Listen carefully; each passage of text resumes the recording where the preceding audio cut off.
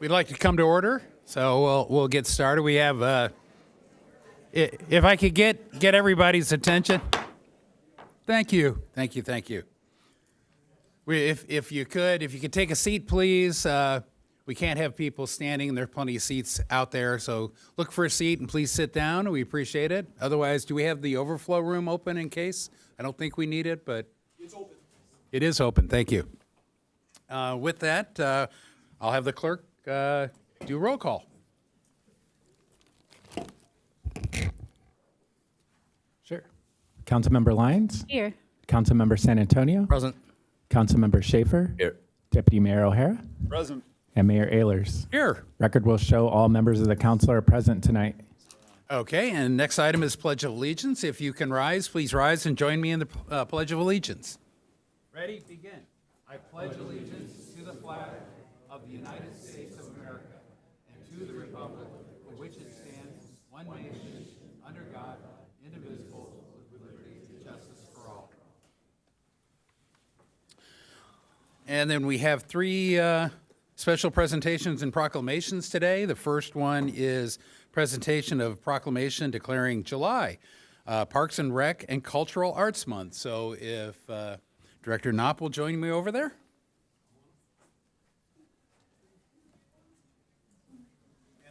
And the crew, we're honored. Staff, and we have some commissioners in the audience. Yeah, commissioners too. You're part of the team.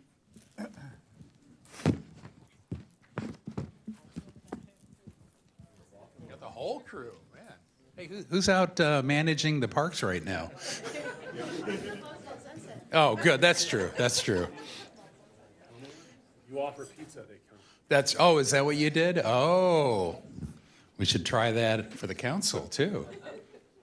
So July is Parks and Recreation and Cultural Arts Month. And so we have a proclamation recognizing that. I'll read the proclamation, then I'll invite Dave to say a few words. So whereas Parks, Recreation, and Cultural Arts is an integral part of communities throughout this country, including Encinitas, and whereas Parks, Recreation, and Cultural Arts enhances community where everyone belongs by providing safe, vibrant, and environmentally healthy communities that make life better through positive alternatives offered in recreational and artistic opportunities.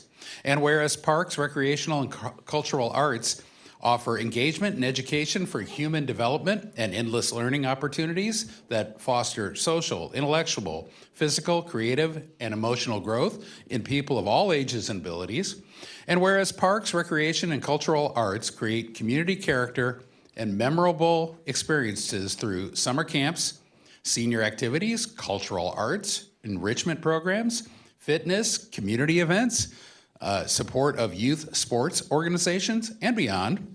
And whereas parks, beaches, trails, and recreation facilities provide safe spaces, fostering social cohesiveness by celebrating diversity, providing space to come together peacefully, and ensuring all people have access to their benefits.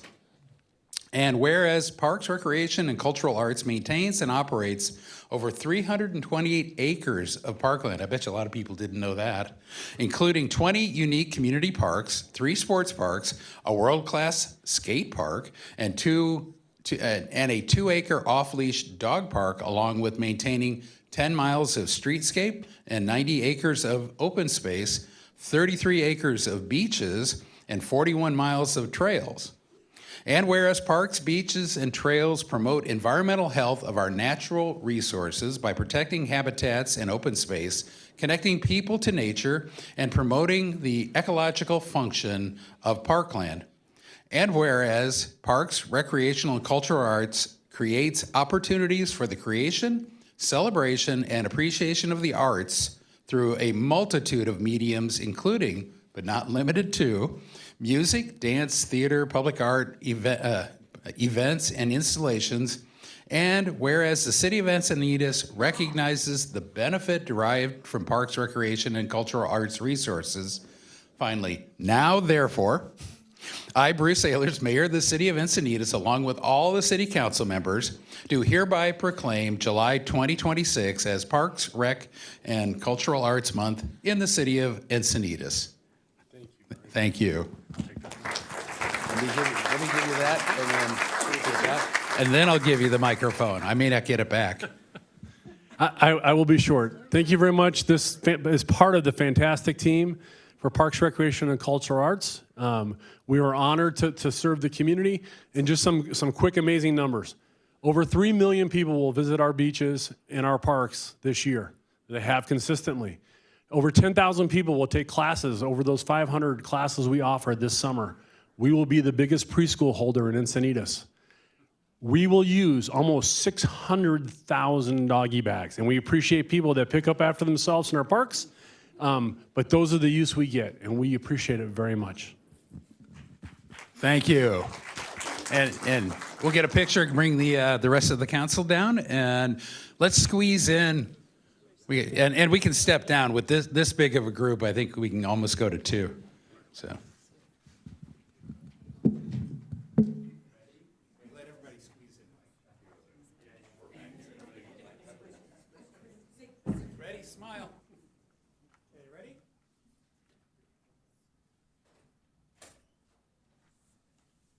Very good. Thank you. Thank you all.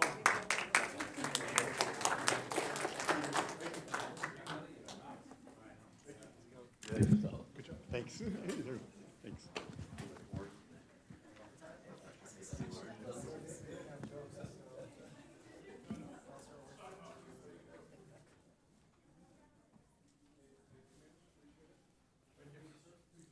And we have 2 more presentations. It's time for our quarterly sheriff's update, followed by our quarterly fire update. So we'll start with Captain Watts for the sheriffs. All right, good evening. I will talk quick. I know we're pressed for time. But quick presentations is not my thing, so bear with me. Uh-oh. And is the presentation going to be posted on the website under the tonight's agenda? I believe it already is. It's already been posted. Yep. Excellent. All right, so moving straight into the presentation. Here is, let me get my glasses on. Here is where we are looking compared to this time last year in 2025. 2% down in crimes against persons, 16% down in crimes against property, and keep that in mind for a later slide. And then crimes against society have decreased by 36%. The reason I say keep that in mind is because if you remember, we finished off 2025 at a low too. So at a 39% at the end of 2025 compared to 2024, minus 25% on crimes against property, and then 39% against society. So we were negative in all 3 categories at the end of 2025, and we're actually doing better this year so far. Excellent, yeah. Yep. So looking at crimes against property, we are seeing as of 2025, at the end of 2025, we saw a 40% decrease. And now comparing this time with 2025, we are now down another 33% for motor vehicle thefts. Down 42% this time versus this time last year for burglaries, and that was coming off 28% for all of 2025 versus 2024. So we are continuing to move in the right direction. Larceny, we are actually up by 1 case, so it was less than a percent, but 2025 we were down a total of 21% compared to 2024. So I'm hopeful that that will continue to go down and we will actually beat 2025. Now, the reason this is important is, and something that I'm very, very, very proud of, is because of our proactive work, our work with the city, our support from council and the mayor. We finished 2025 at an all-time, well, within a decade, at the lowest number for crimes against property. Nice. So the last decade, 2025 was the lowest by quite a bit, actually. So I am proud of that. Excellent. Looking at our proactive measures, you know from previous presentations that proactivity for me is a goal and something that I expect from our deputies and from our personnel at the station. I'm always, preaching that they need to be proactive with their downtime. In 2023, you can see that we had 17,823 proactive measures, and that's the deputies that are out there making traffic stops, getting out of their car, making contacts, foot patrols, patrolling your neighborhoods. We increased in 2024 up to 24,000. I got here in April of 2024, and this was something that I recognized that we needed to improve on for the community, and so we did. We started improving from then, from that April of 2024, and we really haven't looked back since. In 2025, we increased it again to 36,161. The next closest sheriff station to us was just about 19,000. So we are definitely setting the bar for this for the entire sheriff's office, which I am proud of. This is what our community needs,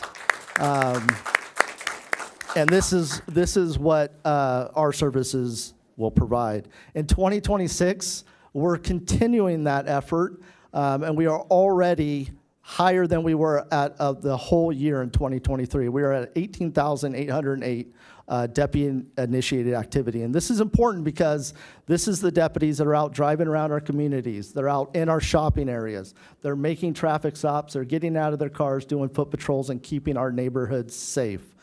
So we will continue those efforts. At some point, it might plateau, but we haven't looked back, and I hope to see it continue to rise. And then continuing on the proactive measures, our arrests and citations, we are up another 13%. And then going into our drunken publics and under the influence, we've actually seen a decrease, which is what we want. We want to know that because of our enforcement, that we are seeing less repeat offenders and less offenses in those categories. In the bottom corner, you'll see our municipal codes that we are continuing to enforce. And it shows from 2024 what we did, 2025, and where we are at in the first 5 months. And this presentation is comparing January through May of 2026 to 2025. So we're already doing good work, and we'll continue those efforts. And then some of our citations for like the parking of RVs, we've already done 55. That's another measure that we're going to continue to push to make sure that we are making sure our neighborhoods are clean and that we don't have people taking advantage.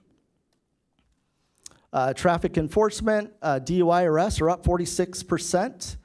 This is as a result of the 2 additional deputies that we were given. We are seeing the results of that proactive engagement from those deputies.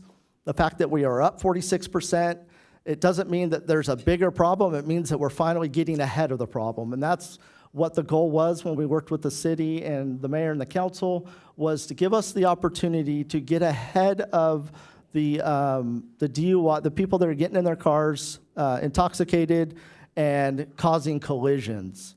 So that was the goal, is get them off the street before they take out a roundabout, a curb, or crash into another car. So we have been quite busy with that. Traffic collisions actually have decreased 13%, and that's something, roadway safety is a priority.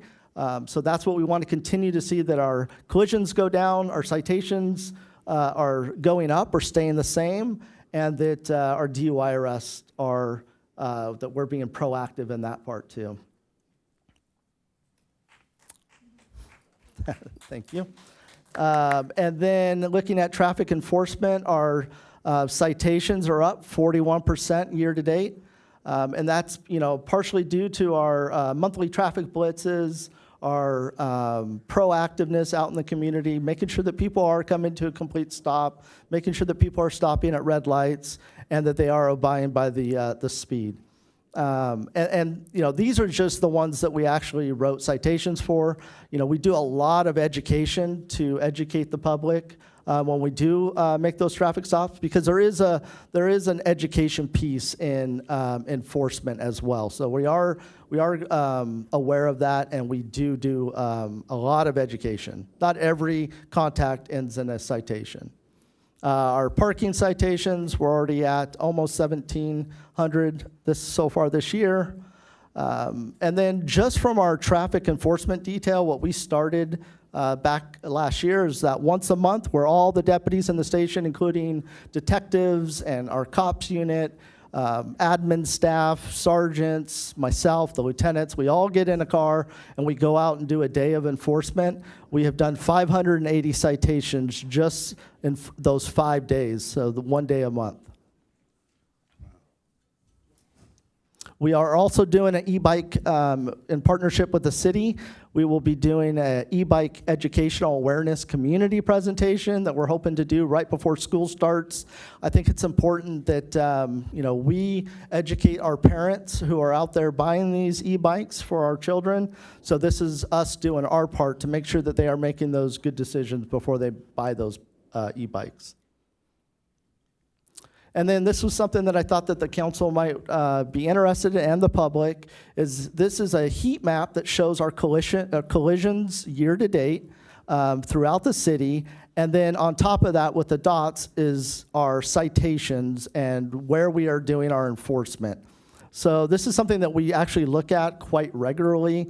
We look at, okay, where's our collisions occurring, and then we're adjusting our enforcement to make sure that we're covering whatever those results of those collisions are, whether it be distracted driving, red lights, speeding, stop signs. So this map really goes into detail to show the coverage. And then this heat map is for DUI arrest. This shows where our DUI arrests have happened throughout the year so far, which is also interesting.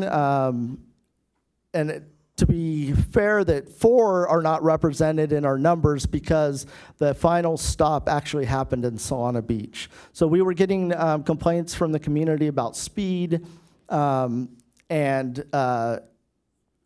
intoxicated drivers coming out down there in the Cardiff area. So we've done a lot of enforcement in that area, and the results show that, the community was right.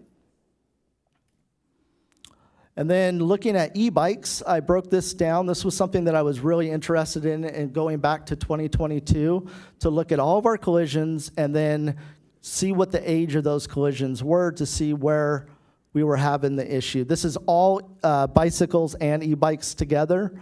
So in 2026, you can see we've had 9 accidents involving a bicycle or e-bike. And if you look at the trend over from 2022 to 2026, you can see that really where we're seeing the concentrated numbers is at 13, 14, and 15. And then taking it one step further, we are breaking this down by not only the type of collision, but we separated bicycles. The bicycles are in orange. The e-bike or e-motorcycles would be the non-colored. And then time of day and age of rider. So I was really curious to see if it was that morning commute by our children going to school and then that afternoon commute. And it kind of shows that we're kind of all over the place. That 7 a.m. to 8 a.m., for the 7 a.m., 38 years old, 65, 70, 83. And then that 8 o'clock, we did have a 13, 14, 18, and 73. The 9 o'clock, and so on. But I thought this was kind of interesting so that we can look and see the age of rider and the time of day and what the collision involved. And then once again, this is our e-bike safety flyers that we put out at all of our events. And then this one talks about the e-motorcycles, how they're not legal on our roadways. So far this year, we have seized 22 of the e-motorcycles. We continue to do our enforcement at our parks. We've done several undercover enforcement details where we drive around in unmarked cars. And then when we observe the illegal riding, we wait for them to come to a complete stop somewhere, and then we jump out and do the enforcement. But that prevents us from having to be in pursuits, which we're not going to pursue our young riders on e-bikes. It's just not safe.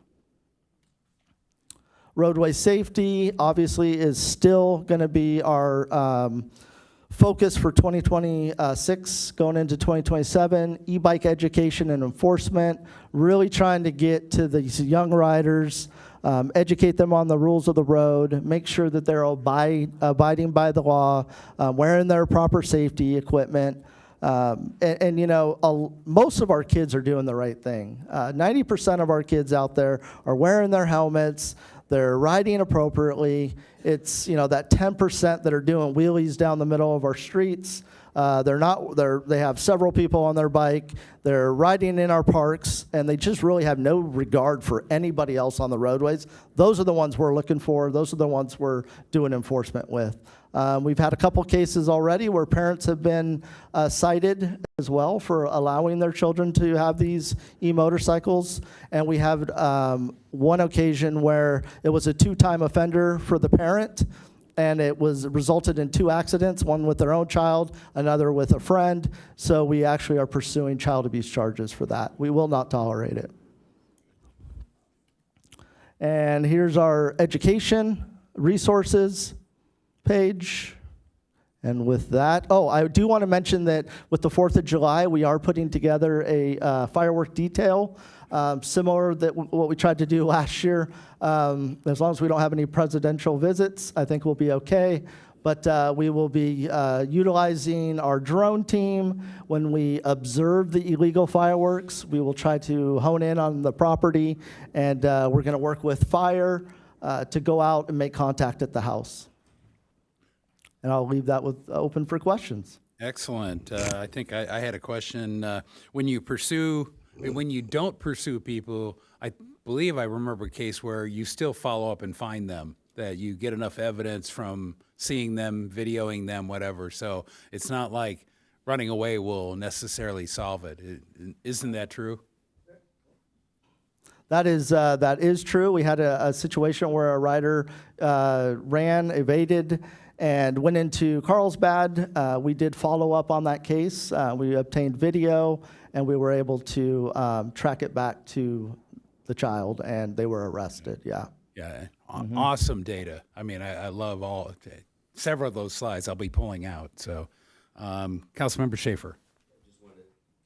Sorry, just want to say how amazing this work has been done in the short amount of time, and glad to see that the extra patrol deputies has helped you guys.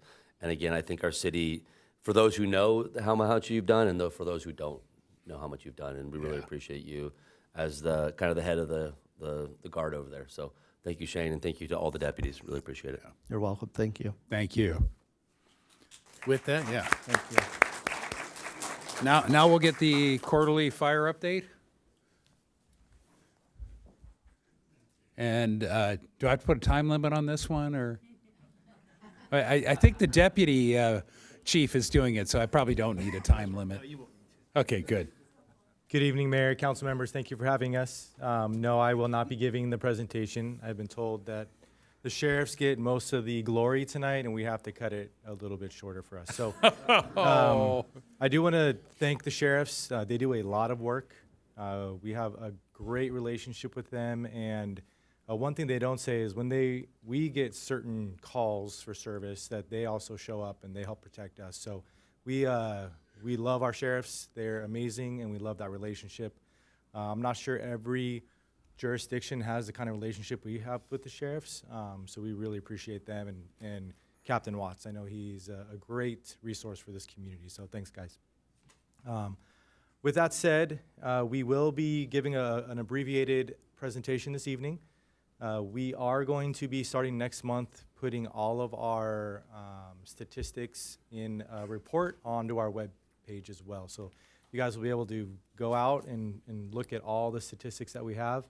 And then we're also working on a live for what we just did. So I guess not live, but a way to kind of show you what the updates are as they're happening. So you can also go to NCDJPA, the website there, just search for that. It's the North County, North County Dispatch JPA. And you can click on a link there, and it also put in Encinitas, and it'll show you all the other stats that we have as well. So there's other resources to do, but with that, I'm going to give it to Jorge, who is a better brief speaker than I am. Well, thank you, Chief. Council, Mayor, good evening. So I'll be reporting out on the Encinitas Fire Department workload and responses that we've had year to date. That's from January 1st through May 31st. Yes, when we have key performance indicators and responses that I'll brief you on.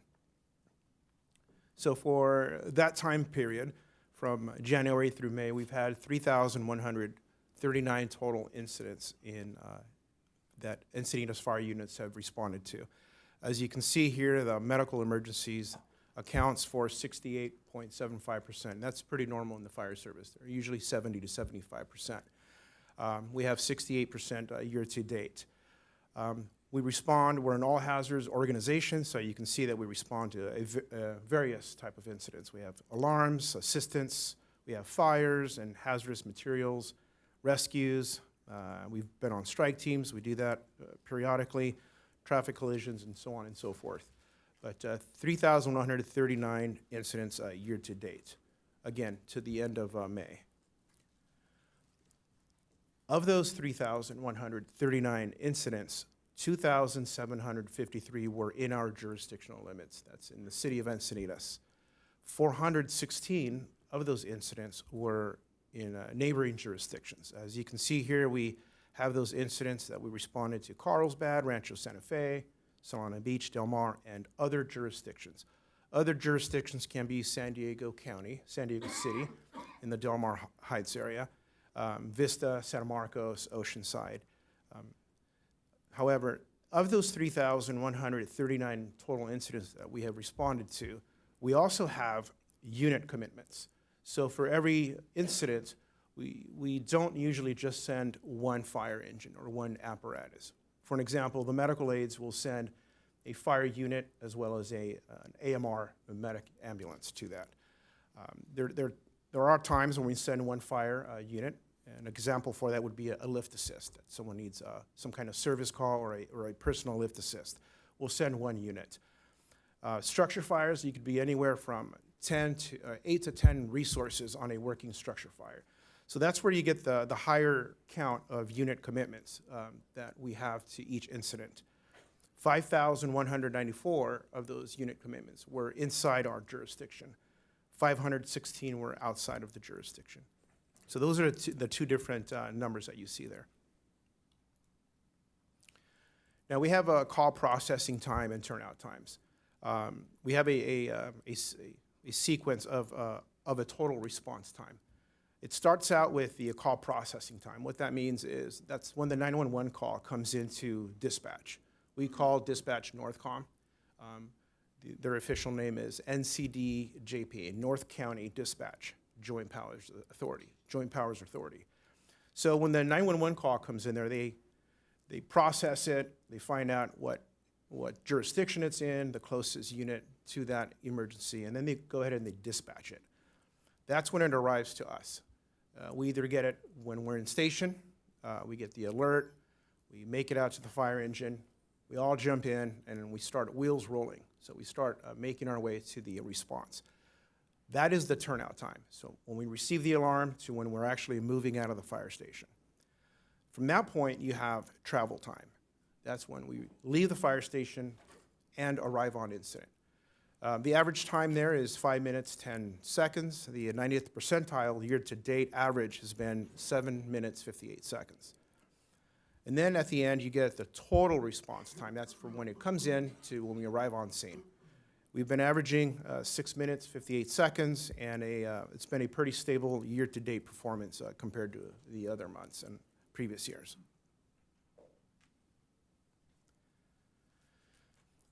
Comparing the year-to-date responses shows consistent with performances that we've used the last 3 years to measure against that. And our response times vary a little bit from 10 minutes to 10 minutes and 53 seconds. And they're slightly higher, but we're keeping an eye on it. And it's been a consistent trend with the last year's response times. As you can see here, we have our call processing time, which that's part of Northcom. That's their metrics. Turnout times and travel times, that becomes ours. It's consistent with 2025 performances, as well as stable across all months for the travel time. And I'm pretty content with our annual averages year to date. And that is pretty much the meat and potatoes of the response times and unit commitment times. Thank If you have you. any questions, let me know. Any questions from council? If not, No, just phenomenal. yeah, thank you. Yeah, All I right, think thank you, everyone. a lot of great progress, and keep up the great work. Yeah. The sheriff owes you guys this time. Yeah, really. Thank you. So that takes us to oral communications. And how many oral communications do we have? We have 5 speakers. 5 speakers. Okay. Let's take the full 3 minutes. And just a reminder, oral communications is the opportunity to speak on anything that is not on the agenda tonight. First 3 speakers, Dave Dean, followed by Trina Priest, and then Karen Koblenz.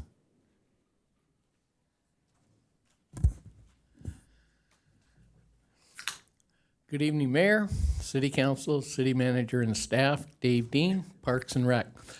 First, I want to get a big shout out to the Parks and Rec group that is working on the Quail Gardens Park site.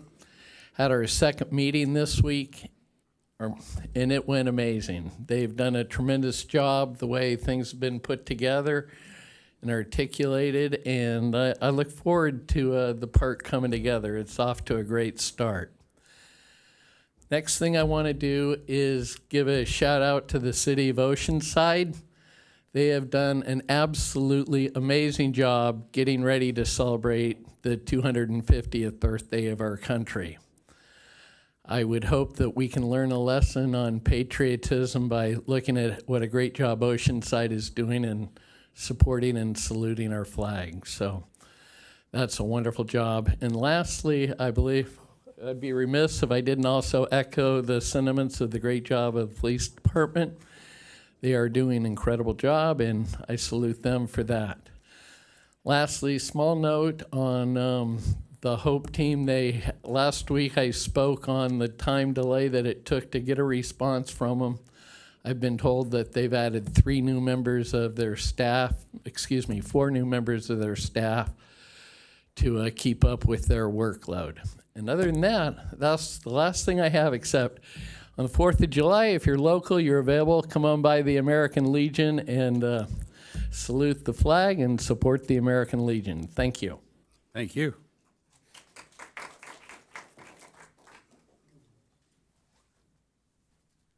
Good evening, Encinitas City Council. I'm Trina Priest, a middle school teacher and a mother of 3 young adults. June 2026 is Brain Awareness Month, and I remember that old adage that a mind is a terrible thing to waste. Research tells us that age 12 to 25 is an especially risky time to smoke, vape, or consume marijuana because the adolescent brain is still developing well into early adulthood. During this period, neural connections within adolescents' brains are forming, getting reinforced, and being pruned. The current highly concentrated THC marijuana products being sold at the city's 4 pot shops are essentially new drugs and profoundly affect teens and young adults' brains and daily functioning. Parents and educators know that these 4 marijuana storefronts are very active on social media, enticing our young adults.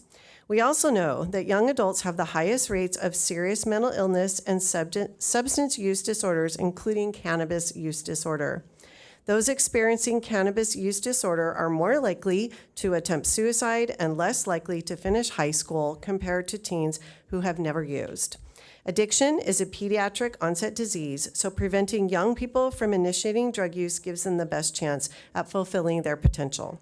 So you can imagine, as a mother and educator, I am concerned about the 4 existing marijuana businesses in our city. Research suggests that when children and young adults grow up in a city with commercial marijuana enterprises, it mutes their perception of risk and increases its use. Thank you for your time. Thank you.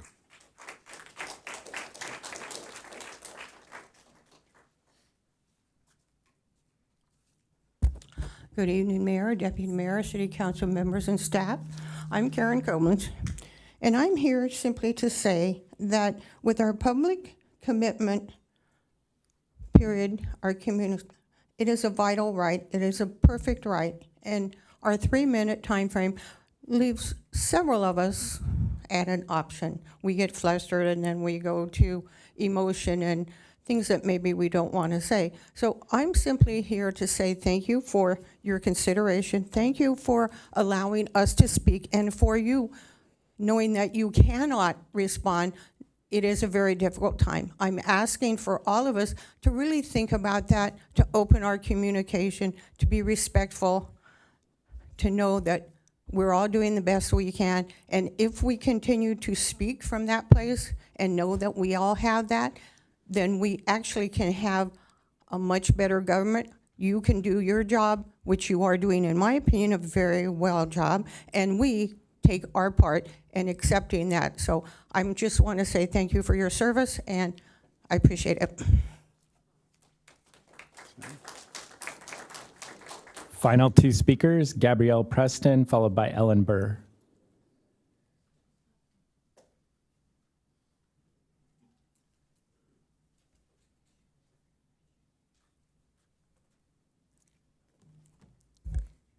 Scrolling back. Hi there, I'm Gabby Preston. I'd like to thank the council this evening for the opportunity to ask that the city plan something big for the upcoming 100th birthday party, 100th birthday of a local hero, Encinitas resident Bob Austin. Bob Austin. Perhaps you know him from his 14 years of daily volunteerism at the Encinitas Senior Center. Every weekday, since he turned 85 in 2012, he has served lunch at the Oakcrest Cafe. You can't miss him with his stylish black beret. Before that, he worked 16 years for the VA. That was his second career after 30 years in the Army and 4 deployments: Germany twice, Korea, and Vietnam. In 1975, he bought a home in New Encinitas that he still lives in independently today. These are his diaries that he compiled from his 3 decades in the military. He was drafted 2 months after his 18th birthday. A month from now, he turns 100. I come before you tonight to ask the city to pull off an even bigger celebration than the cake and ice cream we have planned for him at the Senior Center. Bob has given the majority of his 99 years to service. Let's make a big deal out of Bob for his 100th. July 23rd. Thank you. Thank you. And if the clerk can get me the Gabby's contact info. Thank you.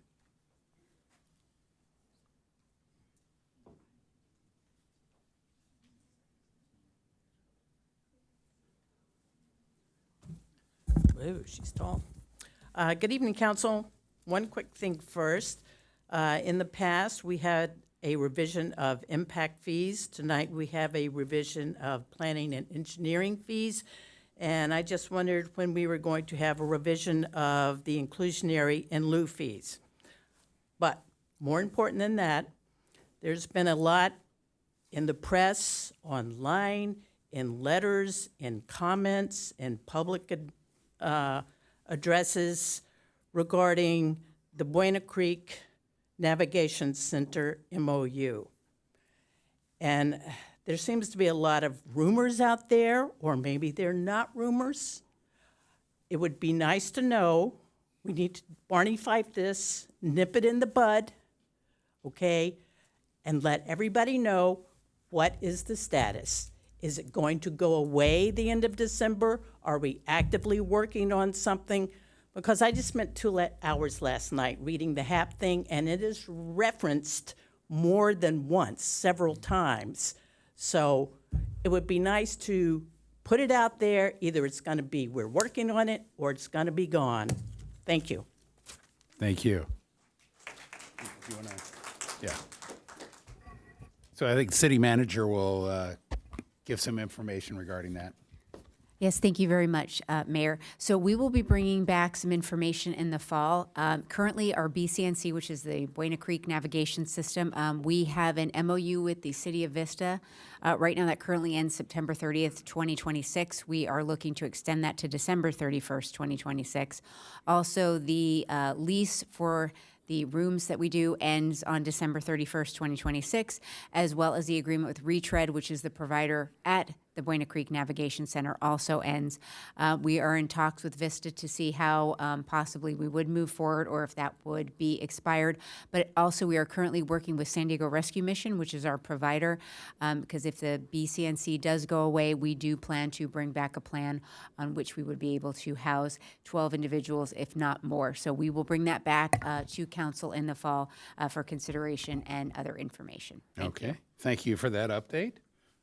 And that does conclude oral communications for tonight. Okay, which brings us to report from closed session, but we didn't hold one, so there is none. Are there any changes to the agenda? There are no changes to the posted agenda, and moving to the consent calendar, items 8E and 8G have been pulled by members of the public, and I would also note that 8G was pulled by Councilmember Lyons. Okay, and so I'll entertain a motion for all the others. 8E Motion to and approve. 8G. Second. So I got a motion from, Second. yeah, and a second, so call. Hey, are there any others that wanted to be pulled by? I didn't ask. Hey, E and G, but I think Deputy Mayor is considering something. I don't want to pull it, but I'd like to make a comment. Just want to thank the staff in the fire department, Encinitas Fire Department, Fire Association, for getting together and getting the lease put together for Fire Station number 6. I think that's a huge asset to the community that we're really excited about. And while it is an obvious consent item, we don't want that to slip under the hard work that you did in this, so thank you so much. Yeah, thank you, yeah. So with that, I've got a motion and a second to do the consent calendar, less E and G. Call the question. That motion carries unanimously and takes us to item 8E. Okay. And so item 8E is memorandum of understanding with the Encinitas Union High School District for a school crossing guard program for the 2026-27 school year. And it was a public pulled it? And how many people? Just one or two? Did you want a staff report? Wait, do you Would want you like them need to do a staff give report, or would you like report, public or comment? Just want to make comment. Okay. Okay. So we'll Then, go. First speaker is Molly Hantlian, followed by Andre Gray. okay. And I assume nobody up here wanted the staff report. We've all read it, so. Thank you, Molly Hintlian. I attended the June School District Liaison Committee meeting. I went to observe. I support the revised MOU, especially with the additional crossing guard at Parkdale Lane. And I appreciate the improved reporting framework so we know what's good and what's not working. But I still have a concern and perhaps didn't realize what school district the top of Encinitas Boulevard at Ballore falls under. Because I would like to request a crossing guard at the top of Encinitas Boulevard at Ballore. And at the April School District Liaison Committee meeting, a member of the public had mentioned it. And I don't know, I'm told we're not allowed to tell the school district what to do. So I'm making a request that I think this is great improvement for EUSD, but the corner of Ballore and Encinitas Boulevard doesn't have a school district. It could be SDUSD, but because, yes, theoretically, you're going to Oakcrest, and that's SDUSD, but what about Oak Knoll? Ocean, no. Ocean Knoll, yeah. So it's a question, a request. Maybe it has to wait till August. Thank you. Thank you.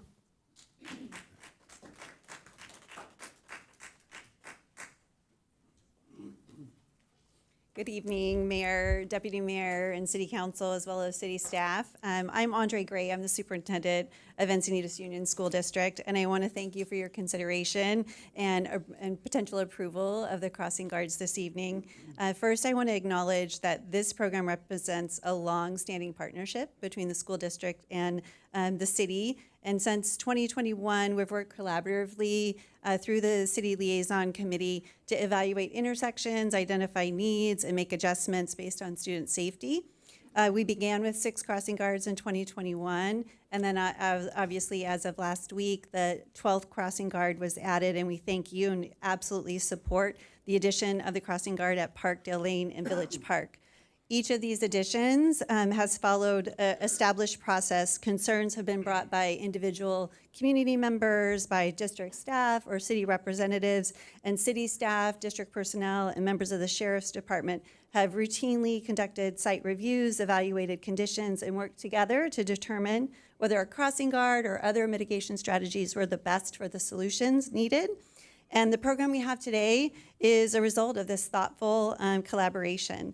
The success of the program should be acknowledged. This year, we've had no incidents in our crosswalks. Traffic moves more efficiently during arrival and dismissal. Students and families are greeted and supported and safely crossed each day. Our families often tell us that they would not allow their children to walk or ride a bike if we did not have crossing guards in those important locations. But crossing guards provide much more than traffic management. For many students and families, the crossing guard is the first person that they see each morning. They welcome students by name. They provide a positive start to the day. They serve as trusted adults in our community. They also are additional eyes and ears throughout our city, helping identify concerns, reporting safety issues, and serving as another layer to support students and families. I would especially like to recognize these individuals who do this important work. Their commitment, care, and daily interactions with students and families have earned the appreciation and respect of everyone who walks through those intersections. They represent the very best of this program and demonstrate why these positions are so valuable to our community. Looking ahead, our focus will be ensuring that we continue to meet the needs of our students and our families. We recognize that we'll continue to evaluate the crossing needs, especially based on the Pawlecki Central rebuild, and particularly those students who are being transported to Parkdale Lane and El Camino Creek, while we want to continue to support all of the existing crossing guard locations, including the second crossing guard at Parkdale Lane and Village Park. On behalf of our students, our families, and our staff, thank you for your continued support and partnership and your investment in student safety. We look forward to continuing to work collaboratively with the city to ensure that every child has a safe route to and from school. Thank you. We do have one final speaker, Rachel Graves.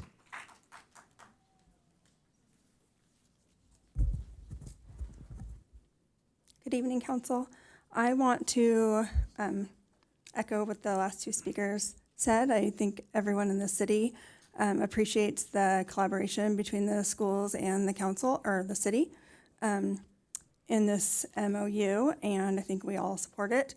I want to commend you for not just approving the same plan as last year. I want to commend you for taking the initiative, not accepting just the status quo, and for being more diligent and listening to the public and listening to the needs, seeing what you saw at those intersections, and asking for more support. I think every taxpayer, I'll speak for, I shouldn't speak for my friends, but as a taxpayer, there's no limit to what this MOU could be. The dollars don't even matter, it's the safety matters. I think that in this MOU, when you are asking for the report from the schools, I think that's super important.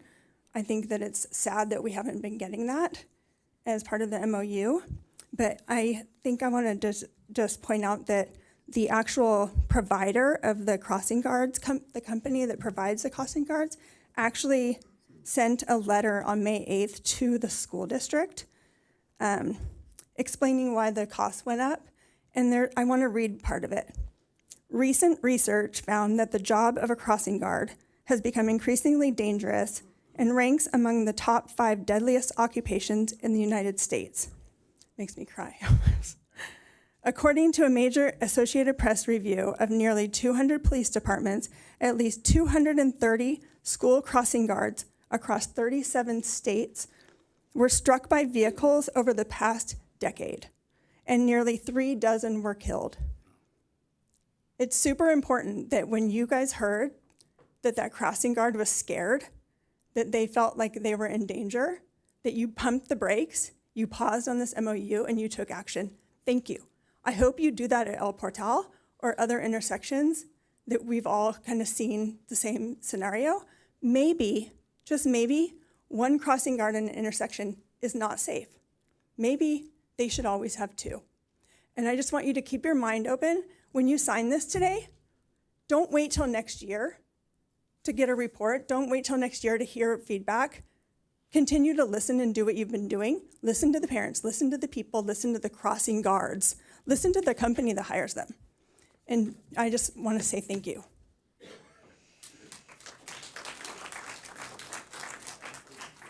Okay, and with that, we'll go to Deputy Mayor O'Hara. I don't want to jump over Councilmember Lyons. Are you still going to speak? No, I withdrew. Okay. All right. Gosh, that number, I'm a little shocked by that number. I did not know that. Yeah, I mentioned before when we got to this point that I thought this was a great opportunity to establish a dialogue and get back into it, and obviously to the point of safety being the number one key. And I think Dr. Gray, or Superintendent Gray, we had a great conversation, and that's what came out of that action. Superintendent Gray, City Manager, and Engineer Nutter, we had a great sit down, and obviously Michael Smith with the schools as well. I'm sorry, I don't want to exclude anybody.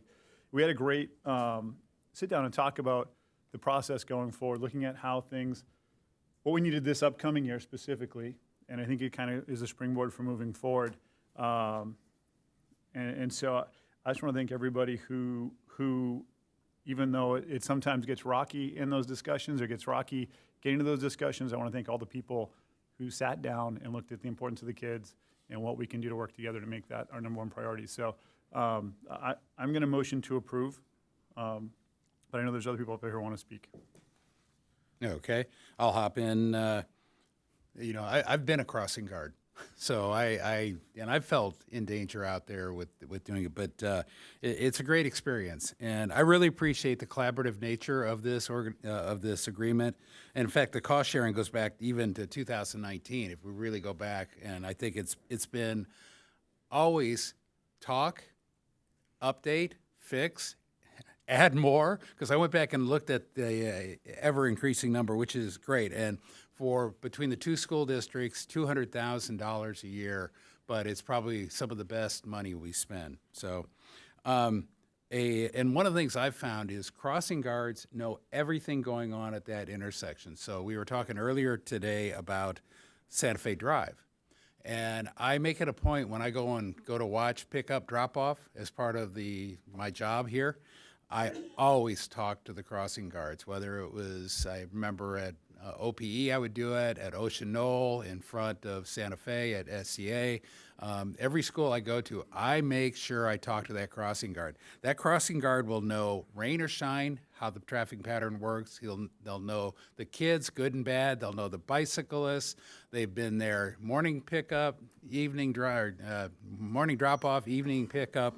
And so it's a great source of information. Always go and ask so I will second this if we don't have a second already, and I will yield to Councilmember Schaefer. Thank you, Mayor. And I want to thank Superintendent Gray for coming out here tonight, and I appreciate the dialogue that we had beyond that at the school liaison district meeting.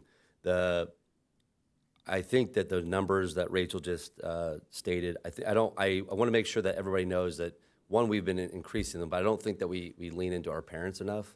I think from what I've seen and the amount of parents willing to help out, just like we do with our CERT program in the city with regards to emergencies, those are the people we're going to call and help out our community. I think if we can lean into our parents to help the crossing guard. So the crossing guard's still the primary, but if a parent wants to sit in a corner, on different corners, so that the crossing guard has, kind of a parent they can look at to kind of wrangle kids in as, they're excited to go to school or excited coming out of school, to kind of keep them on the sidewalk until the crossing guard says so, and just helping out the more global view of all these intersections. So though we're not there, we haven't talked about that officially, I think, going forward, I think this is a way to, one, keep increasing our crossing guards, as it is obviously top 5 deadliest. I did not know that. Interesting number. But to lean into the parents that are willing to do, I mean, at some point, it'd probably be a one-time, if there were enough parents. They wouldn't have to do multiple times, and we could get a significant amount of safety on the intersections required. So anyway, I would second this if you had, but I'm ready to move forward with this one. Okay, so no more speakers. Motion second. Call the question. I think it's just staff recommendation. That motion carries unanimously and takes us to item 8G. Okay, thank you. And item 8G is the letter of opposition for SB 569, Blakespeare, and it's bikeways removal or reduction of the physical separation required findings. Contact person is Deputy City Manager James.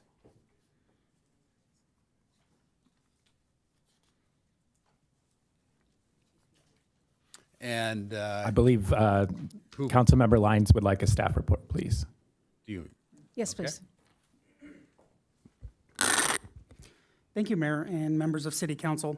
So SB 569 was authored by Senator Blakespeare, and it relates to bikeways and changes related to physical barriers that are located within local cities and county jurisdictions. Essentially, this bill would prohibit city, county, regional, or other agencies from removing or reducing physical separation of bikeways without the replacement of something equivalent or greater from a safety and connectivity standpoint. Now, when staff reviewed the bill as proposed, and again, let me back up.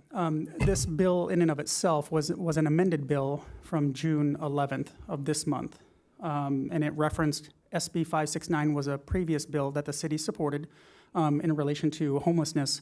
But on June 11th, it was amended and brought back in its current form, which I'll touch on in a little bit. But after reviewing that bill, staff essentially had 4 concerns that would have had negative impacts, not to just all cities and counties, local jurisdictions, but specific to Encinitas.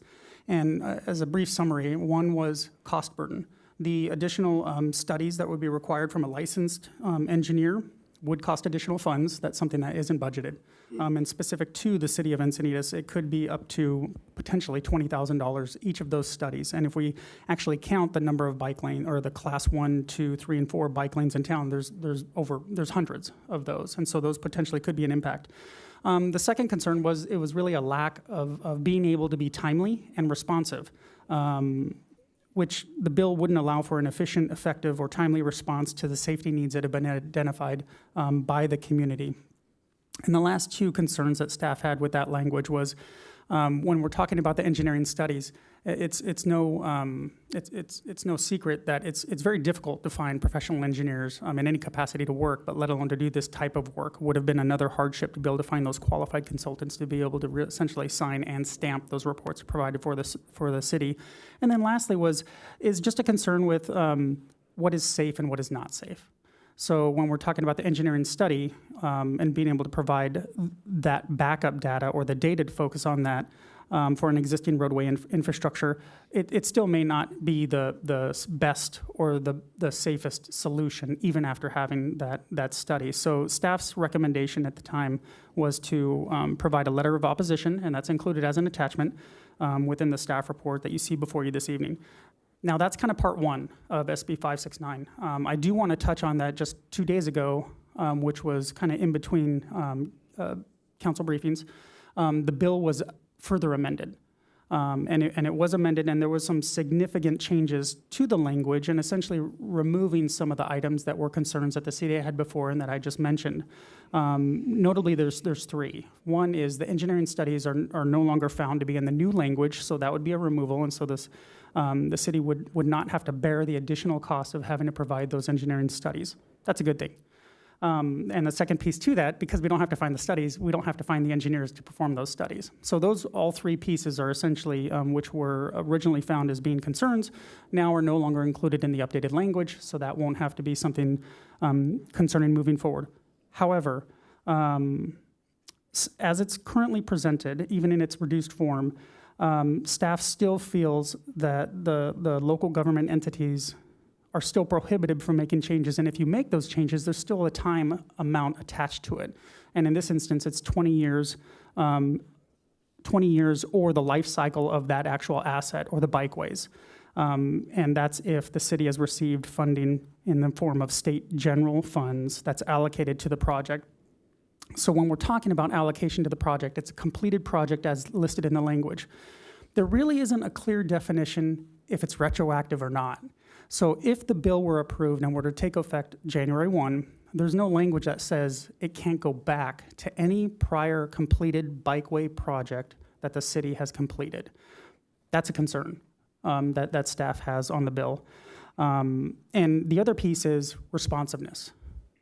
Being able to respond to some of the safety concerns that may be noticed after construction, well, you still have to wait. There's still that 20-year window or the useful life cycle of the asset that has to pass in order to take a certain action on to potentially correct or change the course of action, and that's a loss of local control.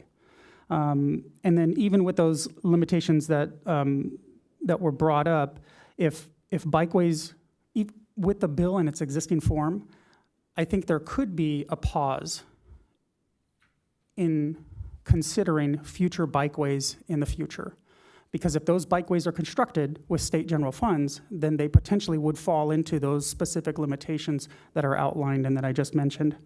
And then lastly, and staff was reviewing this up until the time of the meeting, it is interesting to note that the language that's used is associated with active transportation, which is in the bill in and of itself, means the use of active modes of transportation, such as bikes and walkways.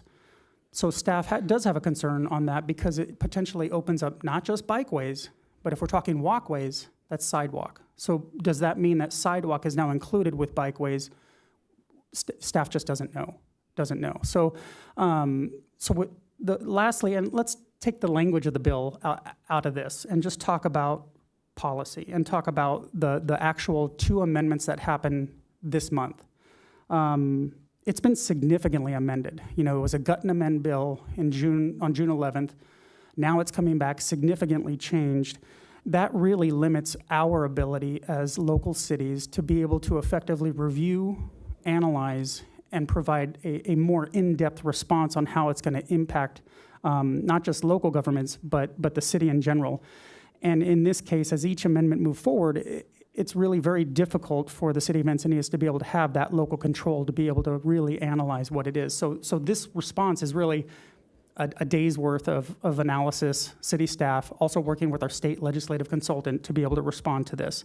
And so a consideration that staff would have to this, and if the mayor and council don't mind, I'm going to continue forward with staff's recommendation potentially to this revised bill, is continuing forward potentially with a letter of opposition for the reasons that staff just recommended, and then also look at just requesting that the bill is just kind of paused. Let's stop this bill, and then let's ask that it's really reevaluated and introduced during the next cycle.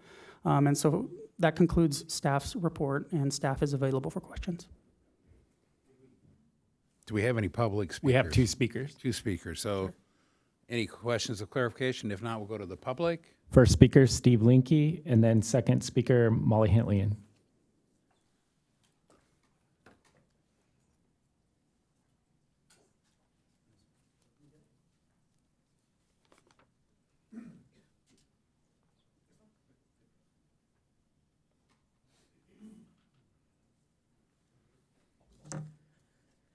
Good evening again, Council. Steve Linke, this time on behalf of the Equitable Land Use Alliance. Your staff just stole just about everything I was about to say, so I'm going to skip the entire bill history. This is interesting, where it was gutted and amended from a completely different bill, and then basically gutted and amended again 2 days ago. I just point out that the first gut and amend, it would have required a licensed engineer to make several findings to allow modifications, including, for example, finding a predictive model that would predict a crash reduction of at least 50% to match an existing defective predictive model that they chose, and also achieving a so-called bicycle traffic level of stress maximum rating of 2, a metric that is not standardized or intended for this type of application. Both of these requirements would have been impossible to meet. There's no way you could have ever taken any piece of a separated bikeway away, and I think the authors knew that. No local safety or operational data could have been used as part of the decision-making, meaning that no changes could ever be made to bikeways despite any crash history or operational problems observed after their installation. As was pointed out a couple days ago, it was gutted and amended again, I think recognizing how ridiculous the bill was. The new gutting of the bill 2 days ago removes all that language for those unachievable findings, but instead now prohibits reversion to, quote, non-active transportation use, unquote, or, quote, reduction in safety, accessibility, or mobility, unquote. The definitions of these phrases is unclear, as staff pointed out, and the bill is an unnecessary intrusion of the state into local affairs.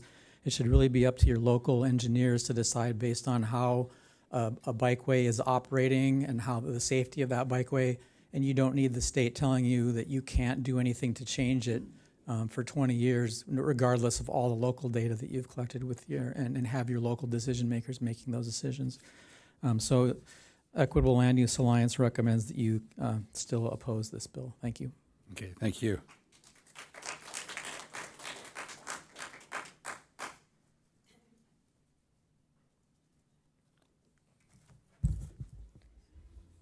Good evening, Molly Hitlian again. Wow, what I prepared a day and a half ago is no longer valid. Why we shouldn't take state grant funding. Let this be a reminder for state-related grant funding for projects. So my earlier PowerPoint showed how dangerous those planter boxes are. They're not a plant feature or an aesthetic. Instead, they're trip hazards. So I think enough of us have seen and have pointed out why Santa Fe Drive is unsafe. I applaud you for writing this letter opposing it, and I still support your efforts. It's just good luck with the next version. Thank you. That concludes speakers on this item. Okay, we'll go to council deliberation. Deputy Mayor O'Hara. Okay. Local control is a theme on this. But I think we all think local control, we think of housing and those types of controls. And never do we think the state is going to take our safety, our control, local control to be safe away from us. If you walk, everyone here walks and rides a bike, or walks or rides a bike and has in the past, and you want to be safe. So if you walk or you ride a bike or you've done either, this is not a bill about your safety. This is a bill that takes that safety away. It is going to, essentially, if you are on the side where you oppose this bill because you look at the fact that it will take away the right of municipalities to create safe projects and will actually discourage them from building projects in the future by not wanting to be stuck in a condition that they cannot fix should it be wrong. So you'll actually see, if you are a fan of safety, you'll see less of it if this bill goes through. And if you're one of the bicycle coalitions that is supporting this, you're just political. Motion to approve. Okay, got a motion on the floor, and Councilmember Lyons.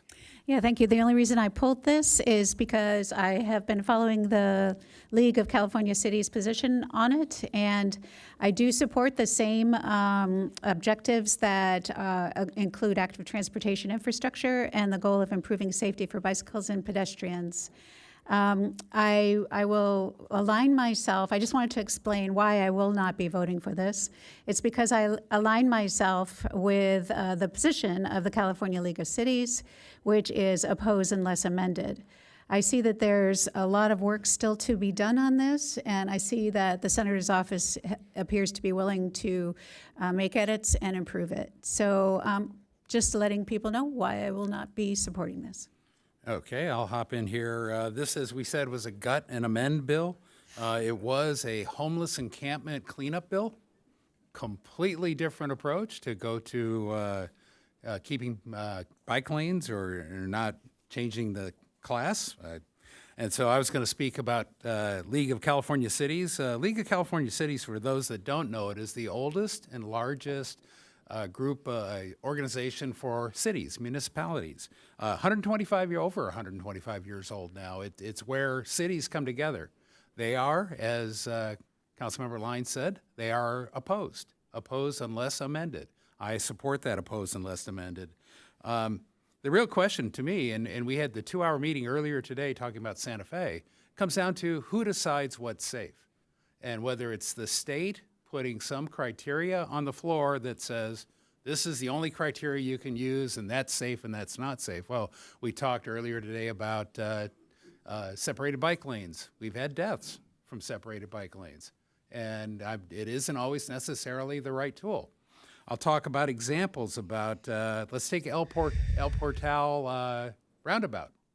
That intersection had, I think, one accident in 10 years before the roundabout, and it's had dozens since. As I recall, the accident rate went up 1,000-fold at El Portal. Now, most people would say roundabouts are safer, and maybe they are in most cases if they're well designed and they're well implemented. But that doesn't mean that they won't need changes, El Portal being an example. We talked the 2 hours about Santa Fe. I won't go back into that, but clearly there is disagreement on what is safer in that situation. And applying a one-size-fits-all for Bakersfield, Encinitas, downtown LA, that's what's happening here in this bill, and it's wrong.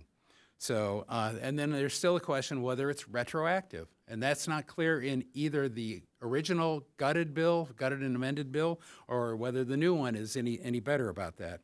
So I recommend that this gut and amend bill be gutted again, but not amended, and just either start over or go and bring it through the front door, because I don't like gut and amend backdoor legislation as this is. So my recommendation, and I will second the motion, is that we send the letter, and that we will probably update the letter and bring back the updated letter later for ratification. So, and with that, I'll recognize Councilmember San Antonio. I was just going to second it as well, but he beat me to it. I mean, this is suspicious. It's suspicious. If anybody's ever worried about what the state's going to put down on the city, I mean, here we are doing it again. It's just another thing to be worried about. The state, here we go. So I'll third this. And with that, I have no more speakers. I think it's recommended action. Recommended action, but with bringing back the letter for future ratification if necessary. We'll just let that follow the process. So that wasn't part of the motion per se. Okay, so just recommended it's- action? Yeah, Perfect. And with that, we'll call the question. That motion carries 4-1 and takes us to item 10A.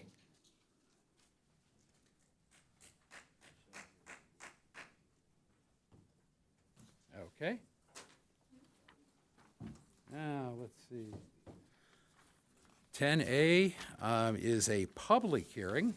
Public hearing to consider the timely filed appeal of the Planning Commission approval for a 27-unit single-family development on 7.188 acres. And the project's located at 501 Ocean Bluff Way, and the contact person is Planning Manager Maynard. And this is a public meeting, so there's a unique process or a special process, and I'll talk about that. First, we'll have the staff report given. I will then ask the council to disclose any other information they may have received that was not included in the staff report. We'll then have preliminary questions of clarification. I will then open the public hearing, and the appellant will have 10 minutes to go first. The presentation will include any of their representatives or attorneys, engineers. We will then go and have 10 minutes from the applicant. Same thing, presentations from any representatives of the applicant, attorneys or engineers. We'll then have any other public speakers, rebuttal, followed by a rebuttal by 5 minutes from the applicant, and then 5-minute rebuttal by the appellant, and then I'll close the public hearing and the council will deliberate. So with that, we'll go to staff report.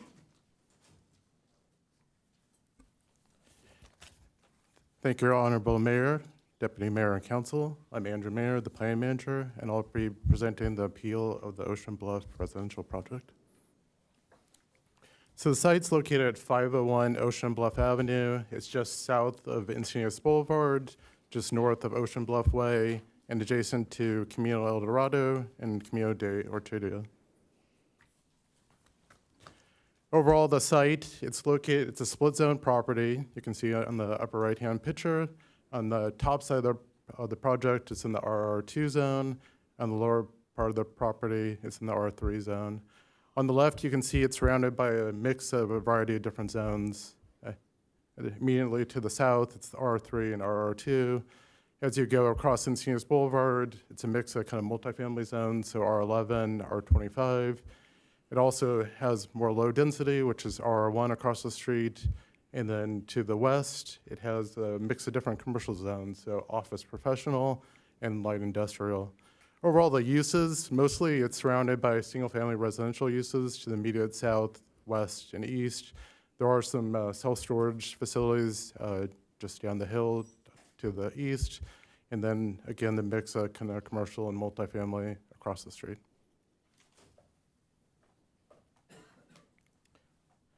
Overall, the project, what it includes is 27 residential, single-family residential units, and it's subdividing 4 existing lots into those 27 lots.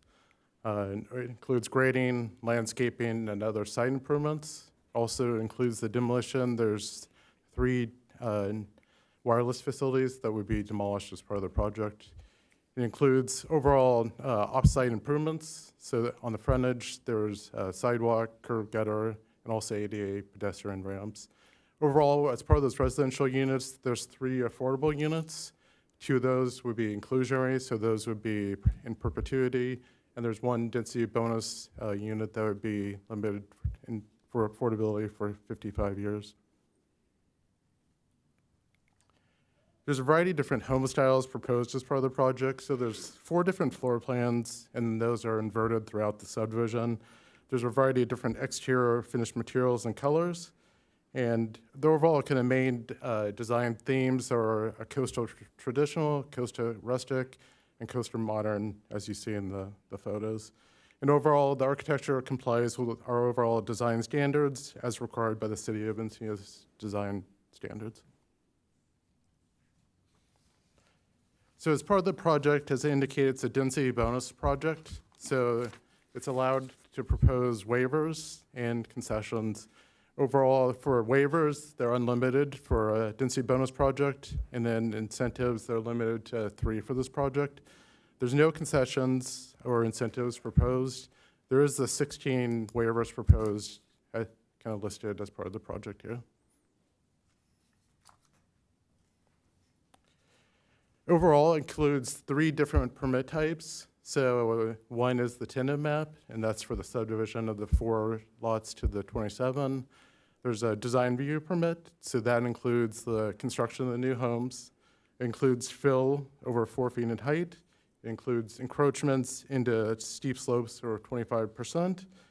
It also includes the overall kind of development of the pads, private streets, utilities, and water quality basins, the landscape improvements.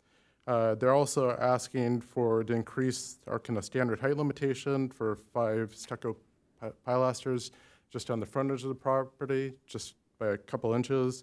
And then there's 2 entry monument signs.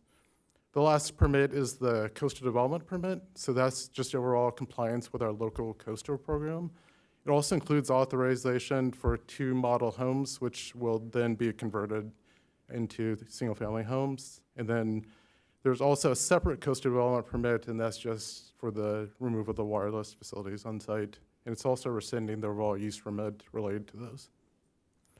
Third component, not a discretionary permit, but it's the overall CEQA determination, and that's the final environmental impact report that was proposed as part of the project. So the EIR, it included a draft public review that was from May 16th to June 30th. We did receive some comments, and those were addressed. We had one from one agency, which is Cal Department of Fish and Wildlife, and 16 individuals. And then those comments were addressed in September 2025. Overall, with the EIR, there was no significant unmitigated impacts that were identified. Some mitigation measures were proposed as part of air quality, biological resources, cultural resources, noise and vibration, tribal cultural resources, but however, none were required as part of traffic. And the reason for that is because traffic was below, VMT is really the threshold for CEQA analysis, and it was below that, so it's proposed at 270 ADT, which is below the 1,000 ADT per SB 743. Overall, just to give you overall kind of timeline and procedural history that happened on this project. So the project was filed in August 24th. We also received a separate application for SB 330, and that was deemed submitted. That project was routed kind of from the August to November timeframe. On November 3rd, there was a CPP meeting with approximately 35 attendees. On November 15th, it was then deemed complete. There was a second CPP meeting after that with approximately 35 to 40 attendees. We have kind of the draft EIR that was published, and then the next kind of really critical dates are the Planning Commission hearings. So we had one on November 20th, where the Planning Commission heard a staff presentation, testimony, and the commission deliberated, and it was continued date uncertain. That came back on May 7th, 2026. And where the Planning Commission voted 4-0 with one commissioner that abstained. And they overall certified the environmental impact report. Mrs. Wood, she filed a timely appeal on May 18th, which is before you tonight. And just with a housing development project, we're limited to 5 hearings. Tonight would be the 4th hearing for consideration. Overall, I'll go over kind of the 6 main issues that were presented as part of the appeal. The first issue is the bluff encroachment. The second issue is the geotechnical adequacy. The third is related to drainage and the emergency overflow. The fourth is related to the lot design and also to affordability. The fifth issue is related to overall road design and proposed sidewalks within the development.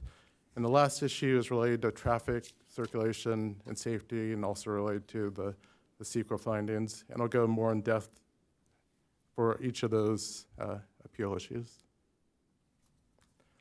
So the first claim is related to the overall bluff encroachment. The appellant identifies some key issues. Those are, 1, there's no stamped exhibit showing the bluff or the encroachments with pads. The slope analysis was unreadable. The encroachment cap related to our hillside and bluff overlay zone is missing. And then the bluff setback for lots 15 through 17 was improperly waived. And then in terms of staff review and response, there was a tentative map, the civil engineering plans, and the geotech report. They're all stamped by either a registered civil engineer or a registered geotechnical engineer, and those do depict the top of bluff. It's also mapped in the 2024 geotech stamped report.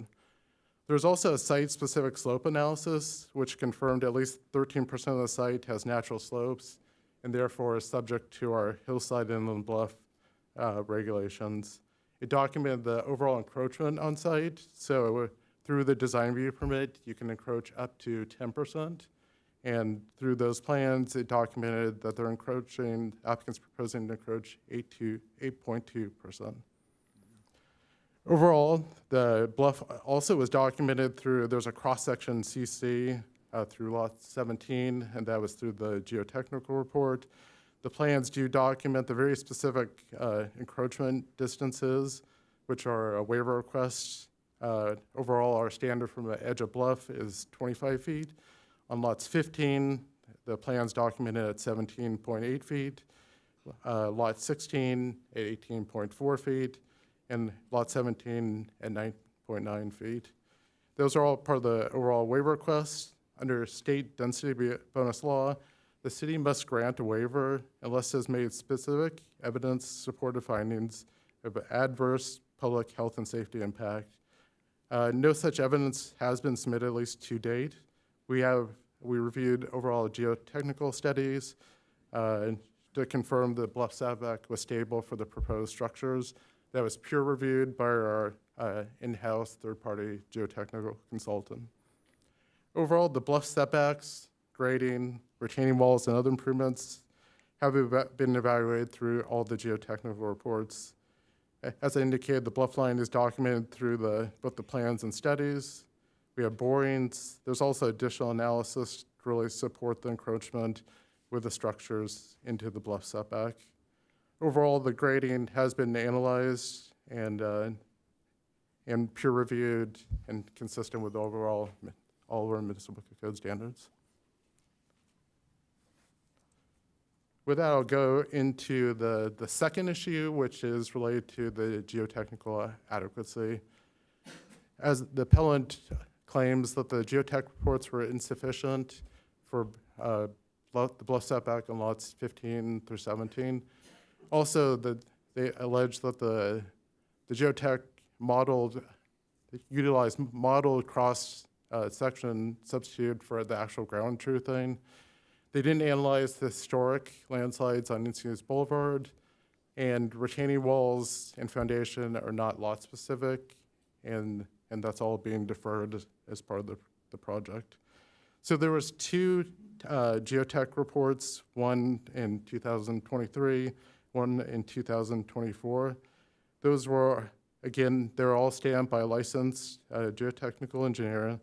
They had very specific borings. They utilized some from a previous geotechnical engineer. Those were evaluated by the current geotechnical engineer and field verified, also peer reviewed by our geotechnical engineer. Those were all used laboratory strength testing, covered samples, and cross sections to analyze to ensure that lots 15 through 17 were all stable and proposed for the overall project. They're also analyzed in terms of seismic and just overall industry standards, and they meet all of those kind of thresholds. So in terms of Encinitas Boulevard, the geotech for the applicant also considered the city of Encinitas and public works plans for the reconstruction of Encinitas Boulevard slope. They did analyze that through a cross-section AA, and they did not uncover any type of groundwater as part of any borings. Overall, the geotech reports were all analyzed for this project. There were some in the appellant's arguments. They argued that this was for a senior living project, but this was actually analyzed for the 27-unit project overall. Overall, there's recommendations as part of the geotech reports for the foundation design, setback requirements, retaining walls. However, there will still be assuming the project is approved, there is a final grading permit. We do additional reviews and final kind of technical reviews to ensure compliance with all the California building codes, as well as any engineering codes, and that's all conditioned as part of B204, B205, and our grading condition 09. All these geotech reports were all available during the public comment period for the EIR. They're also available for the November 20th Planning Commission meeting, as well as the May 7th Planning Commission meeting. I just want to document, because we have received a few emails in terms of the peer review. There's not a separate peer review report that's published. It's done through our permitting system. So if our geotechnical engineer has corrections during the discretionary process, he would issue those and then eventually pass it through the system. So that's our typical protocol for doing peer reviews. With that, I'll kind of go on to the next claim, which is issue 3 for hydrology and drainage. So through that, what the appellant's alleging is there's multiple discharge pathways that are not reconciled. There's also emergency overflow, which was not mapped. The BMP description is not matching the geotech report, and cross-lot drainage has been resolved as part of the review of this project. So just to clearly state, all of the primary and emergency flows, they all route through the same inlet to Encinitas Boulevard. There's no additional outfall kind of pieces as part of the drainage. The existing conditions are all described through kind of 3 mapped drainage basins. Those go through our brow ditch, head wall, the curb and gutter down at Encinitas Boulevard, and ultimately down Encinitas around 662, 710 Encinitas Boulevard. The biofiltration basins, it was alleged that those are filtrating down to the natural soil, which the way they're designed, it's actually filtrating through kind of engineered soil. There's a liner that's at the bottom of those BMP basins, and then through an orifice, those go through the conveyances through the system. And some really important things to document, as a result of this project, because of the size of the basins being proposed, the actual drainage is actually being significantly reduced. It's documented in the report, and that was confirmed through our engineering division and our stormwater experts. We have the third party here, a significant amount of reduction. Overall, the cross-lot drainage is actually being eliminated on one property and significantly reduced down below the thresholds, all consistent with our stormwater regulations. Overall, drainage will be, in the future, will all be controlled through CCNRs as part of the HOA for the future development. Those are reviewed by the city, so those are mapped, include a condition map 09.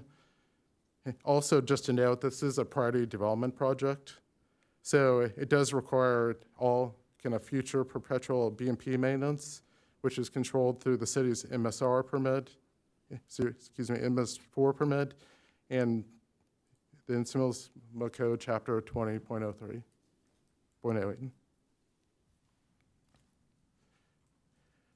The next issue that the appellant brought up was related to the overall lot design and the affordable lots. So overall, they raised the issue that steep slopes and drains should be placed on a separate structure. There should be it's called a GHAD, so a Geological Hazard Abatement District. They also note that the approval of any maintenance related to the slopes would be deferred to the affordable lots. They also raised kind of separate issues, and those related to the actual affordable units themselves, that they're not dispersed through the subdivision, and they don't have similar amenities and comparable to the market rate units. So we do have controls through this project. One is slope condition slope 01. So there's an open space easement that's required to be recorded across all the steep slopes. And those include the drainage facilities.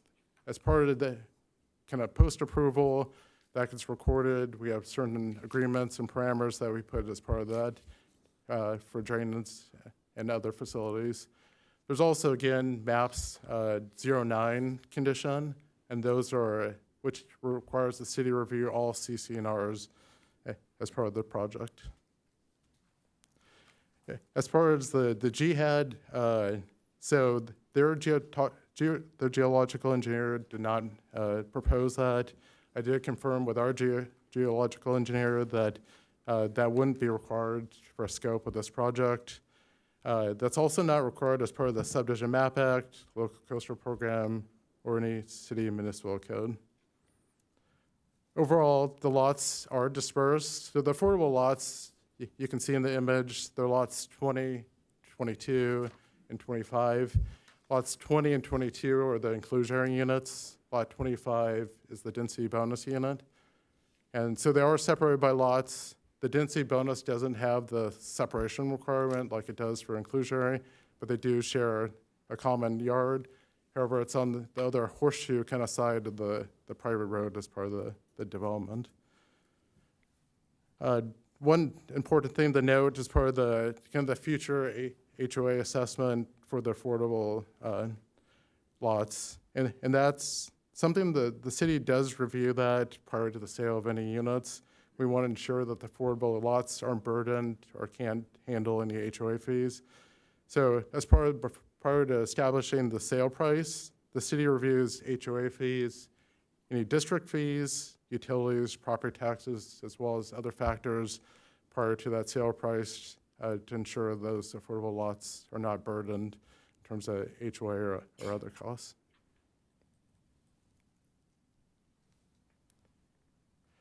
So the next issue is related to the overall road design and the sidewalk waiver. So the appellant claims is that the internal sidewalk waiver was not justified. Overall, the traffic and operations analysis was missing.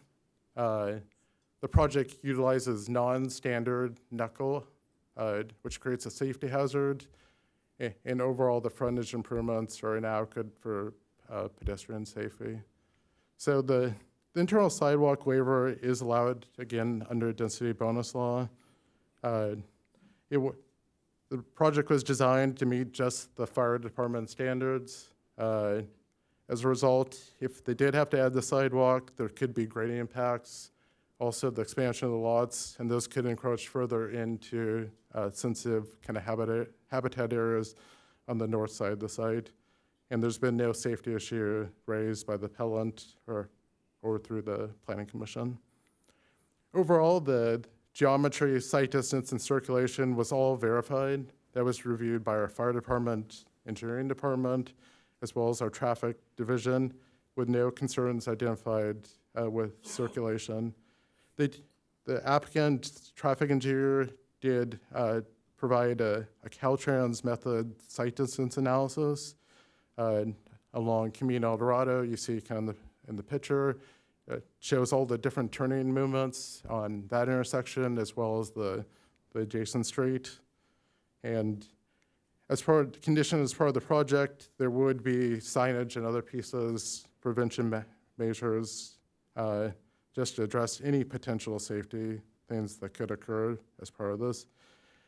Overall, this analysis was included as part of the Appendix G of the traffic study and will be further analyzed upon kind of final grading of the project too as well. Overall, on Ocean Bluff Way, there is full public improvements proposed. So those include widening Ocean Bluff Way from 47 feet to 60 feet.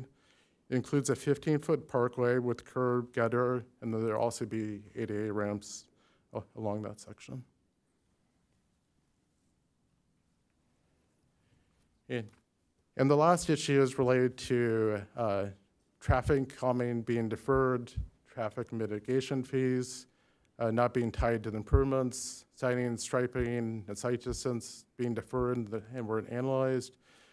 And then there was no CEQA transportation findings or mitigation measures as part of the project. And overall, just the project generated is not fully mitigated or analyzed, and construction access is being deferred as part of the project.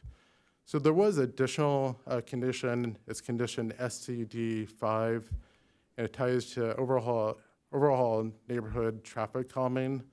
This was added by our traffic division just to ensure it gives kind of the city some local control in terms of during construction to see the traffic engineer can go out to the site. If they see there's needed issues related to speed along the two adjacent streets, so Camino El Dorado or Chidia, that gives the city the ability to put up signage, kind of monitor speeds, do speed cushions if it's necessary, but it gives them discretion to do all those types of pieces. As I indicated earlier in the presentation, the CEQA, there was no mitigation because it was below the threshold screen for SB 743.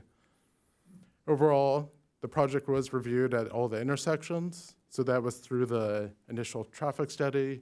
That was also confirmed after the Planning Commission hearing. The applicant did additional traffic counts along the intersections just to verify the information was accurate.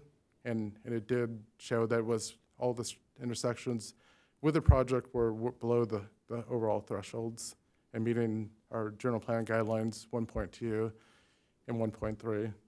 Overall, traffic fees are nexus space. So those are, when we're adopting those, we actually consider those as part of our mitigation kind of fee act. So those were all previously adopted, all considered. And it gives, those are collected as part of this project. They go into CIP projects, which gives the council ability to adopt where they want to do CIP projects. And overall, the final signing, striping, and sight distance, I showed you a previous exhibit. There's other exhibits throughout the plans that were addressed, kind of signing, striping, and distances. All through kind of the final engineering, that's all will be fully evaluated also through those permits. And the last kind of issue that was raised was, it was raised as a CEQA issue related to parking. However, parking is not a CEQA issue. However, we do have standards for parking as part of the project. So overall, the project provides overall 95 parking spaces. 87 of those would be off-street. 8 would be guest parking, as you can kind of see in the diagram. The guest parking within the private street is not a requirement, but it does provide for just additional guest spots kind of within this proposed subdivision. With that, the Planning Commission approval is really supported by the adopted findings, all the roadway standards, and has the supporting technical studies, which is consistent with state law. As conditioned, with all the conditions as part of the resolutions, and also the ER mitigation measures, staff is recommending to deny the appeal, adopt the City Council Resolution 2026-58, and approving the Planning Commission's decision to approve the density bonus tenant map, design review permit, and coastal development permit with the resolutions 2026-05, 2026-06, and 2026-07. That was all adopted by the Planning Commission. And staff is available for any questions. We also do have all of our divisions available, our fire department, we have our secret consultant, we also have our stormwater third party, as well as our geotechnical third party consultant here to answer any questions, as well as the experts that prepare the studies as part of the applicant. Thank you. Okay, thank you. We'll go next to disclosures and start down at the far end with any disclosures. The applicant requested a 30-minute meeting with me last week, and I honored that request. I have nothing to disclose. Yeah, the developer's land use lawyer had reached out to me a year ago, met with him last July, and then met with him earlier this week. I met with the appellant for about a 35-minute phone call.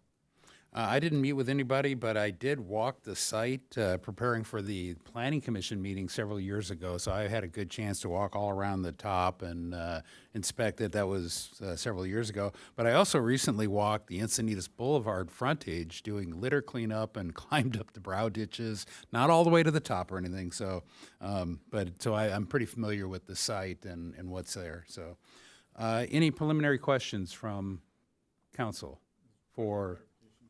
Yeah, questions of verification. So I had a question on the 25% and the 75% of the encroachment or percentage of the site working through this, how we came to the determination of 10% or less being allowed to encroach.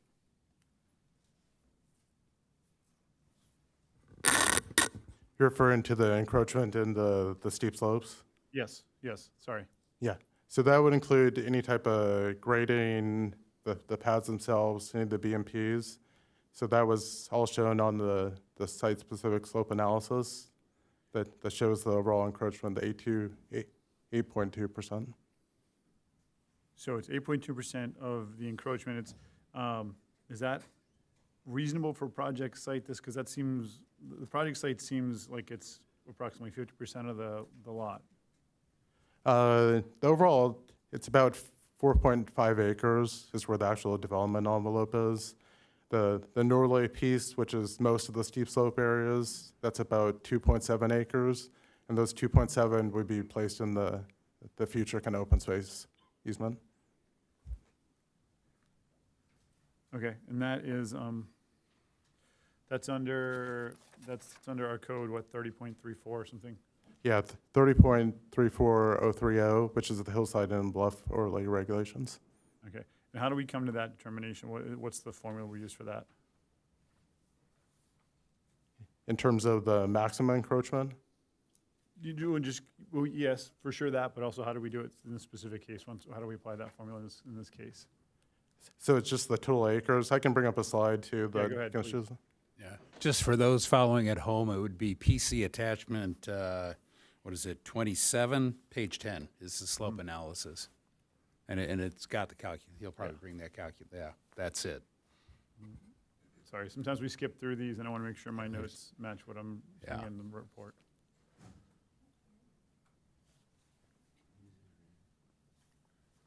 Can you go over it just for the audience who Sure. doesn't have glasses? Yeah, so it shows the overall site. It's kind of that, it's kind of a black kind of dotted line that goes around kind of the perimeter. See if I could do it with the cursor. And just to correct, PC 29, I had the wrong one. So it's kind of following around there. That shows kind of the bounds of where the grading activity is and then the encroachments. Yeah, so the red breaks down slopes 40% or greater. The yellow is 25% to 40%, and then the white is 0 to 25% for the overall site. So the majority of the development area where they're actually developing it is below the 25%, which is not included as encroachment. Okay, and where is top of bluff on this map? I can bring up a different exhibit.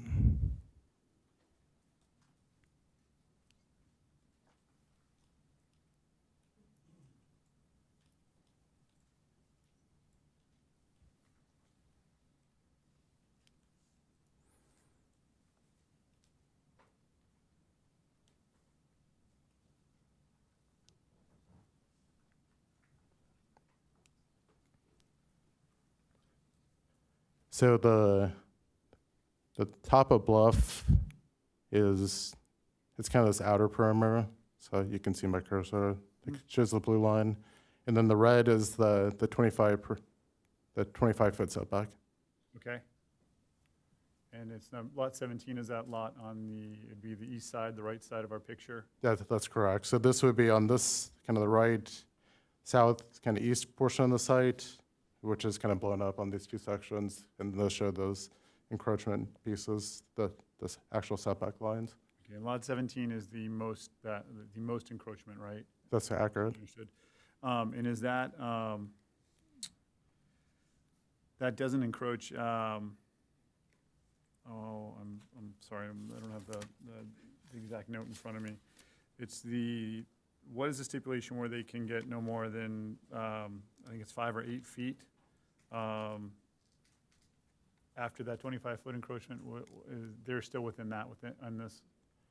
So for 15, 16, 17, that is the waiver request, but the actual setback is 25 feet from the edge of bluff. But are they within the 5 to 8 feet? So as I understand it, once they get the 25 feet, they can go into it, but there's still a waiver, they can only go to a certain point, 5 or 8 feet, I believe it is, from the perimeter, even with the waiver. What is that? What are the numbers on here? So those were analyzed in terms of with the geotech report, in terms of the minimum that could support kind of the foundation, kind of other pieces. Right, I think our ordinance has and a hillside bluff overlay zone. They can go within the 25 in the waiver, but they can only go up to, it's 5 or 8 feet. That's think per what you're, our what, ordinance. I'm just looking for clarification on that. I think what you might be referencing is in our municipal code that does discuss Yep. within that section of the code for the 25 feet. Separately, minor accessory structures and improvements that are located at grade, including landscaping, are actually allowed to within 5 feet of the top of edge of any hillside or inland bluff area. They're allowed to be within that area. Okay, and are these pieces within that, or they exceed that? They're less than that. So they're Less than as in closer, or less than as in closer than 5 feet? they're further away than 5 feet. So it's the 9.9 would be the closest. Okay, and that is the actual, okay. I appreciate the clarification. When I see it, I just want to make sure that we're getting all the information, that we're including all the pieces in there. Absolutely. Okay, and we're just asking questions of clarification. I appreciate that, going over that for everybody here as well as myself. Thank you. But just to be clear, the 5 feet, and then I'll recognize Councilmember Lyons, the 5 feet is just accessory structures. The 25 feet is for actual walls and foundations that would be load-bearing, right? It'd be for minor accessory structures, correct? Not So there's no standard code that says you can go below 25 for a structure with load-bearing. That's correct. That is being done here tonight through a density bonus waiver. That's accurate. Okay, yeah. Right. So that I just want to make sure that was clear. So with that, I'll recognize Councilmember Lyons. Thanks for that clarification. That was important. One other clarification, if you would. How does the line that indicates the top of bluff coincide with the limit of the environmental set aside? Do you have an exhibit that shows that, or are they in the same place? They're almost identical right at that line. There's on the northwest side, I can bring up that shows kind of Yes, the please.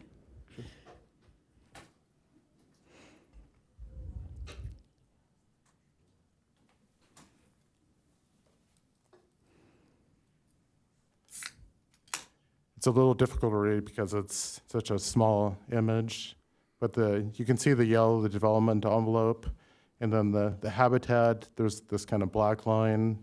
That's really the edge of where the coastal sage shrub is, and there's also chaparral, kind of this northwest kind of piece of the property. The coastal sage shrub kind of wraps around as you're going kind of north and east on the site.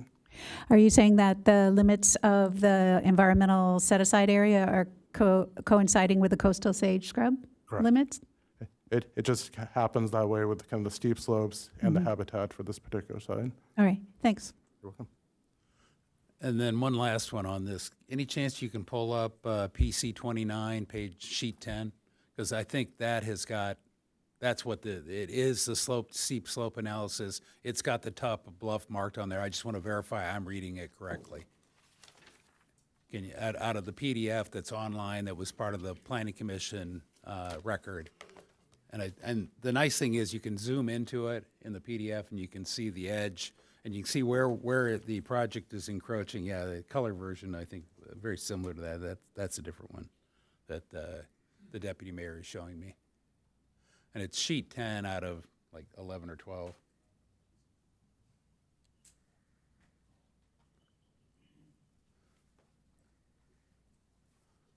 It's the easy one to find because it's got all the bright red on it.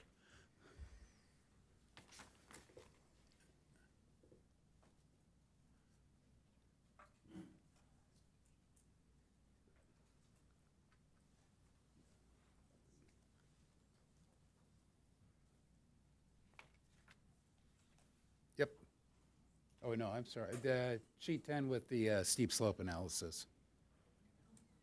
There you go. Is that it? Yeah. If you can zoom in on that and go to the top of bluff almost anywhere and show the top of bluff line so we can all see it. And you can, matter of fact, go straight center there, just zoom, and you can see where they're encroaching in the steep slope, but the top of bluff is marked there, right? Isn't the, I don't know what you call that, a chevron with an extra line in there, the line with the little arrow marks on it all along? Isn't that the top of bluff? I'm sorry, top of bluff. Yeah, this is the top of bluff, and then over here. Then what is the drawing, the arrows up against the dark line? Right here. Yeah, and then the setback is the dash line that parallels that? Correct. Okay, That's great. accurate. And so this is the best drawing for seeing what steep slope, where it's encroaching, and the other thing I would note here, you can zoom in there really close, and it's not blurry. So one of the claims, unfortunately, from the appellant is that this was blurry, and I'm not finding that. I'm finding that I could see everything going on and look at, and this was in the Planning Commission package, right? That's correct. Yeah, okay, and it's available online, so. Any other questions of clarification? Yeah. Okay. And there was a question, I know in the appellant's package, about the stormwater drain and I think it was the lack of clarity of responsibility to that stormwater drain system. When does that happen in this process, or is that something? And I know they're concerned. Their concern is probably there's a likelihood the person who gets this pass through is going to sell it to someone else who's going to build it. They don't want to get held high and dry or have somebody walk off. And I think it's a very reasonable concern. So I want to follow up on that if we're confirming that, or we're doing questions of clarification still. So those are evaluated through our CCNRs, and then I can also have our land development engineer. There's also separate agreements that are handled through engineering too as well. Okay. And then my other question was, I didn't see it in the documents. Does this follow the native, does the gardening, does the landscaping for this follow the native tree ordinance that was recently passed? It does not for a single family development. Okay. That's it. Okay, thank you. And I think nobody else. With that, we'll open the public hearing. And the appellant will have 10 minutes to go first.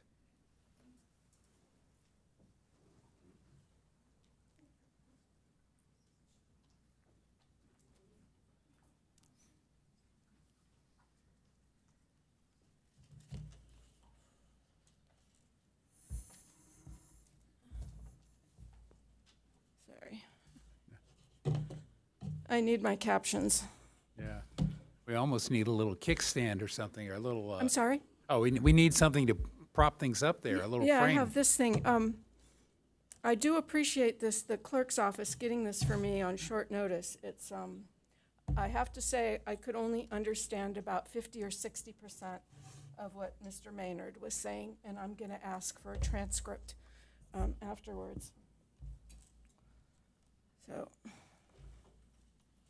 all right, well, I can either see close or I can see far.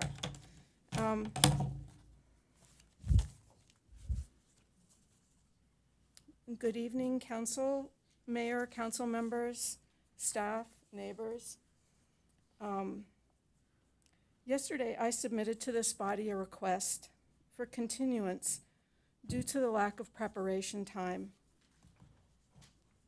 I speak now to protest the accelerated timeline of this hearing, the withheld procedural information and key evidence, and planning's dismissal of my appeal.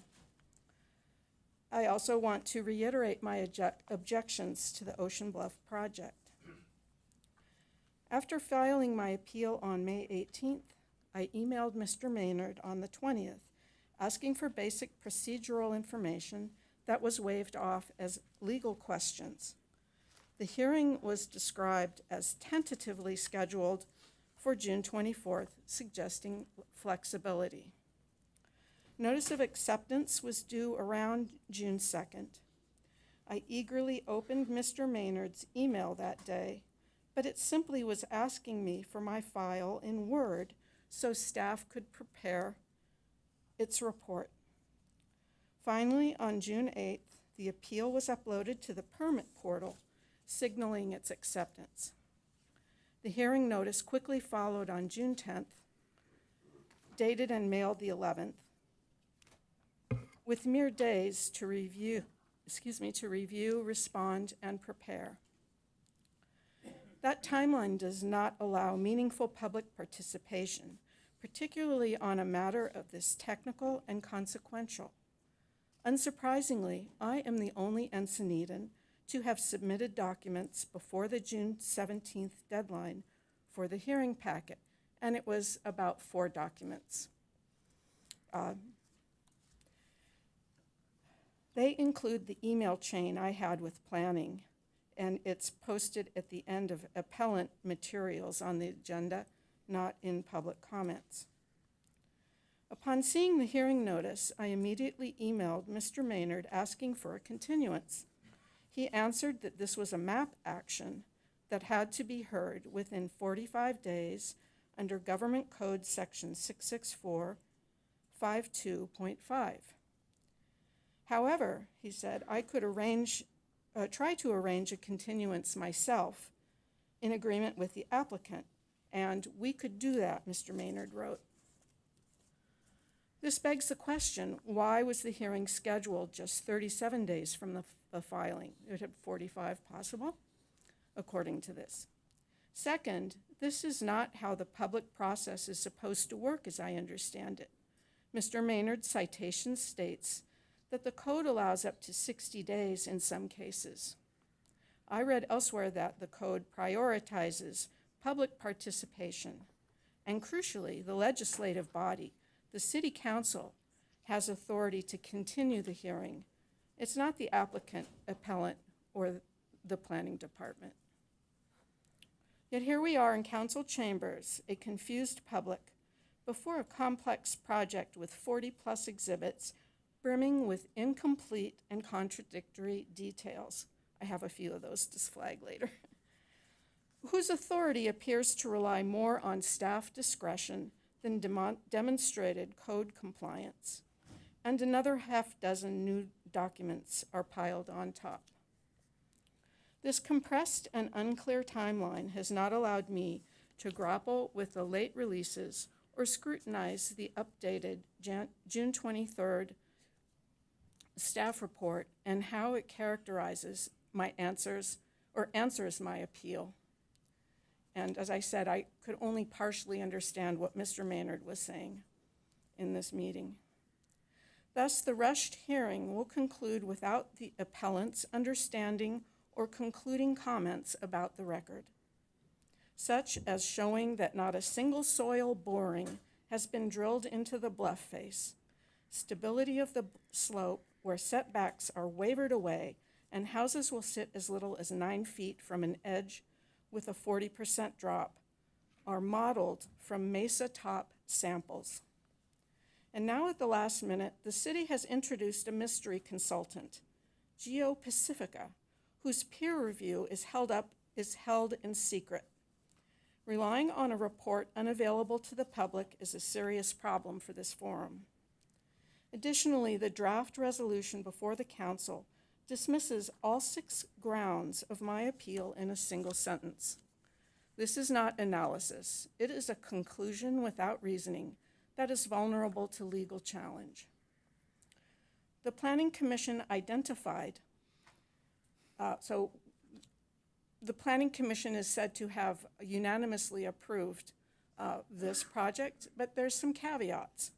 They identified a smaller footprint alternative as environmentally superior, yet that option has not been meaningfully analyzed, and I don't even know if it's been acknowledged. The council should not overlook what the commission put on record, including its direct request at the May 7th meeting that the community file an appeal. If a reduced footprint design could avoid or lessen the need for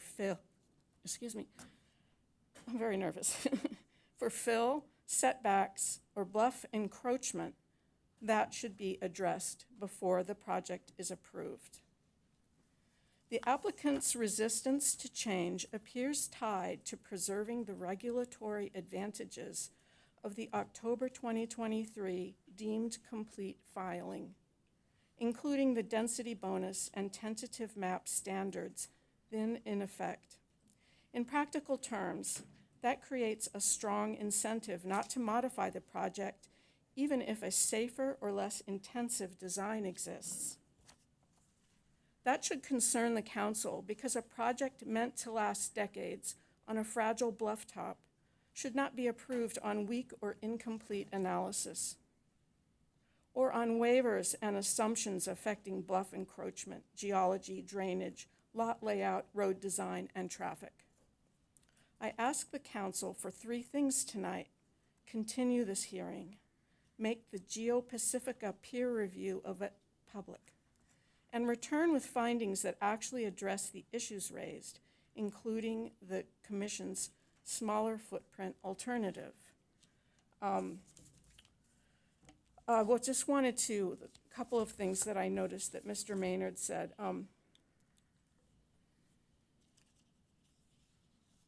He talked about the top of the bluff. The plans all say top of slope.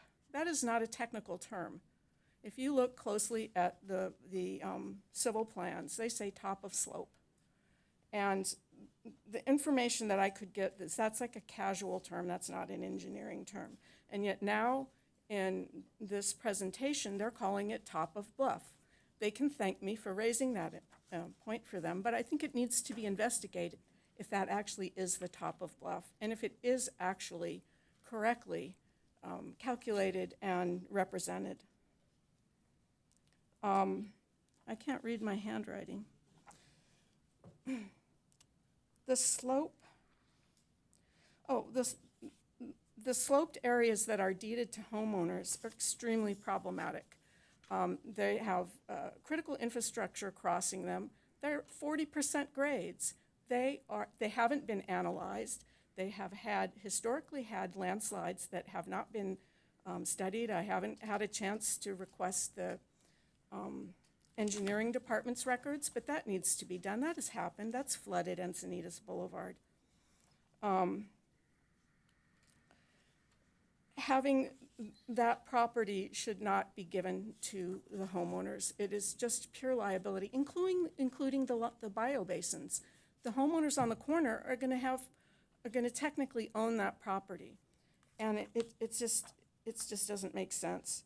The affordable lots are conjoined, so they did a little sleight of hand, and they give them a different calculation. They're clustered. The traffic study ignored the studies, and I see there's a new one based on level of service, which doesn't really tell you what the street is like. It ignored Riqueza and Orquídea, Bracero and Riqueza. It ignored those intersections, and that's where the big wide modern street meets the little straw. The fire hose goes into the straw. Completely ignored. Deferred possible traffic calming. It doesn't work. I don't remember saying anything about CEQA and parking. I don't remember that. And I can't read my handwriting. Thank you for your time. Thank you. Now we'll hear from the applicant.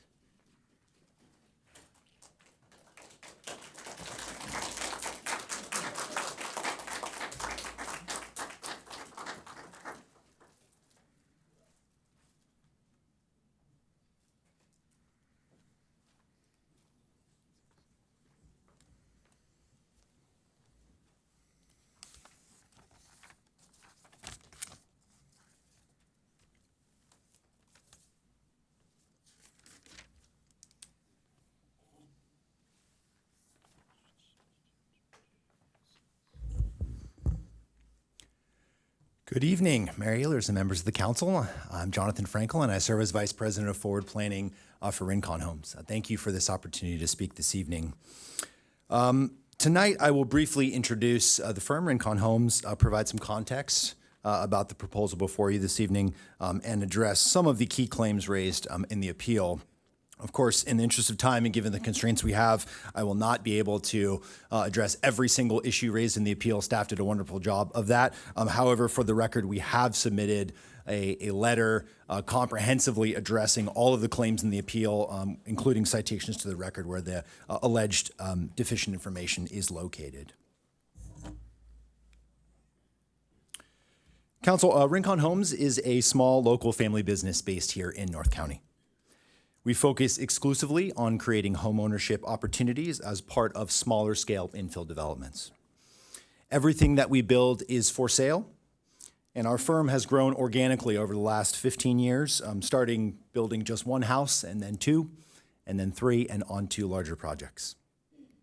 This is our 5th project in the city of Encinitas, and it is one that is particularly important to us. as the parents of two of our owners live about 6 doors down from this project site. And so we view this project not just as a builder, but also as a neighbor. And this is precisely why we are not proposing to maximize the density, the number of units that we could build on this particular site. State law allows for 36 units to be built on this property, and we are proposing 27, leaving 9 units on the table. We are also not exceeding the existing height limits. We are not seeking to maximize ocean views in filling the site, and we are also not requesting any incentives or concessions to waive offsite improvements or reduce other costs of the project. We do that because it's the right thing to do, because our crews, because our team members will be in this community almost on a weekly basis. This is also precisely why we elected to hold an additional public outreach meeting. The city requires 1 community participation meeting. We voluntarily elected to hold a second meeting. And these meetings were incredibly well attended. We had about 35 at the first meeting and over 40 at the second meeting. And we wanted to get additional feedback, but also to share information about how to be involved in the EIR process, how the public could provide comment on the project. And in general, the community identified 5 key issues for us that they asked us to address through the project. Number 1, maintain the existing single-family character of the community. 2, avoid sensitive habitat. Thirdly, provide sufficient parking. And finally, 4th, improve Ocean Bluff Way. And finally, comprehensively study the traffic impacts associated with the project. And not only did we listen and hear this feedback, but the design before you directly responds to it. Unlike prior proposals for the project site, many neighbors remembered a proposal for an assisted living facility on the site and expressed their concerns about the intensity of that use and the change of use there. We are proposing 27 single-family homes, of course, including 3 on-site deed-restricted affordable housing units. The project completely avoids impacts to sensitive habitat on the site and preserves nearly 40% of the property as permanently protected open space. The project exceeds both city and state mandated parking ratios, the state ratio by over 40%, providing 95 parking spaces in consideration of the concerns about spillover parking onto neighborhood streets. Ocean Bluff Way is improved with curb gutter, sidewalk, ADA pedestrian ramps, and landscaping. We are dedicating 13 feet of our property to the city in order to make these important improvements. And finally, traffic has been fully evaluated through 3 analyses, 2 of which in coordination with the city traffic engineer, and the 3rd in response to public comments in the EIR process that asked for an analysis of the local streets, those feeder roads that are leading into the project and what the impact would be. I mentioned this was our 5th project. Just wanted to show you some precedent images. We are a licensed general contractor as well as a broker. So these projects that we build, we also sell. And here's a project, Diana Street, Jason Street, El Portal was mentioned. We had a project that we just sold there last year, as well as West Lucadia Boulevard. We know that one of the key benefits, key components of this project is the on-site deed-restricted affordable housing.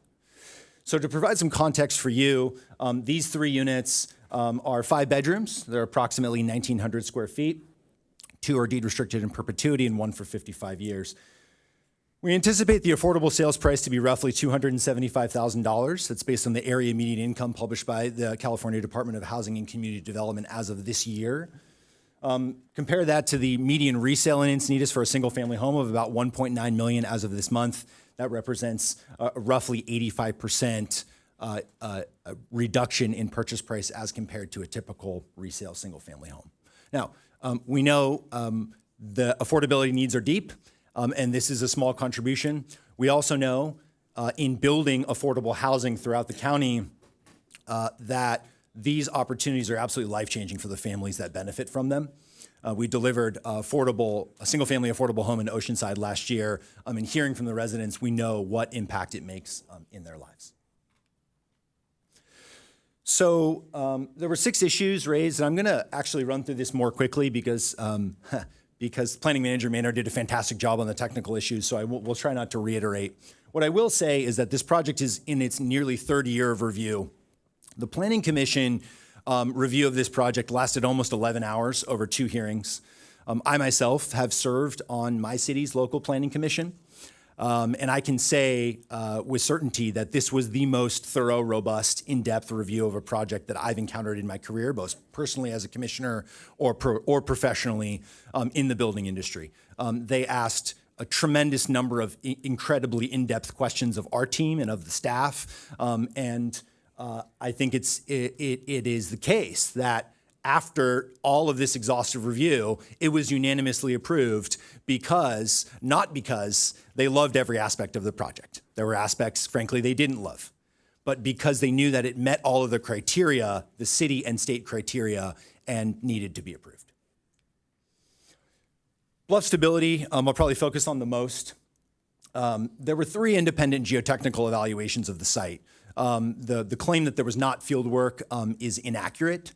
The claim that historic landslides, for example, were not evaluated is also inaccurate. Our geotechnical team, our team of engineers, in coordination with the city geologist, comprehensively reviews all the existing historic data, including historic landslides, in determining their recommendations of suitability for the proposed project. We advanced a number of very deep borings in order to determine the suitability of the site for the proposed project, and it was supported by lab analysis as well. With respect to the waiver request for the bluff setback, some context, in the initial design, we actually did not request this waiver. We actually didn't need it. And it was through coordination with the city's traffic engineer at the time, Matt Edgeworth, and what he asked for was that we met the minimum site distance requirement on the eastern side, that eastern driveway of the project, but they wanted a greater factor of safety on that site distance, and so they actually asked us to move the eastern driveway further east. And that resulted in the shifting of those 3 units that you see further east as well, and an encroachment into the bluff setback. So that was not a waiver that we initially requested or desired. That was actually a result of ensuring that additional safety features from a traffic perspective could be accommodated. The net result of this is a 20% safety margin above the published standard. Very, very safe from a geotechnical perspective. Drainage and runoff, all I'll say, the staff mentioned the substantial reduction in the volume of water leaving the site. Today, it is uncontrolled and untreated. Runs off the slope wherever it goes naturally. In the proposed condition, we have a 64% reduction in the volume of water leaving the site. All of it is fully treated and detained. The analysis also clearly demonstrates the existing infrastructure can handle the additional flow from the project site. Sensitivity to parking, the frontage improvements, full traffic studies I already mentioned and won't repeat. Staff did a great job. The project fully complies with all of the requirements of the inclusionary ordinance. These units have the same number of bedrooms, the same building materials, the same styles, and meets all of the locational requirements of the city's inclusionary ordinance. There was some suggestion about the units, some speculation in the appeal about the units becoming unaffordable over the period of time due to HOA dues increasing, and that's actually prohibited by the Affordable Housing Agreement. So any increase in HOA dues could not be passed along to the affordable units. I mentioned significantly fewer units than state law allows, and we're consistent with all applicable state housing laws as determined by the Planning Commission. And all of the Planning Commission's findings after those 11 hours of deliberation rests upon substantial evidence, technical information, and staff in the record. Thank you. Thank you so much. And you'll have 5 minutes for rebuttal later. Or to continue, whatever you'd like to do. And with that, we will go to public speakers. How many do we have? We have 12 speakers. Whew. I'm going to say 2 minutes because we've got a full agenda coming, and let's go with 2. Okay. First 3 speakers, Barbara Martin, followed by Molly Hentlian, and then Fabian Gannell.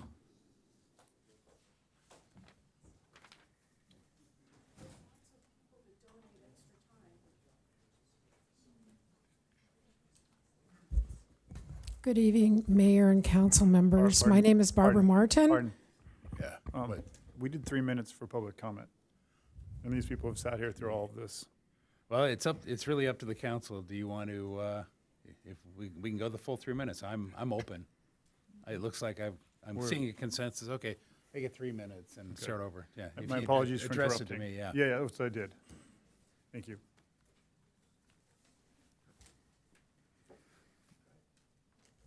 And if we need to take a break to slip out, I know we're at 2.5 hours now running.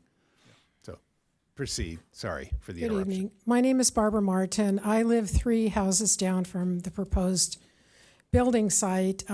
First of all, the family that is supposedly involved in this does not live in the neighborhood, like it was just stated. They do have a home there. It's a recreational home, and they're there very occasionally. So they're not going to be involved in this as far as the building and the impact that it's going to happen with our neighborhood. And of course, the big elephant in the room that I'm not even going to talk about is, what's it going to do to our property values when we have bigger homes on bigger lots, and now we have this huge impact. And I mean, there's traffic, there's everything. But let's talk about the bluff. And if you've ever walked down to the beach at Moonlight Beach and you've walked north, if you've ever bothered to look up, you might have noticed that the bluff is eroding. But the bluff is not eroding much from the ocean. The bluff is eroding from the top. And if you notice, you see oozing coming out of the bluff, and that's because the homeowners are irrigating their property and making it beautiful and green, and that oozing is running down through the bluff, and that's where it's calving off. So we've got a bluff over here that has been vacant for years. Before that, there was hothouses that were irrigated with drip irrigation. So we've never had any issue with water going down that bluff, changing that at all. So you need to think about that.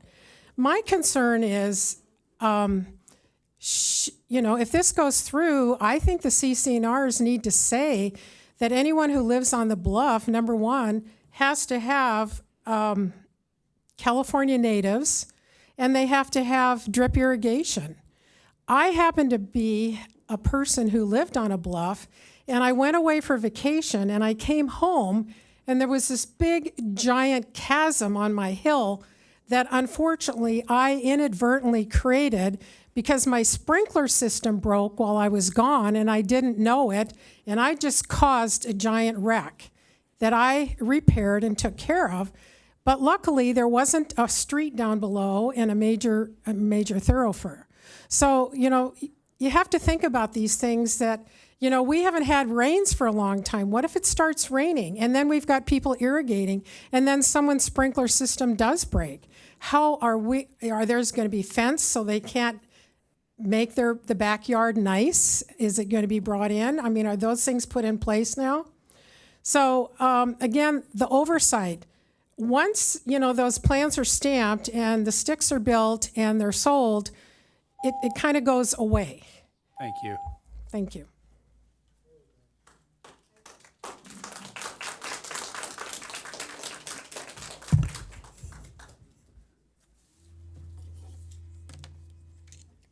Good evening, Council. Molly Hitlian. The reasons I support this appeal is there's several findings for specific adverse effects for public health and safety. I know we just spent a bunch of time looking at the edge of the bluff. Where does it, what's the edge of the property and what's after that? It would be good to have some real photos. From the report, the drainage from the easement, the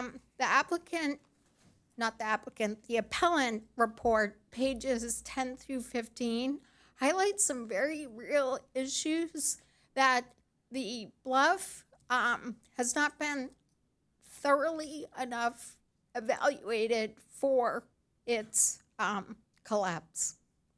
And I'm not saying collapse per se, but having issues with it. So when I listened, I attended the May 7th Planning Commission, and the thing that stuck out the most for me is that if the bluff fails, it's an after-the-fact addressing that the developer's making the burden of the new homeowners.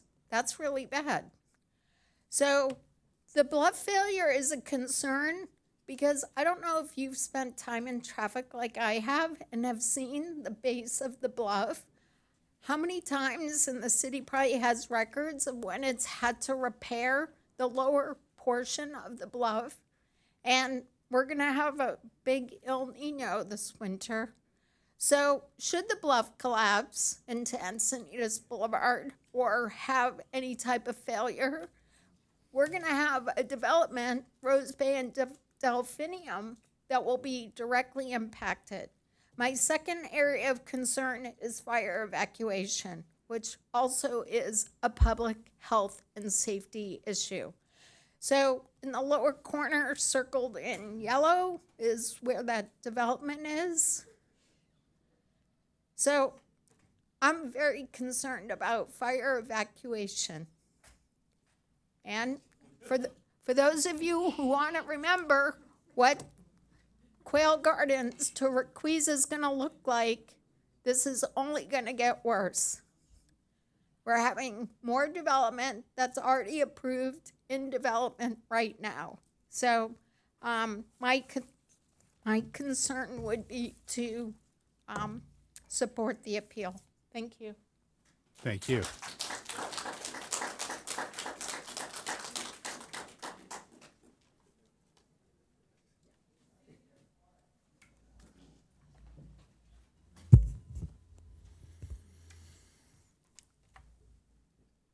I've reviewed the record here, as I'm sure you all have, and the issues here are pretty straightforward. And even if the law would allow you to deny approval in the absence of factually supported health and safety issues, which it doesn't, this project is one you should approve of.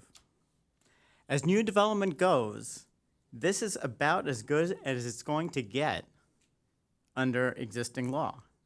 These are single-family homes being added to a single-family neighborhood. The project generates minimal additional traffic and provides 95 parking spaces where the code requires 78. Because we don't live in a fantasy land where we can ignore state law and stop any and all development, this is exactly the kind of project we should want approved, especially those of us who live nearby. Now, today, the property is zoned RR2 and R3, low density residential. That limits this project to a maximum of 36 units, and they're not even asking for that, they're asking for 27. But what happens if you stop it? This land is still sitting vacant when the next housing element comes up in a couple of years, and the state is demanding more capacity. At that point, you're gonna have 7+ acres right off Encinitas Boulevard, and that's gonna be a prime target for upzoning, which could be court-ordered, despite Prop A, as we found out in 2018. And consider the scale. At 7 acres, this parcel is larger than the 6.8-acre Goodson site that became 250 apartments, and far larger than Sunshine Gardens, 140 units on 3.4 acres, and Das Lunas, 202 units on 4.6 acres. Those smaller parcels hold 140 to 250 homes. This larger one proposes 27. We've already seen relatively modest projects being opposed and or denied only to be replaced later by much larger projects. In 2003, the owners of 2220 Encinitas Boulevard proposed just a handful of single-family homes, and the city denied approval. Ultimately, that property was sold to Randy Goodson, and the city upzoned it later under court order. We all know the result. We should be learning from that experience and not repeating it. Approve the project and deny the appeal. Thank you. Next three speakers, Chris Mangelsdorf, followed by Elaine Russo, and then Ciara Trujillo.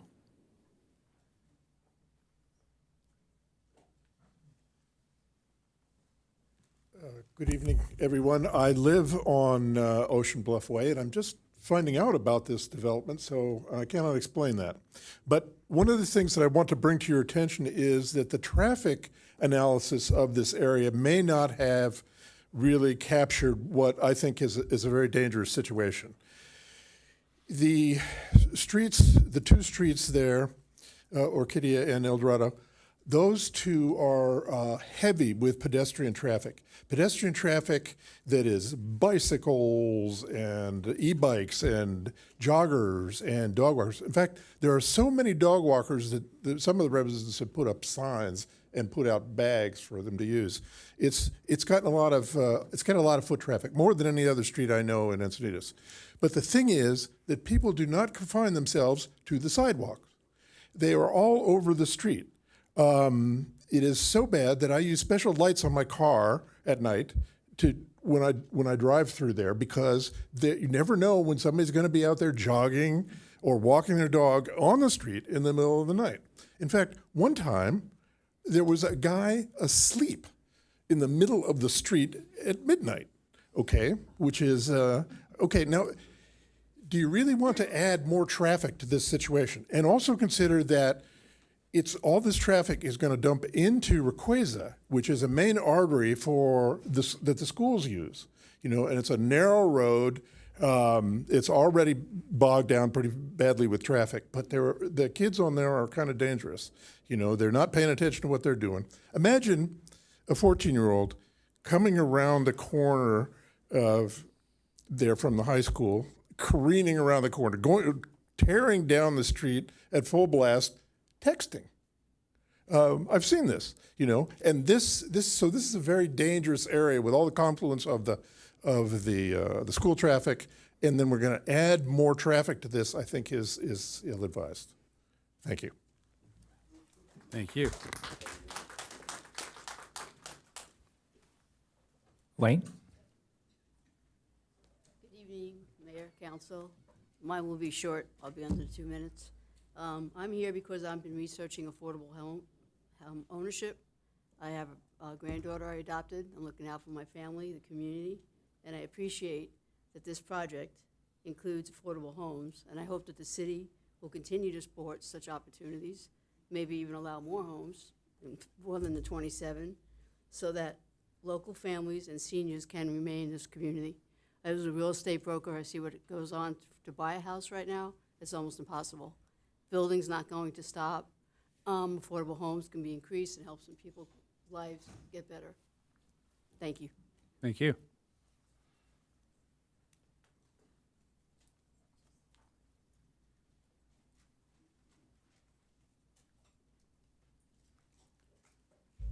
Good evening, council members. My name is Ciara Trujillo. I live on the same street as this proposed development.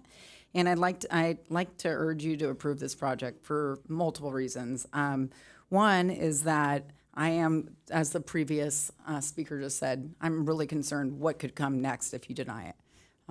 Especially since my kids are here. I just find that to be, the Randy Goodson site was 7 acres. This is 7 acres. I can live with 27 units. I think it's a thoughtful design. 200, not so much. Thank you so much. Thank you.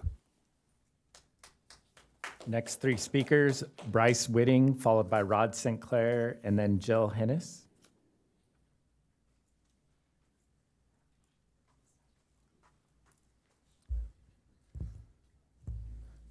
Mayor, council members.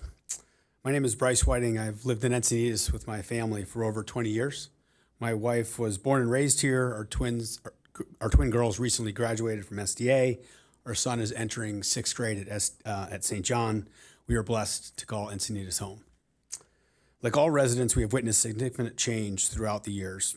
Frankly, we aren't big fans of the high-density developments off Quail Gardens and Encinitas Boulevard. However, we know that many of these large multifamily developments once started as much more modest proposals for single-family homes. As the years passed and the state became more involved, these projects ballooned to their current size, and we all must deal with the consequences now. Tonight, you have the opportunity to prevent this from happening again. The proposed project before you is thoughtfully designed, consistent with the existing area, and appropriate for the size of the property. It is proposed by a respected local company with a proven track record of high-quality projects. Your professional staff has thoroughly vetted it as part of a 3-year-long planning process, and the Planning Commission unanimously approved it after 10 hours of public meetings because it complies with all the rules. The possibility of a much larger development here isn't some theoretical idea. It's happened time and time again with larger vacant sites like this. If we turn this down, what happens next 300 condos. Think about that. We know this property will be developed. The question is with what? 27 single-family homes and 40% of the property preserved as open space seems like a really good compromise. I urge you to reject this appeal and allow responsible development to move forward. Thank you for your time. Thank you.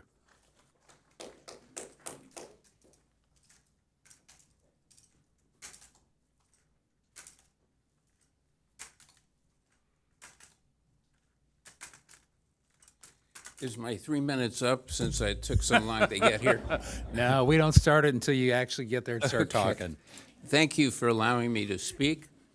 I live on Camino de Orquídea, 13 years. I support this project at Ocean Bluff. The reason I support it is not altruistic. I feel like what everybody else has said that's supporting it is that if we don't do it, something worse is going to happen.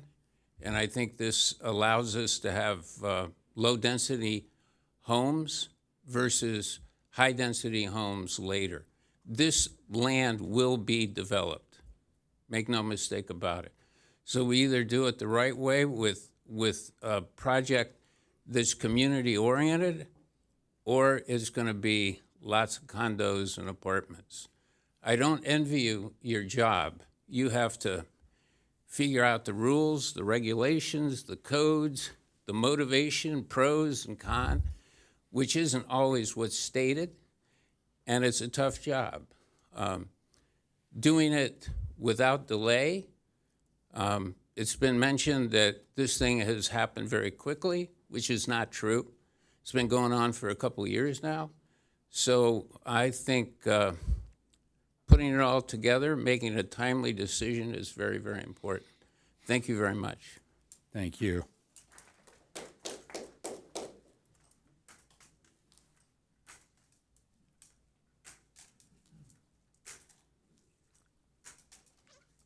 Good evening, Mayor, City Council. My name is Jill Hennis. I live at 518 Camino de Orquídea. I'm 2 doors down from Ocean Bluff. And before I bring up what I want to talk to you about, let the record show on May 7th, our city attorney had to walk the Planning Commission through the process when they did not approve it. It was not approved. Because of all the waivers, the city attorney had to walk them through the process that under duress, they had to approve it. I just needed to clarify that. It was not unanimously approved. What I do want to bring up tonight is the news coverage of 2005 when a section of La Costa Avenue under some heavy rains had a stretch of 8 condos that had to be condemned because of a landslide. And that was a year of heavy rains that ended up costing that city $12.5 million. Those were condos, not homes. There was a broken storm pipe involved with those heavy rains. I just wanted to remind you of that. The news coverage went on for months and months, so it's not a matter of if, but when it happens here. Our city needs to fortify this bluff. 27 homes is a lot of water runoff on land that has not been permeated with that kind of water yet. And then there's also Casa Romantica up in San Clemente on the top of a bluff where it slid down onto railway tracks. And that was in the news. I can't remember how long ago, maybe a year or 2 ago, but I looked up when Casa Romantica was built, and it was 1927. So in 100 years' time of figuring out how to fortify a bluff, I would hope that we have a little bit more know-how now to protect our city from future lawsuits. And again, with the CC&Rs and those poor homeowners who have to maintain each individual lot at the top, if the side of that bluff is fortified before those homes are sold off to individual homeowners that are then responsible for it, it just makes sense. If you could please question the land management soils testing that they found no groundwater. What month was that? How many months of no rain did that occur in? Maybe during our El Nino that can be restudied. Just a thought. Thank you for your time. Final three speakers, Agnes Lee, followed by Stephen Chan, and then Nick Rosa.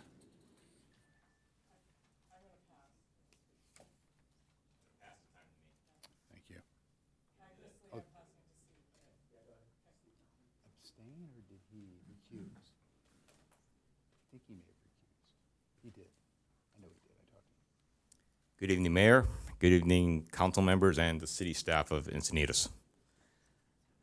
I am speaking as a concerned neighbor. I live in the neighborhood that is directly affected by this development. Unfortunately, having watched this project go through the process of approval, I have been just dumbfounded in some ways in how this process works. Unfortunately, there's been a lot of going back and forth about how the project is being approved, not approved, the factors involved.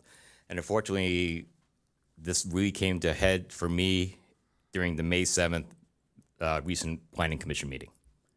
As Ms. Jill Hennis had just spoken, that approval was not unanimous. If you don't believe it, you haven't seen it, go on YouTube. It was, all of the commissioners wanted to vote no. There were 4 commissioners, one commissioner was not there. They all wanted to vote no. However, due to the scope of what their ability is as a planning commission, they were advised by city attorney council that they had to vote yes, even though in their heart, it was very apparent that they wanted to vote no. In addition to that, when the planning commission committee members are telling people after the meeting, you should appeal this decision, it should be a red flag to the city, to the people on the committee here in the council, that there's something wrong with this project. There's a lot of red flags here that need to be addressed. And unfortunately, due to the way that meeting went, it was basically a rubber stamp. And so what we are asking personally, and several people in the audience as well, that this project needs to be looked at more closely. And to confirm some of the other items that were discussed, the builder definitely does not live in the neighborhood. That is a crock of BS. He literally uses it as his vacation home, one of which of several probably. I mean, the guy leaves his garbage cans out for his staff to pick up or whatever. I mean, I'm not on the HOA committee, but I mean, that's kind of a red flag what's kind of going on in the world. As far as the development of the project itself, there really have been no substantial changes that have been made since the initial design. I have pictures from the original community meeting that was done, and this plan is pretty much the same as it is before. As one of the other speakers has mentioned before, the intent is trying to get this project through with very minimal change. And the minimal change is because they wanted to go with what they have. And in spite of our expression of concerns, discussion points, this, that, and the other, nothing has really changed. The fact that that knuckle curve that they talk about in the map, where they want the cars to kind of go kind of across with a modified stop sign, as Mayor Ewers had mentioned, the roundabouts, trying to do a knuckle curve with a bunch of cars in that area is going to be interesting. I will gladly share whenever the first accident happens, and that's going to happen fast. Then I'll send a picture to every member of the council and say, this is what happened because of this knuckle curve.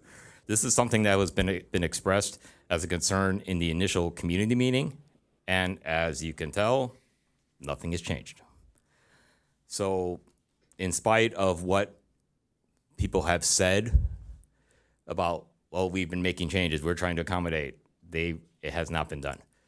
So given all that, and given the result of the May 7th planning meeting, showing that the lack of consensus agreement from the planning committee, they had to approve the project under duress because due to their scope, they could not say no.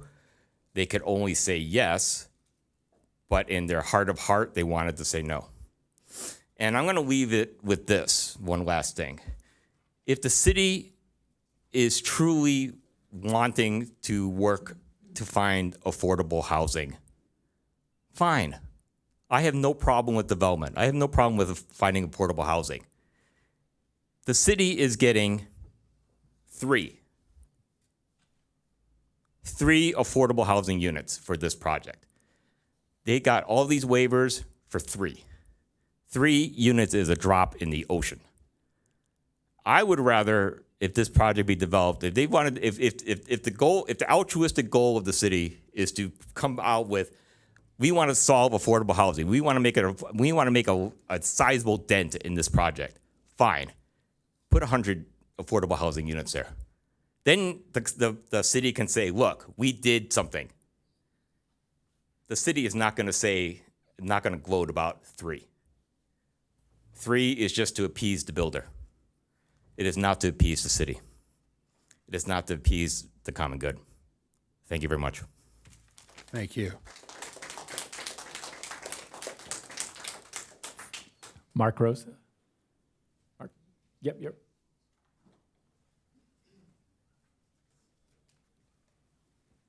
Good evening. Mayor, City Council members, my name's Nick Rosa. I live immediately adjacent to the property, 27 home development, 587 Camino El Dorado. Before I speak about the project itself, I want to address something. The developer has repeatedly said that they are part of the community and a neighbor. Respectively, being part of a community means living here, participating in it, and sharing in the long-term consequences of your decisions. Owning a 9-bedroom house that sits vacant nearly all year except for a few family gatherings does not make someone an active member of this community. The people who live here every day are the ones who will be affected by the project long after the developer has moved on. My greatest concern is public safety. These homes are proposed to be built immediately adjacent to a coastal bluff with sections that appear, I know, exceed 60-degree slope, 70, 80 degrees straight down in some spots. This isn't just an engineering issue, it's a public safety issue. If there is ever bluff erosion, slope failure, or an emergency evacuation, the consequences will affect not only the future residents, but also the existing neighbors and the city. Once these homes are built, there's no going back. I am also deeply concerned about the setbacks along my property line. The city's minimum setback requires 10 feet, yet this project received a waiver, reducing that to only 5. And in several locations, the plan appears to show essentially no setback at all along my property line. Setbacks exist for good reason: fire safety, drainage, maintenance access, privacy, and protection of neighboring property rights. Granting exceptions that effectively eliminate those protections set a dangerous precedent. I respectfully ask the City Council to require an independent review of the property boundaries, verify that all setbacks comply with the city's standards, and carefully reconsider whether building this close to the edge of the cliff slope, such a steep slope, is truly the best interest of the public safety in our community. Thanks for your time. Okay, thank you. And that does conclude speakers. I will note we did have several members of the public either register support or opposition, but choose not to speak, and we will add your name into the public record. Thank you. Okay, and looks like I'm up first. So I've got more questions for staff to start with. Mayor, you got to go back to the rebuttal first. Oh, I'm sorry. You're right. Thank you. So we'll do 5-minute rebuttal by the applicant first. Thanks for keeping me in line.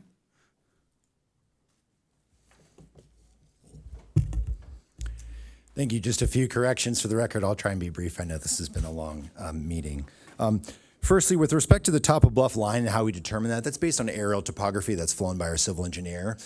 So the contours there are transcribed and then shown on our civil plan. So that top of bluff line is accurate, and it's also verified via a field assessment when we do the boundary survey when we go out there as well. So there was a claim that somehow wasn't potentially accurate. There's been a tremendous amount of speculation about potential bluff collapse. So the geotechnical studies, I think, are abundantly clear. The last thing we would want to do as a small business is build a house that is unstable or unsuitable. We have a decade plus of liability on these homes that we build. And so it makes absolutely no sense, both from a practical or economic perspective, even just looking at that to build a home that's unsafe. It's something that we analyze really closely and is supported by the reports in front of you. The drainage, and just to reiterate, the drainage improvements today make bluffs that are proposed by the project make bluff collapse less likely, not more likely. Today, with the uncontrolled, untreated flow flowing down that bluff, all of that stormwater is flowing there right now. When we are treating and detaining all of that water, and we are now outletting, that outlet is very slow, very controlled release. That is a much better situation in terms of drainage. It's much less likely to have a bluff failure in that case with the proposed improvements associated with the project. And also, just for the record, the motion at the Planning Commission was to adopt the staff recommendation and resolutions approving the project. Over the 10 hours, there was lots of discussion. And as I mentioned, I agree, and I don't think the Planning Commission loved everything about the project. But ultimately, based on the parameters set by the city code and state law, did determine that was the decision that needed to be made. And then finally, with respect to setbacks, the gentleman spoke about a side setback. We fully comply with the setback in that location adjacent to lot 17. So there is no waiver request with respect to the distance between our proposed building and his property. Thank you so much. Thank you. And now we'll have 5 minutes from the appellant in rebuttal.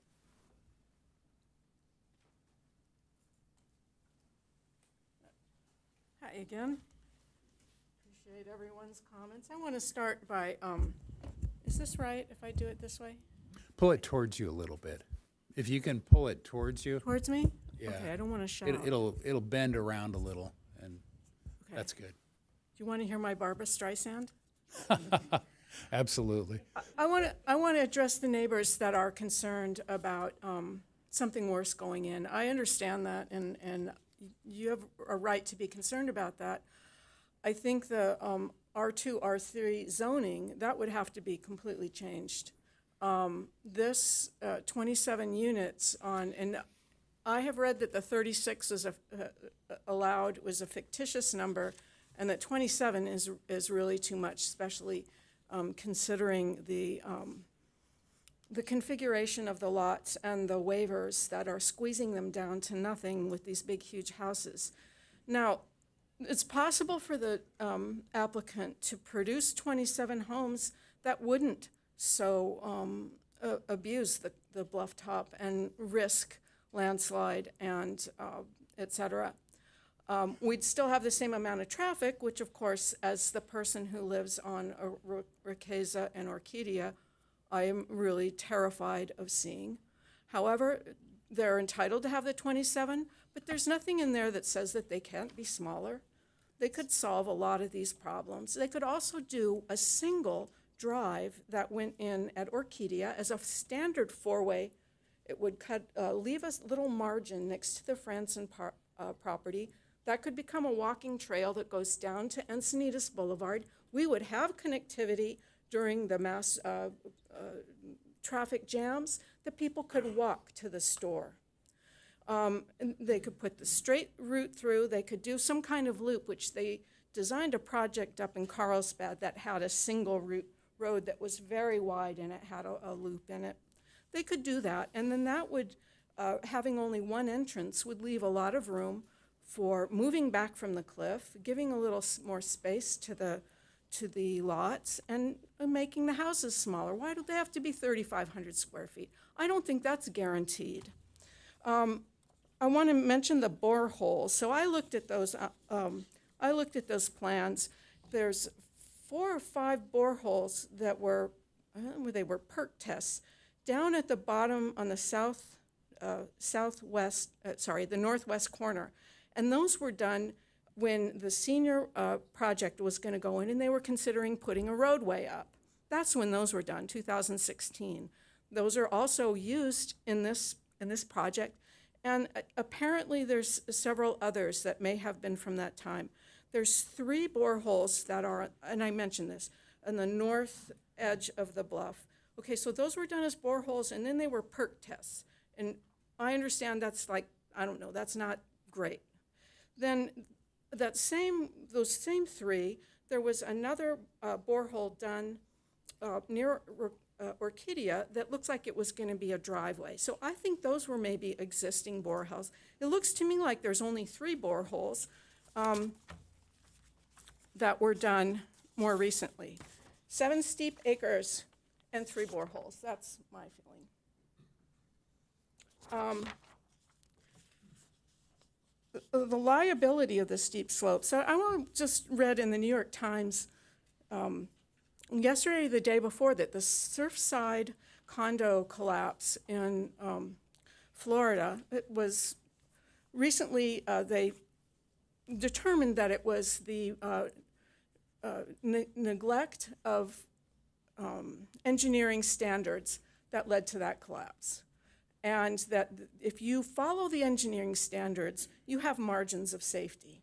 But if you cut short on those things, maybe it takes 40 years, you get a massive collapse. That liability from that collapse was $1 billion. And do you know who paid for that? The majority came from the security company that was working in the condo. This has nothing to do with the developers. The developers are long gone. You just have to look down the road for how this is going to play out.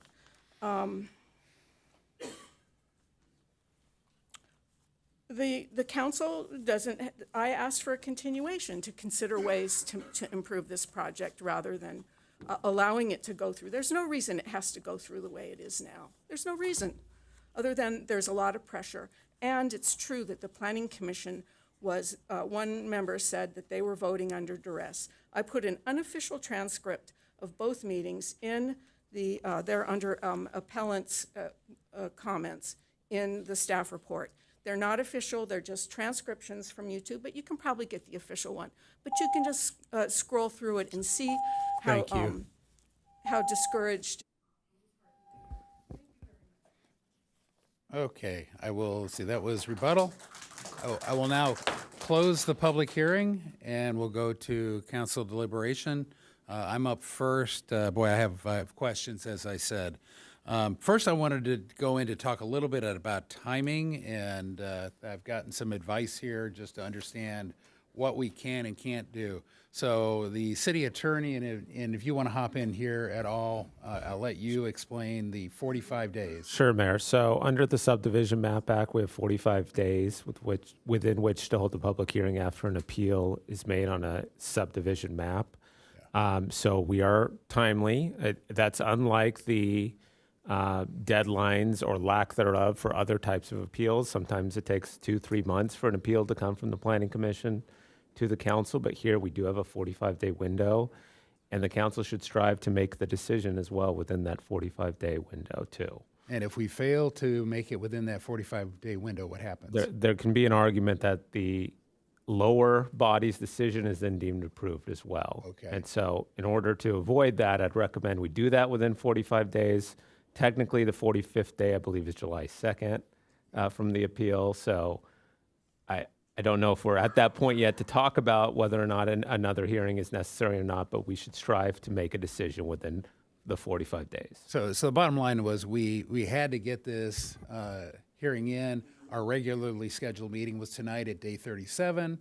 If we were to continue, we would require 72-day notice or 72-hour notice, which means we could, 72-hour notice, which means we could do a continuance, but we would have to schedule a special meeting next week before, on or before July 2nd, just so we all understand the, unless the applicant. Unless the applicant's agreeable agrees to pushing this further out to August. 12th date or whatever date we chose at a regular meeting. And I would know,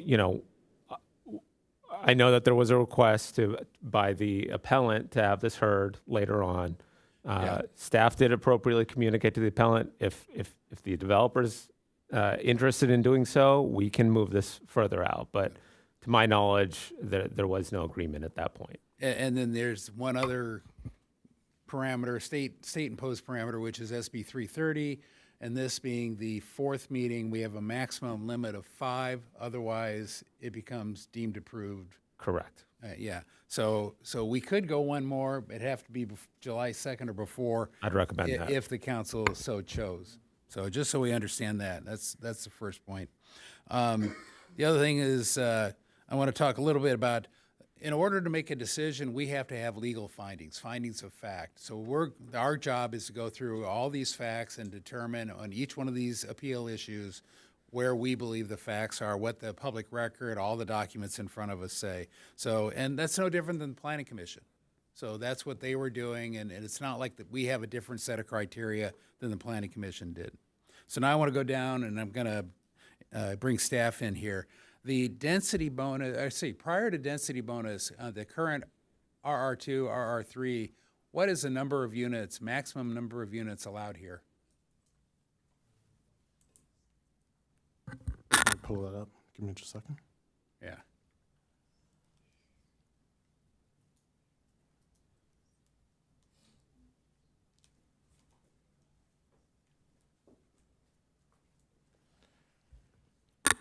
So it looks like 14. 14. And so... sorry, 13. 13. So density bonus, density bonus, state law density bonus has been around since before we incorporated. It was included in our original general plan in 1989. It was 25% back then. It got raised to 35%. Now it's at 50%. So the density bonus calculation, what's the maximum today for that on this property? And it's and that's based on the net property acreage, right? The top of bluff, so to speak, but the density bonus thing goes off the gross property acreage, right? Is that part of what's happening here? That's accurate. So it's not a 50% bonus. It actually really works like double. Not quite that. But so what is under density bonus law going net to gross plus 50%? What's the maximum number they could put on here? So the maximum number utilizing essentially like double density bonus law, which allows you to get initially up to 50% and then an additional up to 50%. I'm not going to because there are other requirements of that, but just the 50% normal, I'll call it normal density bonus. So without the double density, you're at 27. If you included the additional 50%, then you would get up to 36. So that explains the 36 number they were talking about. And what are the additional requirements for, I think they call it, I always think of second breakfast. They call it, isn't it second density bonus, double? What do they call it? It's not double density bonus, but it's a newer law that gets you, aren't there requirements, unique and extra requirements that are a little more onerous? So effectively what the government code states is that provided that the resulting housing development would not restrict more than 50% of the total units to moderate income, lower income, or very low income households, a city, county shall grant an additional density bonus calculated pursuant to a specific table. With that, in the event that the applicant provided 15% of their total units as moderate income units, and that would be deed restricted, they would qualify for a percentage of density bonus that would equal 50%. So they have to add additional units as Correct. moderate. So they're not market rate anymore, they're dropped down. I That's just want to make correct. sure everybody understands where these numbers are coming from. 27 is the natural, what I would have called the normal density bonus that we see project after project using to get the waivers. Okay, so that is now clear to me. Next item is drainage. So the development, I think there's one or two lots that currently have, well, there are more than that, 3 that have cross drainage where it's going off the slope, and they're allowed to continue that. But most of these lots at the top they're all being developed to slope 2% away from the slope, correct? And into storm drains. Correct. Well, we're a land development engineer. Speak to that. Okay. That's correct. Okay, so most of the land area is being drained to real drains, not down the slope as it does partially today. It's draining to the street and then to the BMPs. Okay, sorry, yeah, more importantly, yeah, to the BMPs, meaning the best management practices that go down into a drain eventually through a retention pond. And then when you talk about the reduction in the amount of water, is it in the rate of flow that we're reducing, or is it in the total amount of water going off, not through the BMPs? It's a reduction in the rate of flow. Rate of flow. But the total volume may actually go up because we're going from pervious dirt to impervious roofs, concrete, et cetera, right? Right. That's part of the rate of flow is reduced through the hydro modification and the PDP that they apply for. Okay. Okay, but again, the rate of flow is what's being reduced 60% or whatever. Correct. But the total volume of water leaving the site, granted, more of it is going through the BMPs and through the street drainage as it should, but that total volume may actually go up slightly or significantly. It's being retained in the BMPs. So that change in volume is being detained entirely in the BMPs. But not permanently retained. It's retained and metered out by the BMP. Right. Yeah. So I just wanted to, again, I'm trying to clarify. I've heard people mixing up the technical about, oh, there's more water going down, but down the slope, it's not more water going over the slope, over the bluff. So, and if I can get probably Jim up here, because I want the Geopacifica, and I want to explain what Geopacifica is. Jim, how long have you been working for the city of Encinitas as a consultant? I've been the city's third-party consultant and reviewer for over 30 years. Were you almost from the beginning, right? Yes. Yeah. So, you know, you're not a mysterious. I think I've dealt with you on many a planning commission hearing, but you are our eyes and ears and expert, and have been for 30 plus years. So in nothing mystery. How do you render your advice back to our planning staff? Well, the planning staff and engineering give me the plans, the reports that are prepared for the project. And I review those plans and reports. If I have any issues or any questions about the project, I prepare a memo and give them my questions and have the geotech respond to those questions, which I've done with many projects in Encinitas. Sage Canyon is a good example where I had multiple questions for years. And did you produce a memo for this project? No, I did not. We have a process where I get all of the plans and documents digitally now. We have an intergov review process. So I review all the plans, I review the reports, and I visit the site, of course, also.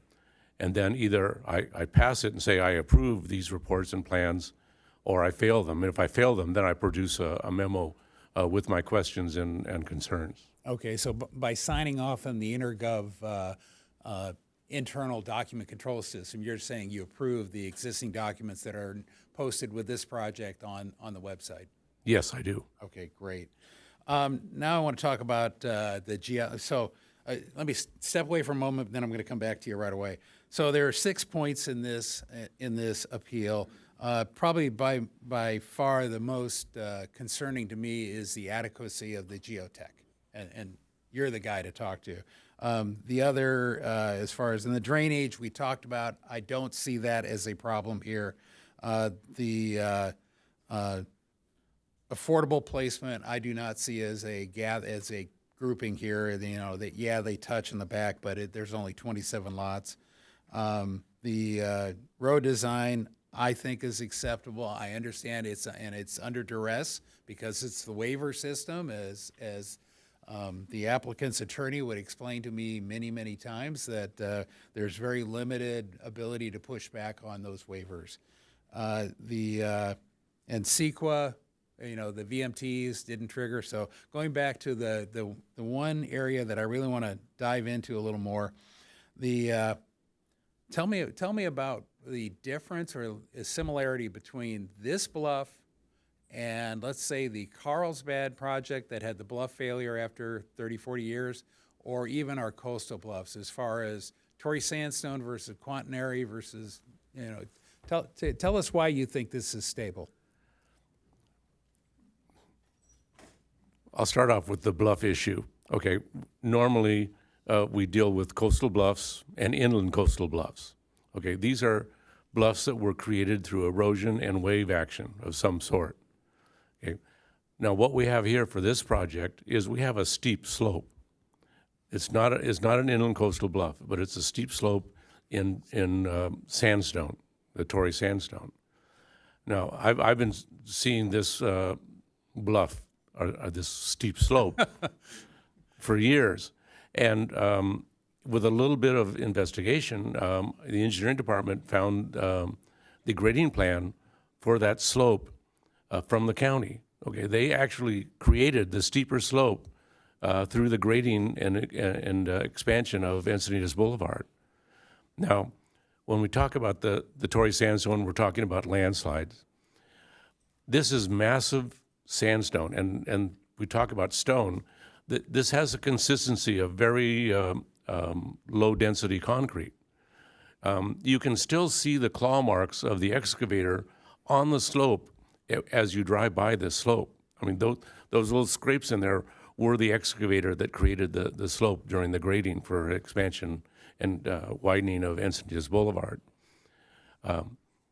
Basically, as a geologist and as the geotech firm for this thing, you can map that slope. I mean, you can walk, just like you did, walk up the brow ditch and take a look at the sandstone. There are no indications of any instability or any kind of landsliding potential. Torrey Sandstone is not known for any kind of landslide potential.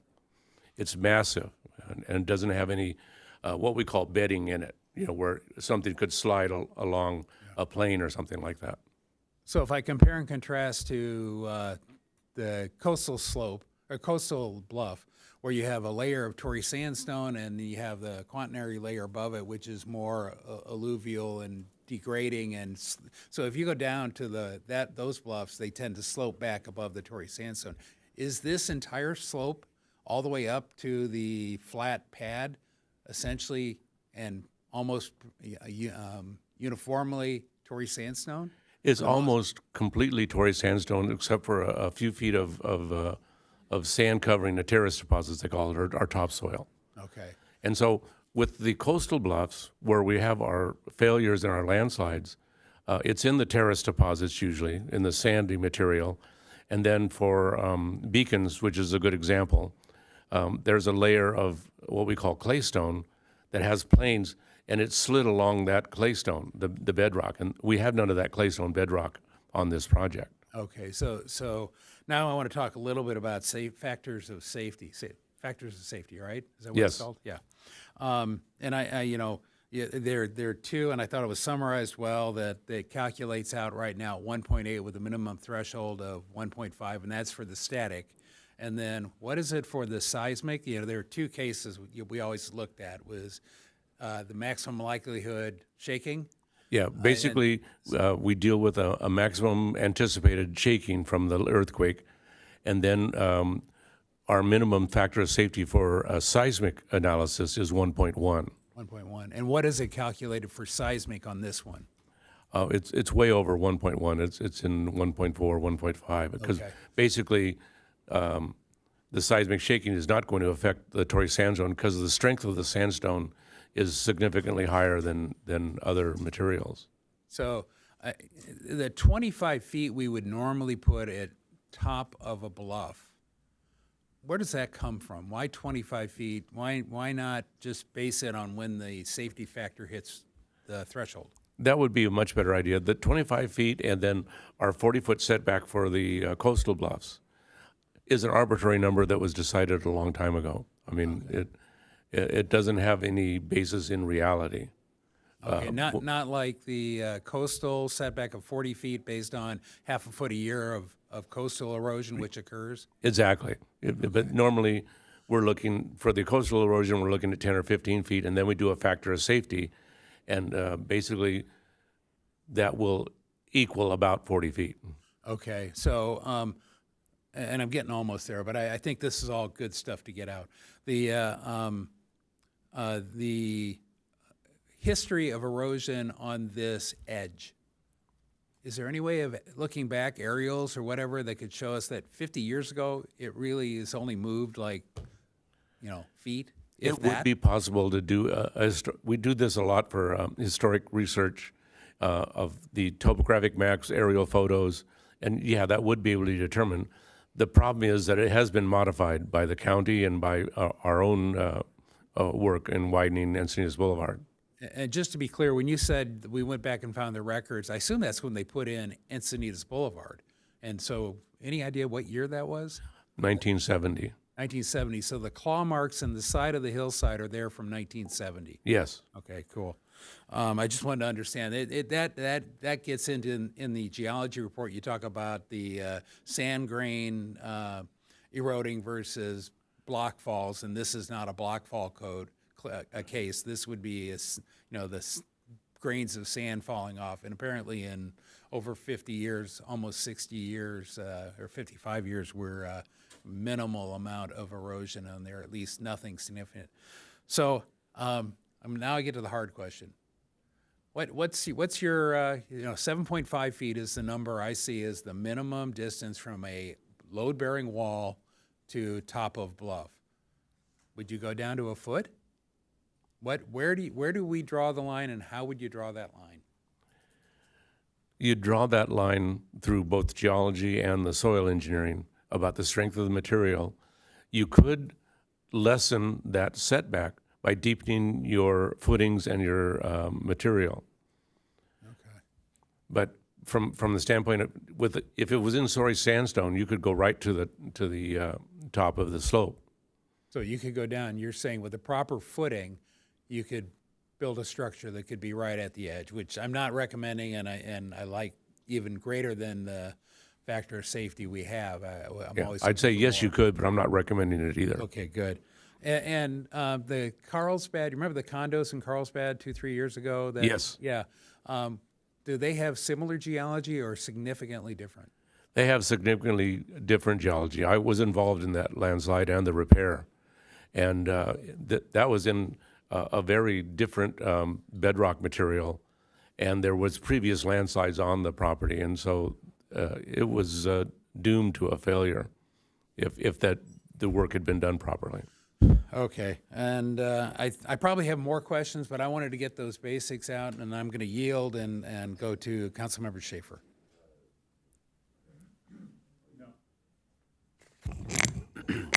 Okay, thank you, Mayor, for that in-depth. I can tell the Planning Commission has done him well. My mic just pulled out. From a global standpoint with all the speakers tonight, I think that we have to understand that there was a senior living project that was proposed here 15 or 10 years ago, 11 years ago. And that project had the entrance coming off of Encinitas Boulevard. Right, and going back to kind of what a couple of the speakers talked about, Fabian and Bryce, the entire state is due for a 7th housing cycle in 2029. Right now, Governor Newsom has doubled the number since the 6th cycle, which with our 1,550, whatever numbers, could be closer to 3,000. Yep. Right now, there's not one vacant open property in Encinitas other than this one. Everything else is greenhouses or stuff that has to be taken down. There are no more sites for us to go find. So this property is ripe. And the planning for that starts basically next year, next calendar year. So we're looking at a point where we have to start actually talking about different locations and stuff of this nature where, again, was brought up with Grandy Goodson was going to be 5 homes, and now it's 250. Right? Quail Meadows was going to be 13, and now it's 448. And so not in good conscience, and again, the three of us up here ran against, fighting the housing, and we are. And the best way to fight this housing is to see the picture from its biggest picture. I've said this time and time again. If Marty McFly showed up with his DeLorean and to go back to 1985, I would go, but it's not happening anytime soon. And so the two options here is we build it or they build it. and 27 homes and a single-family location at top of bluff, along with all of the concerns. My biggest one is bluff collapse. I think we just got a very detailed, conversation about this bluff is not collapsing. The fact of the matter is you look at the McMansions just down the street. Not all of them. I know that the most easternly one, but the newest ones, those were all greenhouses. I used to go over there. I used to help a friend work out there. One of my good girlfriends from high school grew up 3 houses just to the west there. Like this was all empty land, and now it's not. And the 27 homes, in my opinion, actually are a good fit. There are 3 very affordable, $275,000 for a home, a 5-bedroom home in Encinitas. Yeah, it's only 3. And there's some other stuff that happened a couple moons ago with previous administration that allowed that to happen. We may have gotten more if there was better work done before, but just so everybody here knows that this council is going at this hard, and one of the best ways to fight state housing is to actually approve this project. It may not feel like that right now, but the fact of the matter is unless you're doing the research and doing the deep dive like the most of all of us up here, you're not getting it then, because the state isn't slowing down and they're speeding up. Look at all the communities along the coast. Right, you see the ones that want development, they're going to make it happen. Right, Pacific Beach, La Jolla, go beyond us, go up to LA. You can start seeing Manhattan Beach, Santa Monica, stuff of those nature. This place has that opportunity, especially now with its notoriety in the internet. This is actually one of the fastest ways to protect our city, to put something there so they can't put something more. So I'm going to move to approve the project and deny the appeal. Okay, and Councilmember Lyons. Thank you. Let me start by saying I think there's a lot of people who really want to say no, and I think you're hearing that in different ways. You certainly said, and it was true, that you heard it from the Planning Commission. Any impact feels like too much, and I get it, and it does sometimes. It just feels like too much, and we really are concerned with our quality of life. We're concerned with your quality of life. And what we really want to do, and what I want to do, is to approve a solution that works best. So what is that? This is private property. Keep in mind that private property owners have rights.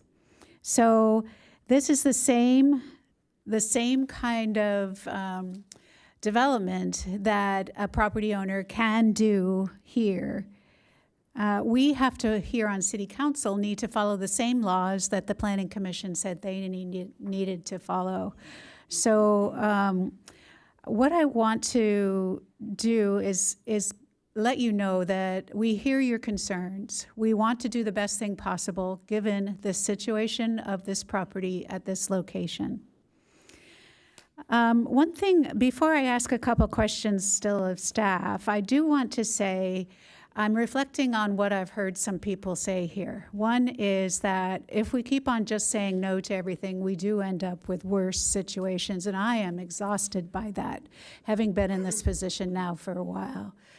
It's tragic that we can't move forward with something reasonable and we end up getting something much, much worse. That is such a problem for us. If we don't like this kind of density bonus project, then what I challenge our city to do is look at 100% affordable housing. We have brought that up before, and it has not moved forward with our city because there wasn't an interest in 100% affordable housing. But if the city can buck it up and say, we're going to find some financial partners, the city's going to be a partner, we're going to create 100% affordable, let's figure out where we can do that, let's make it work for the community, work for everyone, work for the neighbors, then we're checking the box of affordable housing that the This state... is a point of order. We're getting off topic here. This is about... just say point of order. Okay, point of order, sorry. And so the question on the table is whether or not what you're discussing has to do with what we're doing tonight. So I'll look for any opining as far as a point of order. So the way point of order works for those that aren't Robert's Rules aficionados is basically if something goes off the rails, you can use point of order. Chair makes a decision. makes a ruling, and then if the council doesn't agree with the ruling, they can appeal, and I believe it's without discussion, vote on it, and could override my ruling. But that's how point of order works. That's correct, Mayor, yes. So, And to simplify, City Attorney, I was about to wrap up, so thank you. I'll take that guidance. Yeah, and so I take it I don't need to make a ruling then, or? You're right. Okay. I'll move on. That's fine, yeah. Yeah. Well, thank you then, everyone, for providing me that little sideline there. What I wanted to do is ask staff. She had a question. She said that. Keep going. Thank You've you. got the floor. Thank you for the information from the geotech. My remaining question has to do with the geotech associated with the hydrology, so I'm not quite sure who would answer this question. But I see that we have we're calling it BMP1, but on the west side of the property is the detention basin identified as BMP1.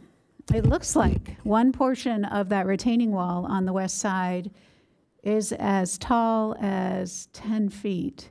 We've got a top of wall of 301 and a bottom of wall of 291.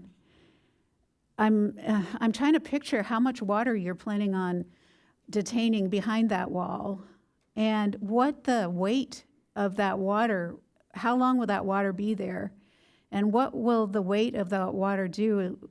How is it permeable there into the soil because we've got the Tory sandstone? Answer please how that water is going to behave at that location while it's being detained. Both of our BMPs have an impermeable liner, so there will be no infiltration into the subgrade. So it will drain basically into the orifice at the north end of the BMP. Can you answer the question how long, I think there's regulation on how long that water can pond there before it actually does meter out? The drawdown time, I believe, it's typically, I think the maximum we're allowed to have is 96 hours, but it's typically like 36 hours. For that volume of water to meter out down the existing crown ditch? Correct. And then go into the stormwater system, Encinitas Boulevard? Correct. And I is can that- actually get the number. It'll just take me a second. And I appreciate that because I really want to have a sense of confidence that this water is going to behave in a way very similar to how it behaves now. And I think the devil's in the details there, if I could use that phrase.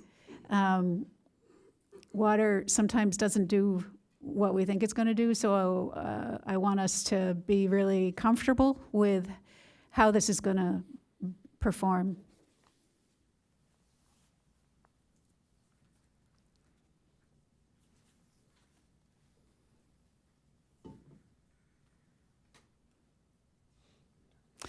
And it's fine if it will take a minute. Maybe you could come back with that if it would take a bit. I would appreciate an answer when you're able to give it. And I guess I do have one other question, and this might be for Andrew, while he's looking for an answer there. Am I reading the layout of the lots correctly so that do private lot owners actually own some of the environmentally protected areas? That's correct. Some of the northerly lots, the property line actually extends almost down to the very north side of the site. So it is included as part of the lot itself. Can you explain to me why that is? It's just the overall design of the project. But again, those back pieces are still placed into an open space easement. Mm-hmm. And then the CC&R still cover kind of those back portions of the lots themselves too as well. And the maintenance of and operation of that open space easement will be the responsibility of the HOA through the CC&Rs? That's accurate, yeah, correct. Okay, thank you. And I'll yield at this point. Okay, and when we get the answer, if staff can just ping me and we'll get Thank the you. answer. And Deputy Mayor O'Hara. Okay. Appreciate everybody's input and a lot of great questions going on up here. I have an answer real quick. I'm sorry. Thank you. Go ahead. Between 35 and 40 hours. 35 and 40. And did you also, while you're looking at that, how fast it meters out? And Oh, the post-development peak discharge is... And I guess maybe all I'm asking for, because the detail may be not as important as your feedback to me, is it, how do you know that it's going to meter out at a similar rate to what's existing? They analyzed the size of the orifice. It's a kind of like a hole in a bathtub, and that size determines how much can drain through it. And so And it's judged by the capacity of the crown ditch or something like that? it's analyzed through I don't know, what do they call it? What is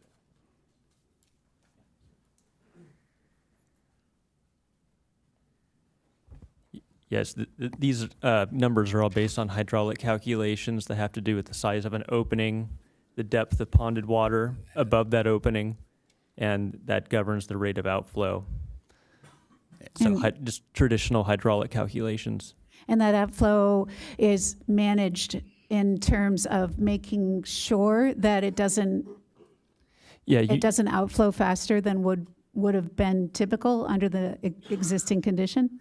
That's correct, yes. A traditional hydrologic practice is that you first establish the existing conditions, the drainage areas and the flow rates to each discharge point, and then your design objective in the proposed condition is to not exceed that rate. And so you kind of iterate and back into what the size of the opening must be to facilitate that. Mm-hmm. Thank you. That answered my question entirely. I appreciate it. Just a clarification, I think in the staff report or in my briefing, you said that it was 60% of the pre-existing condition, the rate of flow. That's where I was going with that earlier discussion. So it's actually down, but the total volume may be up, but the rate of flow in the brow ditch will be artificially constricted.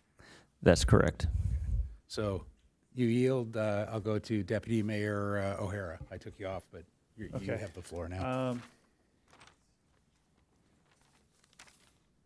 Okay, I'm going to start off with, I have a couple questions. Why did staff member Edgewater alter the road knowing it would push the project into the easement in the 25-foot zone?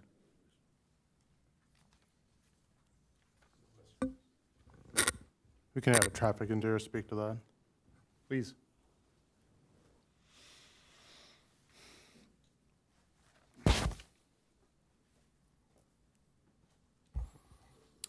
Good evening, Deputy Mayor. Can you please repeat the question?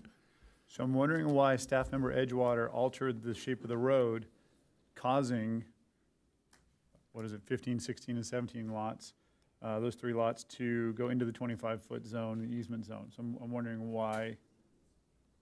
where that change comes from and why it seems kind of backwards to me that we would make a change that we know forces us to extend a waiver.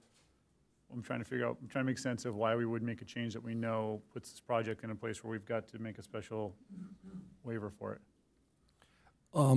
Deputy Mayor, Traffic Engineering Division only reviews the traffic engineering aspects. We do not dictate any kind of additional easement or any kind of layout modification of the development project. So that's not what was stated, though. What was stated was Edgewater made the change, Engineer Maynard said it, Edgewater made the change to have a specific type of curve there, or suggested the change to have a specific type of curve there, and that pushed lot 15, 16, and 17, these are his words, 16 and 17 into the 25 feet. Correct. So we analyzed the geometry of the road based on our standards for safety purposes, curvatures. There are numbers for radii, standards based on the vehicle that uses the road. What it does later on with the layout, traffic engineering doesn't have any authority over that. That's not a traffic engineering decision. We dictate what the road should look like. So traffic doesn't look at how its outcome will affect the entire project? Correct. So Really? it could be a decision that it shouldn't be built, there shouldn't be an easement, or there should be an easement. We just say this road is unsafe or this road is safe. We do not say then why what would- has to be built where. So what was the original one that was, trying to figure out why why would we make a change that would then result in a change of the property, and somewhere there's a flag that goes up that says, hey, you made this change and now it fits this different category? Can I get an explanation on that? Thanks, Deputy Mayor. That issue was actually brought up by the applicant, as I recall, and it's possible that the applicant can describe why he was requested to do so. Off the top of my head, I am not aware of why that would have made a change to the circulation, so to speak. But I do believe that what the applicant mentioned was it had something to do with line of sight. I could be wrong, though. Okay, so we accommodated the applicant. I think it was also addressed to align Camino El Dorado with the intersection that's going on along the kind of easterly driveway, so they're more aligned. I understand. Yeah, straight, but also their traffic engineer can also speak to it too as well.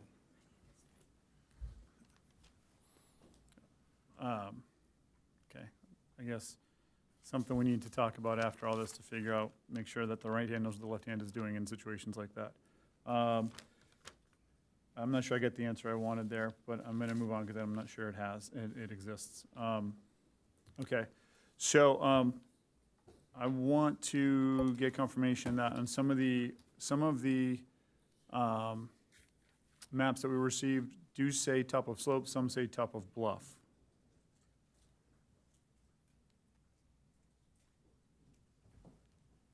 I believe the applicant did. There was different documents that showed top of slope, top of bluff. They're all showed in consistent locations, though, however, through a few of the different. But they're different. Top of bluff requires a geoengineering stamp.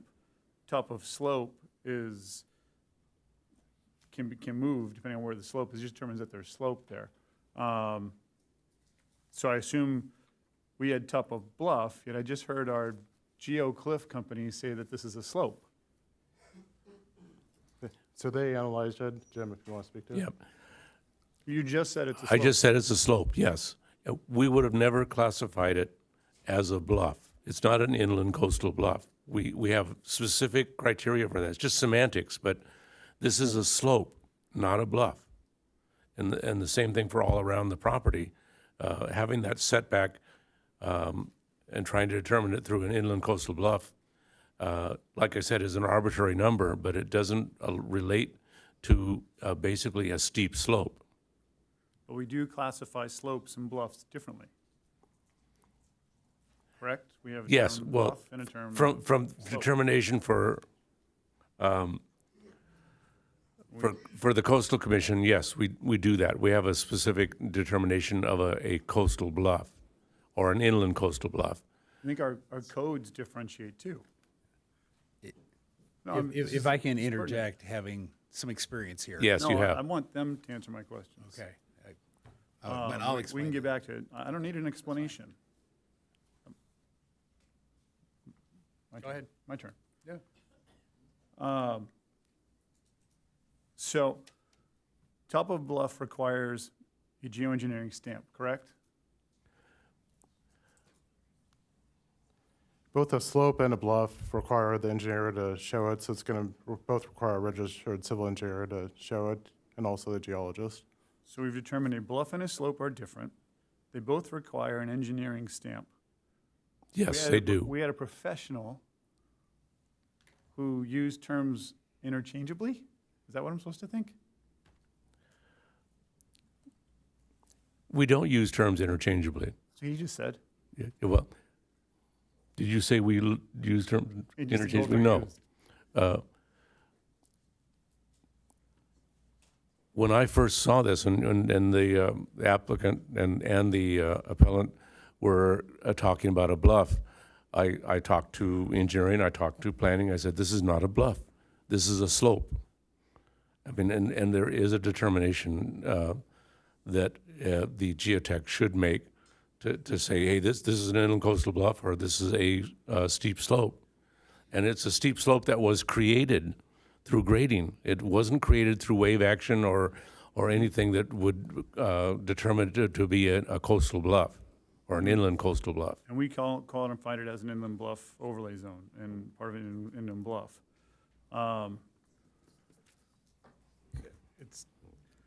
We request of our staff to be professionals. Being professional means consistent. The paperwork says the same thing on it, so that when one of our residents has an appeal, we can tell them it is a bluff or it is a slope. I think that seems like a reasonable request. I mean, So staff, we hear what you're saying, Okay. valid point. Related to just the general definitions, the zoning code does have definitions related to what a bluff is, what a coastal bluff is, as well as what a steep slope is. So I'm happy to read some of the definitions as well as I know there's- bluff edge I'm is. asking you the definitions. I'm Yeah, saying there's a but- difference. And Yeah, this was called both. Fair. I just thought you were asking for clarification related No, to I appreciate the that. code. What Okay. what I wanted clarification on is this has been called both. Yes. There are steep slope So, areas as well as. I get it, but a 2-lane road and a 3-lane road, it's like you called them both a road. Right? I mean, we're getting down this, like, we're throwing whatever term we want around here, and it gets, and I even think they probably overlap and are probably in the same spot on here. But it begs the question of, why is this not consistent? Why didn't the developer say this should be consistent? Why didn't we say it should be consistent? And hey, you're measuring a slope and you're measuring a bluff. When we get to a traffic study, maybe you can, if we measure in VMT, if we measure in level of service and the developer measures in VMT, it doesn't matter that we measure in level of service. It matters that they were measuring VMTs and that is very similar to this. We're measuring slope versus a bluff. It's semantics, but this is how all of these pieces work. And it's an important part that we're consistent. We need to be able to go back and look at these files and say they were 100% accurate. We could rely on the information in them as being consistent and true. And when they're inconsistent, you're asking us to make a decision that's going to affect a neighborhood. I'm stuck with this. And maybe the developer can tell me why these changes, why these terms have been used interchangeably. You're welcome to come up and explain why they've been used interchangeably. I'd ask you to go through the chair. Fine, if the chair could ask him to come up, if you want, if you'd like to. Yeah. Any problem with opening, do I open it back up formally? So I open up, so if Jonathan, if you could come up and respond to some questions? And if you need any of your experts, you're welcome to call them up through me.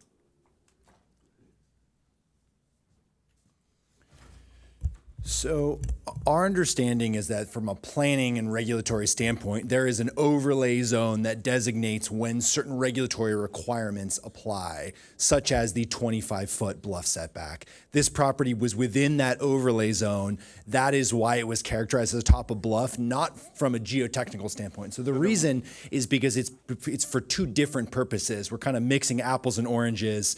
You have, from a planning perspective and a zoning perspective, one definition that subjects you to additional regulations, such as the 25-foot setback. And that's distinct from the geotechnical characterization, which the geotechnical expert may say this is in fact not a bluff. However, legally, we have created an overlay zone that establishes a legal fiction that says this is within this zone, so you are subject to these standards. So they're two separate issues, I think we've established that. The question is, why did your professionals and come in and interchange slope and bluff on their inputted materials?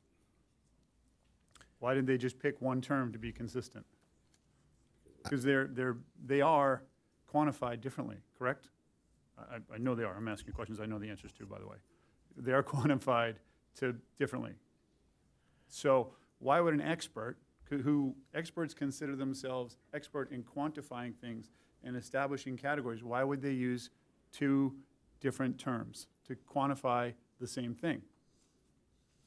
Slope often will connote the limits of grading and where the actual construction is occurring as opposed to the planning line. So from a planning standpoint, you have the 25-foot top of bluff. That is a regulation set in the planning framework. A top of slope generally is where the limits of grading are going to be. So it's, again, for two different purposes. Correct. And you just proved why it makes a difference that we're all using the right terms. I don't know. I don't need clarification. I'm good. I got this. Well, it's pretty clear. So I appreciate your answers, and okay. I'm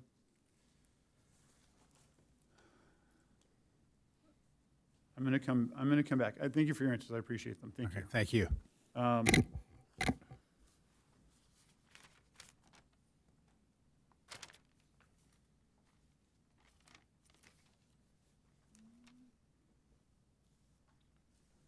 And can I do a housekeeping of motion to extend? Sure. Yeah. So I need a motion to Move to extend. extend. Second. Okay, I got a motion and a second. If we can call the question.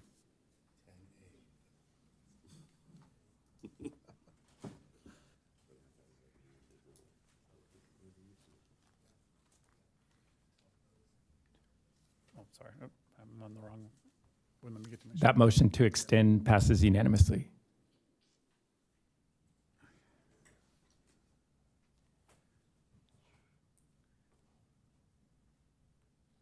Okay. You know, and I definitely hear the concern of residents who don't want something else to come along. And I think that is a recognized discussion up here. Whether it's 36 or 27, I think that's more a mathematical equation that the developer decides where they're going to make the most money. We could all debate that all day long. But I don't think it's important. I think the important thing is what makes sense. I do have one more question for staff. And I think if we're going to feature the deed restricted units, how do we guarantee that these deed restricted units will not be sold to a corporation, an LLC, or as a second property?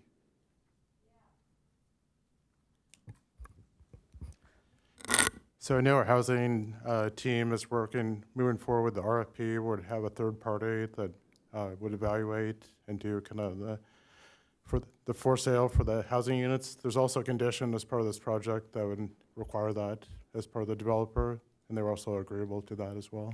Okay, so we have a condition on here to guarantee that it won't get sold to a corporation, LLC, or a second property owner. It's accurate. So it won't become somebody's extra income. Okay. I appreciate that clarification. You know, I appreciate the work's going on this, and I'm being tough because I think this affects our city and our residents, and I want to make sure that we're diligent. And sometimes that diligence comes off as being a little more passionate than maybe people like, but I'm going to continue to do that. I do have more to talk about. I'm going to yield the floor, though. Okay, Councilmember San Antonio. Well, my very first meeting when I was appointed to this seat was for Quail Meadows, and that was their 5th meeting. So you guys are on your 4th. I see the importance of why the decision we make tonight is it's a huge one. But I think as we've gone through Sage Canyons, we've gone through Quail Meadows, and now here we are with this. I guess when I think about this, it's, you know, I think these 3 gentlemen ran on, you know, trying to control the growth. I really believe that too. I think it's hard to say no to everything. You can't just say, no, we're going to stop building because we need it. The state puts it down on us and we need to build. So I don't want to be like that guy that's like, oh yeah, we're not going to do it. Or we're going to say no to everything. We're going to do nothing because that's impossible. What I do believe in is that we can be a guiding hand that helps to guide the growth in the best way possible for our city. And I think that's kind of where I sit with this, is that, you know, I hear what you're saying. I hear what the residents are saying in the neighborhood. But then I drive past Goodson every single day to go home. I saw what it started from, and I had no idea it was going to look like that in this huge, now that it's on, I didn't think it was going to be on a hill, on that big of a hill. So now here I look at it, and it's a monstrosity. It's big. And here I am driving by it every single day, and I can only imagine that, I know one of the gentlemen said, I could do 100 units there of affordable housing. You would hate it. You would look at it every day the same way I look at Goodson, and nowhere near a community character in Levenheim. But I drive by it and I look at it every single day, and it's just it's crazy. So, maybe it was for theatrics that he might have said that, but you would hate it. And here I look at these 27 houses, and to me look, I read a bunch of random things, and on Nextdoor, people are always asking, we got to build houses, not these condos, not these prisons, not these prison-looking like buildings. We got to build homes, single-family homes, and here we are. We've got some single-family homes, which I don't think we've built a lot of those in this town. I mean, really, my parents live on Quail Gardens, so I drive past that every single day to work. Quail Gardens Road. I drive by those the two projects now, which will eventually be the third one when they break ground, and it's crazy to see what that traffic has done over there. So I understand the concerns of everybody in the neighborhood not wanting to, or at least wanting to control what's being built there, and I think this is responsible. I think it's, of course, could things be done better? There's always, I don't think there's a perfect solution to everything, but I think that we can be that guiding hand, not just us up here. I think if you looked at it holistically, what is possible, or what could happen there if you don't approve this, and this next housing cycle happens, Councilmember Schaefer said it best. I mean, it could be built something outrageous there. And that could be scary. I mean, if you're worried about the Bluff there now, I feel like the Bluff, when they decide to build something, multi-story there, that would be even worse. I mean, believe me, I don't want to build any more than anybody else does. I love our town. I love our city. But I think this is the most responsible way to do it. So I'm going to second Councilmember Schaefer's motion. So we have a motion and a second.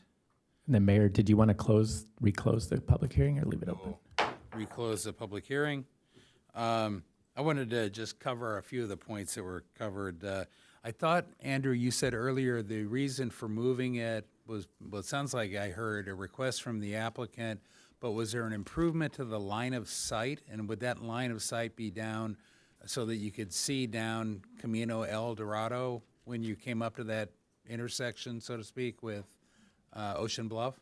That's my understanding during the earlier reviews of the project, and that's why that driveway kind of shifted to the east, and then also affected the bluff setback as well. Okay, so if it was left where it could have nominally been and had a 25-foot setback, there would be an offset of another, it's offset still, but it would be an offset of maybe 20 feet-ish between Camino El Dorado and whatever the private street is, and then you have Ocean Bluff across, right? So cars would have to, they come up to that intersection, and they'd have to kind of look at an angle to see if there's a car coming out. That's the problem that it may have been addressing, along with, I don't think it's getting additional density, but it was putting additional backyard on some of the houses over there, so. Correct, that's my understanding. I don't know the exact distance, but I think that was the intent, was to shift it east to where those intersections typically would align, rather than kind of making a left and then a right into where the proposed subdivision is. So is that saying that there was at one point a proposal on the table that would not have as good of traffic alignment, but would have met the top of Bluff 25-foot setback? I would have to look at the historical record, but that's my understanding. Okay. And then the bluff versus slope, I just want to make sure I understand it correctly. I'm pretty sure I do, that if a certain percentage of this subdivision lot has more than so much steep slope, 25% or greater, then it qualifies as being part of the inland bluff overlay zone, correct? That's accurate. So if more than 10% of the site has the natural steep slopes, more than 25%, then it's subject to the hillside inland bluff regulations. And that then triggers how do you get to the difference between bluff and slope? that gets down into, once you have lots, you either have a sloped lot or you have a bluff on a lot. If you have a sloped lot, you're limited to the top to 1 story. If you have a bluff, you can put a 2-story building there, correct? That's the code difference, but that's not at the subdivision, that's at the individual lot level, correct? Correct. That also ties into kind of average lot slope calculation, which is Exactly. slightly different too as well. Yeah, and it's on a parcel basis, not on a subdivision basis. So, but is there a distinction between bluff and slope in this subdivision law? It's my understanding if it's a steep kind of drop off, typically I think it's a 10-foot drop off from the top to the toe is my kind of previous historic kind of understanding. And that would be the planning distinction. And if I talk about, and my recollection from a couple of projects in the past was Geologic has a different one where you use escarpments and Jim, if you want to respond to me, we just at a high level because of the late time, what's the geologic definition of a bluff versus a slope? The geologic definition is one that we have in our municipal code. Okay, and the description is similar to a slope.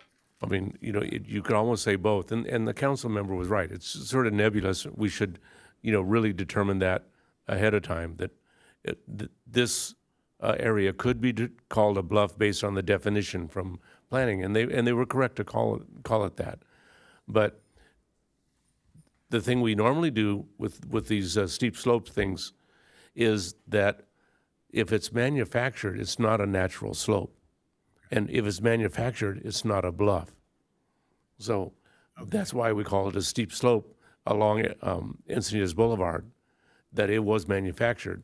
But if you use the description and definition of bluff from the planning department, it would be a bluff also. Yeah, and because of the bluff, it has a 25-foot setback that we are getting a waiver for, and that's how we got into this. So and there were a couple of cases, I remember, one on Orpheus where it was a bluff slope and there was a lot of discussion. It was appealed to the council. And there was one on Sheridan above Bataquitos Lagoon. It was I don't know if that one was close. I remember them both. Yeah. And so, I think tonight it's a distinction without much of a difference in applying this law. So I don't see the difference. That's it. I'm supporting going forward on this. I don't see that there's been a lot of looking into it, and I too look at the project and I go, I would love to say no, but I can't find a legal thing to hang my hat on. I look at the previous proposal of the senior center. That one I fought and we stopped because they were going into the steep slope, and it was a multi-story building up there. It was just horrid. So I think this is unfortunately under the current state laws, this is the legal, and I can make the findings of fact to approve this. So I'm going to be supporting it. So with that, I will yield to Deputy Mayor O'Hara. Okay. Can we go to the soil sample slide, please?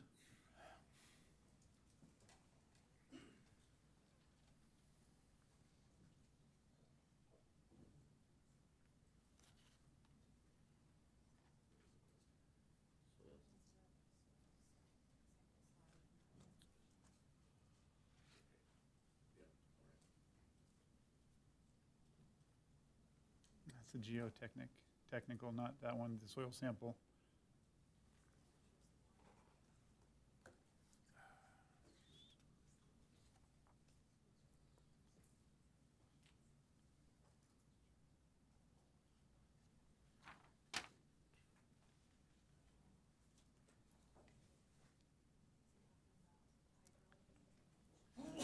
No, there's where the greenhouses where you have to take samples of the soil.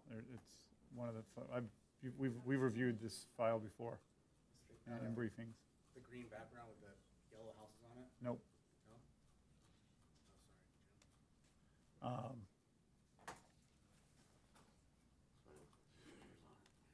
I think while we're going there, Yeah, I think our goal is to make this, whether it goes through or doesn't go through, make sure what does go through is the right project, and that there's concern about the future, there's concern about now. I'm not going to make a decision based on what could or couldn't be there in the future. That's speculation. That's a bad way to make any decision. When you go to the, I'm gonna go through it, and you just confirm that I'm right on this.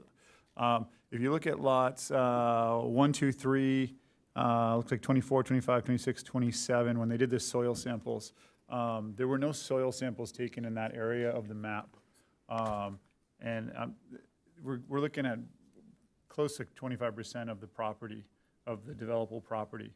And so I think between what we hear about the concerns of our residents and between that aspect of it and to be honest, the inability to answer this question of top of bluff, top of slope, whether we want to confuse what a slope and a bluff is or not, doesn't matter. And certain other aspects of it, we gave waivers. We gave waivers for a 24-foot road, which is perfectly adequate for fire. But what that means is when we gave the waiver for 24-foot roads, we gave up the sidewalk. The 24-foot road is a 7-foot car on one side, 7-foot car on the other, and hopefully a 10-foot fire engine down the middle. Where do the pedestrians go if they're there, and how do we make sure there's enough space for them? So that's a waiver we gave up. And I think to help our residents, we should be looking at what are reasonable conditions to work with the developer on, see if they'll honor that. That seemed pretty reasonable within this. One I would look for us to do is take soil samples in that 25% quadrant that kind of got skipped. I think that's a pretty substantial portion of this project. It might actually be more than 25%. If the map comes up, we'll be able to confirm that space. It's more than that. I just don't have the map. So I think we should ask for a condition to get that assessment, a soil assessment of that southwest quadrant. I think there's a great point in here about evacuation, a moment of concern.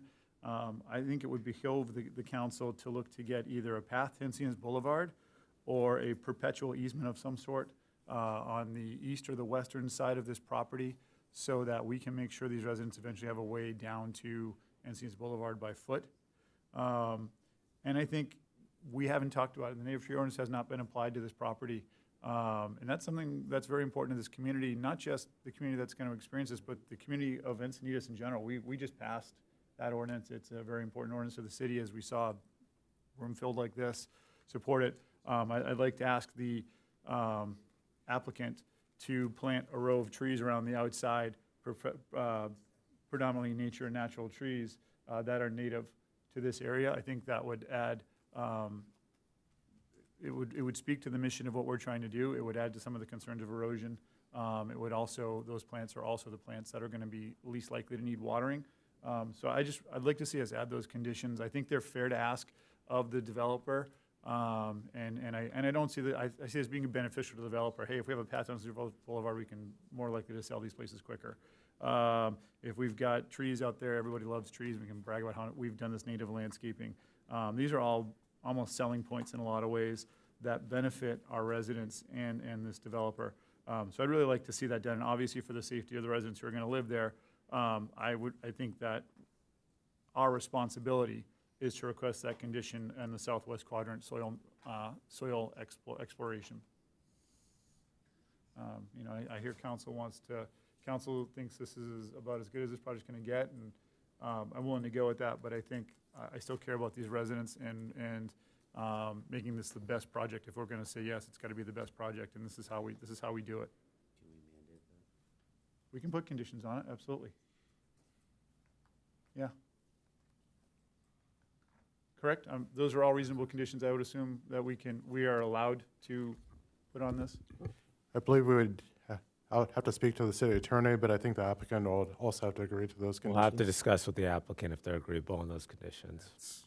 Because those go beyond just clear objective conditions that are imposed by our code, but perhaps they're agreeable to some or all of those. Yeah, I mean, that would get it off the board for them, right? And they can move forward. and this neighborhood could too at that point. That's my proposal to council, is we do that with those conditions. I don't know if that's got to be added to the motion, or if it is that acceptable? Can we ask the developer now? Well, that's what we would have to do. Oh. So. Yeah. Reopen the public hearing. And Jim, if you'll Sure. go ahead, and you got the floor still. Thanks for coming back up here. Yes, thank you for the opportunity. So I think I'm a little bit unclear exactly on the conditions on what we're talking about. I think the soil testing was relative to the phase 1 and phase 2 environmental site assessment, not the geotechnical borings, if I'm understanding correctly. Yeah, that's what it was. And so, and I apologize, we can't get the slide up, but in the original drawings that we saw are in our packets, but our packets are this. It's gonna be hard to find it. I'm estimating the space. I think it's a little bit bigger than this, but basically, oh, we've got it up? Well, I have it on my computer. No, that's boring. Those are boring sites. Oh, okay. Yeah, What were you boring looking sites. for? We're looking for the soil testing. Soil testing. And so the test didn't happen in lots 1, 2, and 3 approximately in 24, 25, 26, and 27. Well across the rest of the property, but not in that one sector and area. And that is an area where there absolutely were greenhouses. And if we're going to put residents there, it makes sense that we'd want to test that. You'd want to test it for the health and safety of people who might live there. So I'm wondering if we can add that as a condition. Yeah, so we did do a phase 1 and a limited phase 2 environmental site assessment.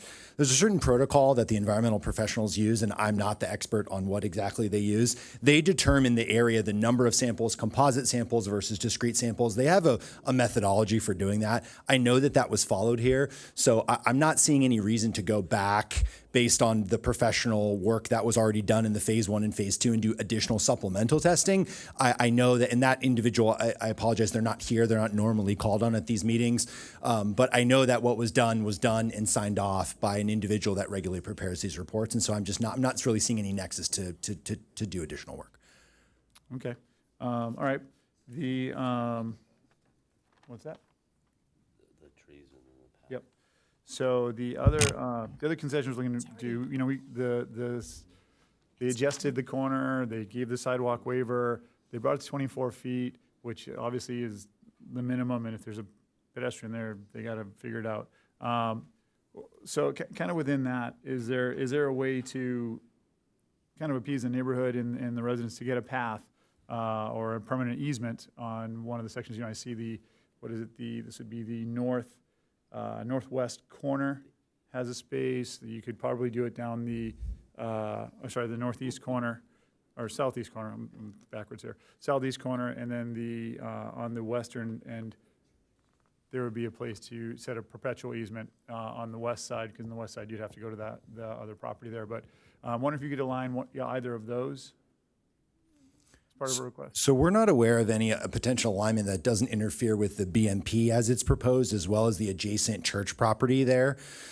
Further, we've heard a lot of disagreement in the community about some folks are interested in having it, other folks say we do not want public access coming off of Encinitas Boulevard through the community, which is actually something that we discussed at our initial citizen participation meeting. So we're not aware of any alignment can work, and that's not something that we would be supportive So of. an easement wouldn't be access. Path would. An easement is just, hey, if future something opens up, we'll leave this space for it. Yeah. So again, we're not aware of a potential alignment that would work. I mean, an easement is in furtherance of a future path, and a path is not something based on our conversation with the residents, the adjacent landowner, and as well as the site design that it's just not something that we can support. Well, I think we heard it tonight, right? People who were here, they're mentioning, hey, it'd be nice to get down there, especially if there's a fire, there's a concern. I know we heard it for sure. So I seems like a pretty reasonable ask. All right, well, we do have a native tree ordinance. I don't see that applied here. May I help clarify? No, hey, hang on. Yeah. He's got the floor. Let him finish. So, and then the other question is,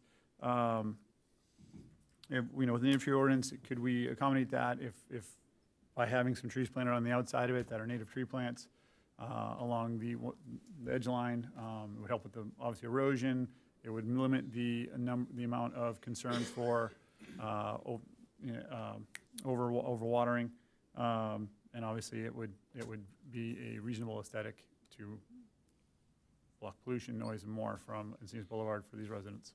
Yeah, I think we're happy to evaluate opportunities to plant trees there. There are a number of constraints. I mean, the kind of devil's in the details on these sorts of things. You know, the size of the tree, the spacing of the trees, long-term irrigation. There would be a lot of details. I mean, so I don't know that it's something we could accept as a condition, although you have my commitment that we're happy to look with staff to see what opportunities could be done. We have, again, no objection to trees there. We understand the benefits of them. There's just lots of details that have to be worked out that I can't do on the fly. So all 4 conditions, you won't do any of them? I would be happy to evaluate the opportunity for trees. Okay. I'd like to see that be a condition for sure. Yeah, if that's agreeable to the rest of the council and the motion maker. It seems like it's agreeable. Yeah, I don't know if it's an actual condition. I think it's a conversation. It's a condition that he will evaluate and come forward with, if possible, to align it with trees and native. And I think trees. I'd like to get staff to weigh in on, this has to be voluntarily agreed to by the applicant. We can't impose anything on this. Right. And I So think, I think- where Councilmember Lyons was going to go with the native plant ordinance, it doesn't apply to this project because the deemed submitted date was well before the native plant ordinance. Yeah, So the ordinance doesn't apply legally. Mayor, Doesn't- may can't work I clarify? if he's done in yielding. When you're ready. That would be a question as to whether that is, well, I think it matters whether they're interested in doing it. We can get the details of that. If they're interested in doing it, is it a native plant ordinance or not? It's up, that would be. Yeah. Where applicable. Scott, you were saying? Yeah, well, hang on. No, staff was discussing a way or a process that we could condition this, and we believe that conditions such as a perpetual trail easement or a tree planting condition or even a soil testing, that's not going to interfere with the project from a perspective of its feasibility or its density. Although it may or may not be objective, it's still within the rights, as I know it, and the city attorney might be able to respond better. It is still a discretion that the council holds to require conditions for a project as long as it doesn't create a density decrease or a project infeasibility. So correct me if I'm wrong, city attorney, but I could have I think that misconstrued that we a would still need to be identify where in our standards it's coming from and what it is then ameliorating in those objective standards that we have. Right now, we don't have anything specific that we can connect that to. So I would caution requiring any of those as conditions of approval. Again, we can go to the developer and ask that they voluntarily agree on those, but without that clear condition that's imposed in the municipal code somewhere or an objective standard that we have, I'd caution the council from going that route of requiring the developer to do those things.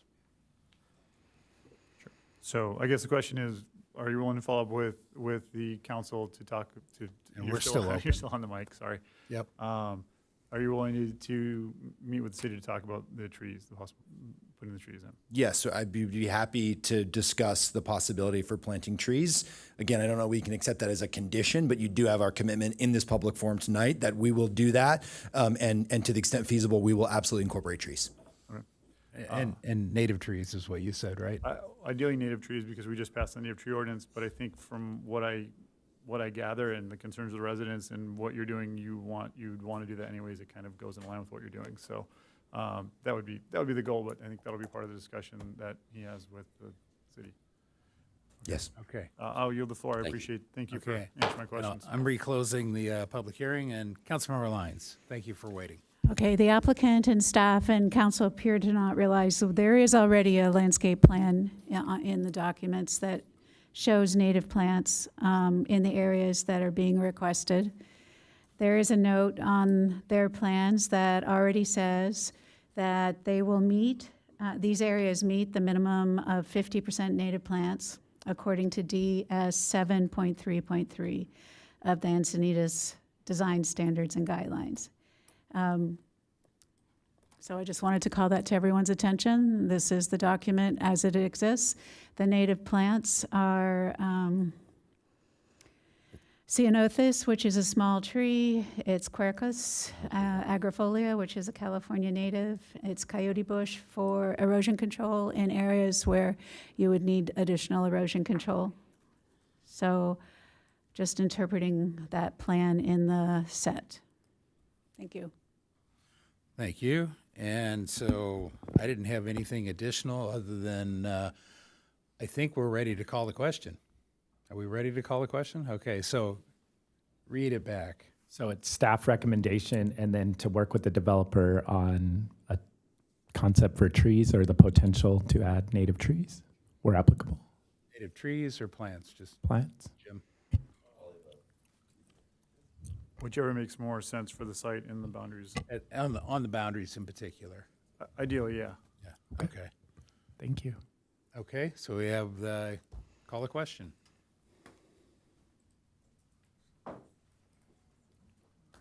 That motion carries 4-1. And with that, we will move on, but we're going to take a break here, 10-minute break. Let's come back at 25 till. Yeah. So, thank you. Whew.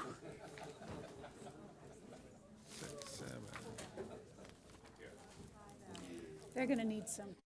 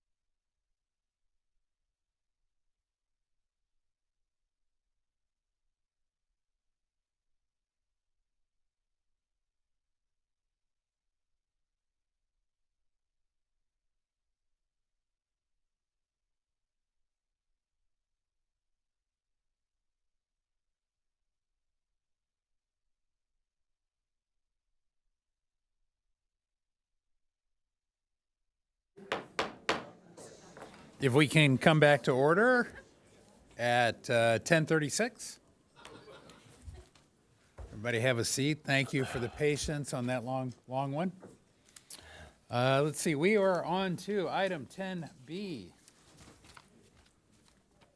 which is a public hearing, another public hearing to consider an application to modify a previously approved agricultural permit and to establish an appeal to establish a community garden, allow limited small and large animal keeping, small-scale agricultural production and associated agricultural uses on the subject property as accessory to the single-family residential use located at 3563 Fortuna Ranch Road, and the contact person is Principal Planner Russell. And this is also a public meeting, so the procedure is a little more abbreviated than what we just went through. First, we'll have the staff report given. Then we will ask for disclosure from any information from the council. And then we'll have preliminary questions. And then we'll open the public hearing, hear from the public, and then close the public hearing and council discussion and action. With that, we'll start with a staff. Oh, and we have one. And I will be recusing myself from this item, not because of any financial gain, but because of my volunteer time with the Sugar Sweet Farms and my obvious 100% bias in favor of Sugar Sweet Farms. They are my personal opinion, exactly what this community needs, and I wish that more Encinitians exemplified exactly what and who they are as a community. So I will be recusing myself now. Okay, thank you. And with that, we'll start with staff. All right. Well, good evening, Honorable Mayor, members of the City Council. My name is Megan Openshaw. I'm with the Development Services Department, and tonight I'll be providing a presentation on item 10B, which is a proposed modification to the agricultural permit for Sugar Sweet Farms. So, as mentioned, this is proposed agricultural permit modification, and it includes modifications to the operational characteristics, as well as revisions to the City Council approved conditions of approval. It's important to note that this modification does not propose any increase in the intensity of the use. Guest counts, hours, parking, and animal counts all remain the same as previously approved. The goal is to allow the site to operate as it historically has, and specifically to be allowed to hold fee-based events consistent with the Urban Agriculture Ordinance. The project site is a 2.6 gross acre property located at 3563 Fortuna Ranch Road in the Livenheim community, and it's located at the southeast corner of Fortuna Ranch Road and Akita Lane. The site has a general plan designation as well as a zoning designation of rural residential zone with primary access provided off of Akita Lane. The site is developed with an existing primary single-family residence, an accessory dwelling unit, and associated agricultural improvements to the site. Surrounding uses are single-family residences on larger rural lots that are similar in size to the project site, with the County of San Diego located directly to the east. As a background, in 2023, there was initially a code enforcement action and complaints related to unauthorized activities occurring on the site. In response, in 2024, an agricultural permit application was filed to help legalize said activities. And in 2025 of the next year, in January, an agricultural permit was administratively approved by the Director of the Development Services Department. A timely filed appeal was appealed and filed and taken to the City Council in March of 2025, and that was approved with additional conditions. In the operations that occurred thereafter in 2026, there was further code enforcement complaints that were filed. In April, the director provided an issue of letter of clarification, which looks to seek clarification and provide said clarification on the operations and original approval. However, in seeking further clarification, the applicant decided to apply for an agricultural permit modification, which would be heard by the City Council, as the original appeal was reviewed by the City Council. So the conditions of approval included for the original agricultural permit notice of decision were related to the basic operation of the property, and it included community garden size requirements, operational hours, composting practices, a cap of 100 small animals, and other requirements to ensure that operations would be neighborhood compatible as well as comply with the Encinitas Municipal Code regulations. At the City Council appeal hearing, conditions were added by the City Council as shown on this slide to help further regulate how the site is used to minimize those impacts to the adjacent property owners. So the original, with the proposed modifications to the project, there was the inclusion of an operations plan. And what that operations plan does is it formalizes the types of accessory agricultural and educational activities that occur on the property. These are consistent with Encinitas Municipal Code, Chapter 30.33. These include farm and garden education, food cultivation, animal-assisted agricultural experiences, youth farm camp programming, homestead skills and demonstrations, and seasonal community events. Staff has determined that these activities meet the definition of agritourism as defined by the U.S. Department of Agriculture, and that's a form of commercial enterprise that links agricultural production with tourism to help educate or entertain visitors while generating income for the farm.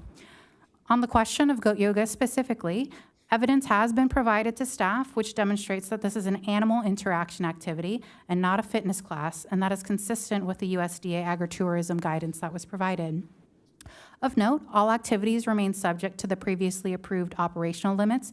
That includes a maximum of 40 guests on site, sunrise to sunset hours, on-site parking only, and no amplified sound. All access is by advance reservation only, and so the site is not available or open to the public. So the central proposed change is removing the existing condition, SCA 20, which prohibits commercial activities on site, and instead replacing it with a new condition that reads, agricultural uses and activities that are fee-based as identified in the operations plan are permitted accessory uses consistent with EMC Chapter 30.33 Urban Agriculture. The addition of SCA 20 has proven to be problematic for the applicant. Since the initial approval of the agricultural permit, code enforcement has been called to the residents multiple times to help address complaints about certain fee-based activities being conducted and advertisements for said activities online. This has caused confusion amongst city staff, the applicants, as well as neighboring residents. In reviewing the discussion that took place at the City Council meeting, it did not appear to indicate that charging fees for activities was the primary concern, but that the intent was to prevent unrelated commercial uses that drew a thin connection to an agriculturally based use, not to bar fees for permitted agritourism activities. As such, the intent of this modification is to clarify the allowed uses through revisions to the conditions of approval and the creation and implementation of the operations plan, which identifies the fee-based educational and interactive farm activities that are proposed on site. A new condition has been added with this proposed modification related to the number of events, and that limits the property to 16 scheduled events per month. That's consistent with the operations plan. There is an exception to this made for youth farm camp activities during the summer months. Those may occur on multiple weekdays during the week. This is due to the operations plan specifying the approximate number of activity frequency by season. It articulates that there are 8 days per month in the slower months, and that increases to 10 to 12 days in spring and fall, and up to 16 days in their peak times, which is during the summer months. The primary area of activities are shown on the aerial map in front of you, and it's in that central upper corner of the property where farm activities are concentrated. So all of those activities do not encompass the full parcel or utilization of said full parcel. The intent with this condition was to provide some assurance that the agricultural activities are not being held every day or impacting neighborhood property owners. When operating as outlined in the operations plan, activities are generally conducted in the northeast quadrant of the property with the residence, tennis court, and rows of trees providing a buffer between the uses and the neighboring properties. An additional proposed modification is related to animal keeping. Animal counts will remain unchanged. That's up to 100 small animals and up to 5 large animals, defined for this permit as 500 pounds or more per condition SCA 7 and as modified by the council in 2025. However, a new condition was added clarifying that all animal keeping on site is subject to the municipal code and that the operations plan shall distinguish between household pets and animals intended for the agritourism uses. A condition was added to clarify that all parking is required to be accommodated on site and that no parking would be allowed on Akita Lane or Fortuna Ranch Road. Additionally, farm staff is also required to direct visitors to parking spaces upon arrival. On the site plan that you're looking at on your screen, there are a number of different stars. Those indicate the location of the different 10 on-site parking spaces provided for the project. Youth Camp Farm programming is included as one of the new conditions related to the permit modification. This use was not included in the original approval because the hosting of a farm day camp for children was considered by staff to be family daycare home, 7 to 12 children, which is a by right use in the rural residential zone.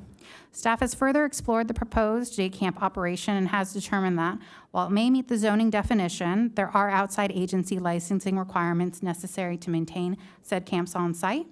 And so to ensure compliance, a new condition of approval was proposed stipulating that any and all required state and county licenses shall be maintained. So as shown on the image, the activities on site, though, primarily do take place in that northern portion of the property. Finally, a condition was added for the applicant to maintain attendance records for scheduled events and to provide those records to staff upon request. This is intended to help staff monitor all on-site activities more efficiently as needed. A citizen participation program newsletter was mailed to property owners within 300 feet. The notice provided a summary of the proposed project and notified recipients of the opportunity to provide comments, input, and ask questions about the project. The CPP comment period occurred from May 12th through May 26th, and one comment letter was received in opposition to the project from the neighbor directly adjacent to the site. A public hearing notice was also mailed on June 10th to all property owners within 300 feet of the project site. Initially, there were no letters received in response or comments. However, since then, 6 letters of support were submitted to the project that were posted online, and 1 letter was provided in opposition. The project has been determined to be exempt from environmental review pursuant to California Environmental Quality Act Guidelines Section 15301, 303, and 304. These exempt operation of existing uses, construction of limited new small structures, and minor alterations of land on private property, respectively. Additionally, it should be noted that these exemptions are consistent with what other agricultural permits applied for within the city utilized. So staff recommends that the City Council approve the permit modification by adopting resolution number 2026-59. And we are available for questions. Are there any preliminary questions? I don't see any. How many public speakers do we have? Got to do disclosures first. Oh, sorry. It's okay. Disclosures. We'll start with disclosures. I have spoken with the Sugarmans on the phone. I spoke with the Sugarmans in person for maybe 10 minutes. I've spoken with Sugarmans several times on the phone. Yeah. Yeah. And nothing new for me since the last time we heard this, so I guess I have no disclosures based on that, so. No. Open the public hearing. We have 9 speakers on this item. Okay, thank you. First 3 speakers, Paula A., followed by Gary Phillips with the time donation from Cindy Phillips, who is present, and then Kelly Caponetto. Good morning. Members of the Planning Commission, City Council, and Mayor. My name is Paula. I'm a neighboring property owner who's directly affected by this application. I appreciate the opportunity to speak tonight. I'm here because I have serious concerns about granting any expansion or exception to the applicant's existing operation before previously identified violations have been corrected and verified by the city. I would like to say that I personally feel this could be a hostile environment, and I feel unsafe and threatened by being here tonight to speak. If anything happens to myself, my family, my pets, or my property after this meeting, I want it on the record that I am concerned about retaliation. Approximately a year ago, concerns were raised regarding the operation compliance with applicable requirements. Among those concerns were issues involving animal housing and other conditions on the property. My understanding is that the city staff identified deficiencies that corrective action was expected. To date, however, I've not seen any evidence that these issues have been fully resolved or that meaningful enforcement has occurred. Before considering any request to expand this operation beyond existing zoning limitations, I believe the Commission should first determine whether all previously identified violations have been corrected, whether city inspections have been completed, whether the applicant is currently in full compliance with all applicable zoning, animal welfare, and operational requirements, and whether granting additional approvals before achieving compliance would be consistent with the city's policy and enforcement practices.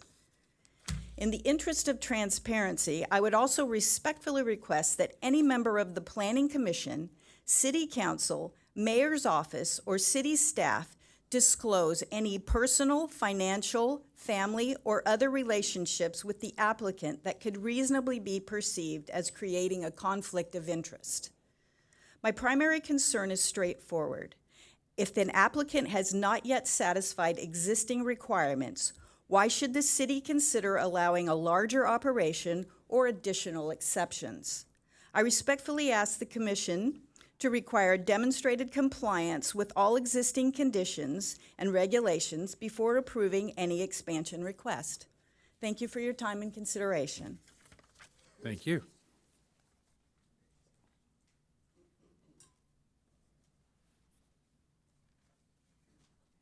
Barry?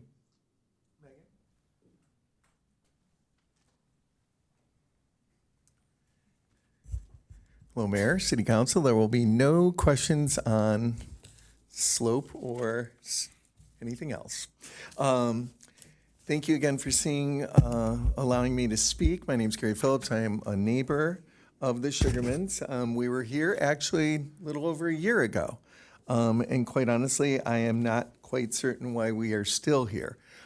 This certainly looks like some sort of a fitness yoga happening right there. I think the main point that I want to show here is that when we met a little over a year ago, one of the conditions that was put forth was that the Sugarmans and Mayor Ellers, you're the one that specifically asked them. I remember specifically, you went onto their website and you said, "Oh, I see you're advertising goat yoga. Please remove that."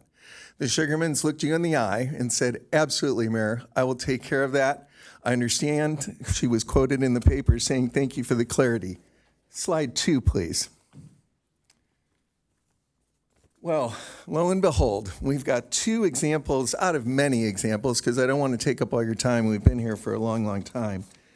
Here are 2 examples after the terms of SCA 20, which you pointed out. You're removing SCA 20 from this current one.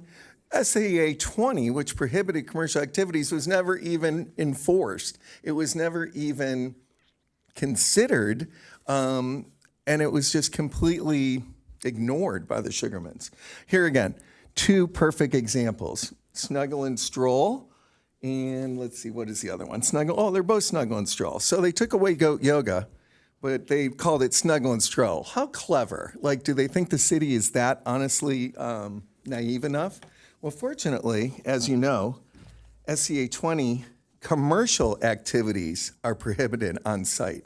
I ask you why, as our previous speaker would say, why would we grant the Sugarmans an additional freeway to just do whatever they want with these commercial activities, veiled in sort of a cloak of really dishonesty? They looked you in the eye, Mayor, and said, "I'm going to take that down." A year and a half later, multiple occasions, it's there. Yes, of course, we were told, don't go there, don't photograph, don't do anything, even though the cities of Encinitas provided a portal that allowed us to do such. They took a restraining order against us. That case was dismissed. You'll hear more about that later when my wife speaks. Completely meritless. It's crazy. Next slide, please. But it's not myself that's coming up with these determinations. It was determined by your own very esteemed code enforcement department. And I applaud them for actually noting this and sending this letter. You all have it in your file right there. That basically said, okay, guys, you know what? We're not going to be fooled by your verbiage. This notice, a final notice, so this isn't the first. I only had a couple of things put up here. A final notice prepared will direct the responsible party to immediately cease all commercial activity. Again, it was supposed to be taken off and not allowed on March the 25th of of 2025, March the 26th, which was the date of our hearing. So again, I plead with you, like, how can we reward this type of behavior with an additional fee-based opportunity? Fee-based is commercial. Call it what you want. I've heard a lot about semantics. I've also heard from the Honorable Mayor and the rest of our esteemed City Council that, you know, out of all of this, and you mentioned it in the Ocean Bluff decision, what's most important are the facts. Well, the facts are right there. The facts are that they never listened to you guys. They, at every attempt, they completely broke the law, broke the code. Why are the Sugarmans not held to the same rules and regulations that any other citizen could be? Elizabeth said, oh, well, thank you for the clarity. Well, there was no clarity. There's no ambiguity. Commercial is commercial. They were advertising goat yoga. They were advertising all of these commercial activities. They continued to willfully and deliberately promote goat yoga and other commercial activities, again, cleverly wording it, under goat cuddling and goat zen. I mean, that would irritate me if I were sitting there and you pointed it out a year ago to remove it. They looked you in the eye and said, yes, we're going to remove it. I have a ton of violations to show you. So that's why we're here. We're here to basically say, hey, it's a great, we're going to hear stories, I'm sure, for the supporters of it. It's a cool thing. It's very emotional. It's just not zoned for it. And the regulations aren't there. And they haven't lived up to their current regulations. So I just implore you to do the right thing and enforce the code that they have never enforced. Next slide. To the point where ultimately, again, I had to basically have my attorney send a letter and remind them that your code enforcement department is the one that gave the final notice. And you, Mr. Mayor, are the one in the newspaper and here, like I remember your words, looking her in the eye saying, you need to remove that. And she nodded her head and said, yes, I'll remove it. Well, I've just shown you 2 examples. And now we're going to be talking about 17 events a month. That's every other day.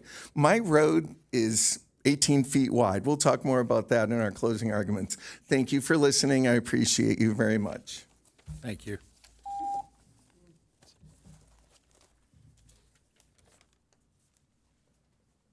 Kelly Caponetto.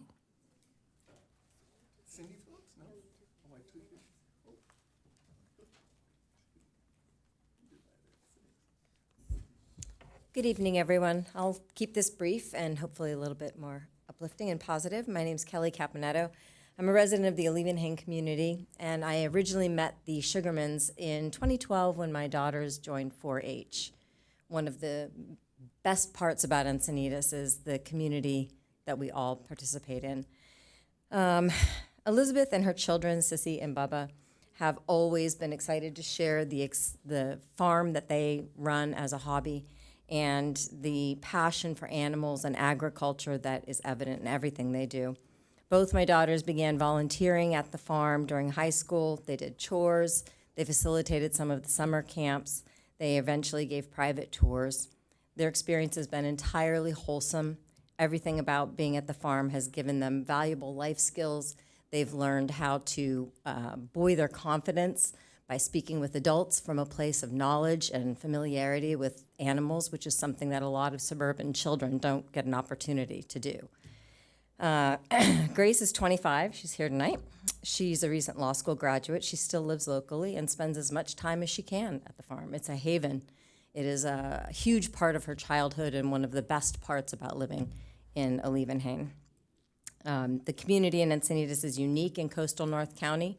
I believe that being around farm animals, harvesting food, again, things that a lot of suburban children don't get an opportunity to do. And it's been a blessing for our family and my daughters. Elizabeth herself is an incredibly generous, kind, passionate person, the hardest worker I've ever known. And her love for the animals is evident every single time you see her with a baby goat or a llama or introducing children to chickens and ducks or what have you. She's been a mentor and a role model for my daughters. I'm grateful for her impact on them, and they're pretty amazing people. So I sincerely hope that the City Council will approve this ag permit so Elizabeth and Bubba and Sissy can continue their labor of love and share this unique place with others who may not otherwise have the opportunity to experience farm life.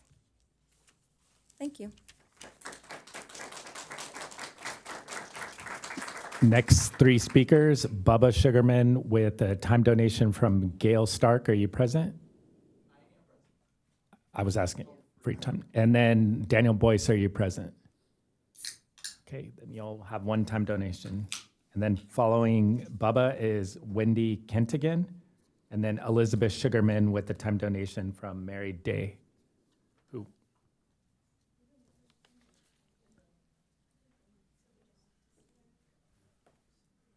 You can't donate. So you did turn in a slip.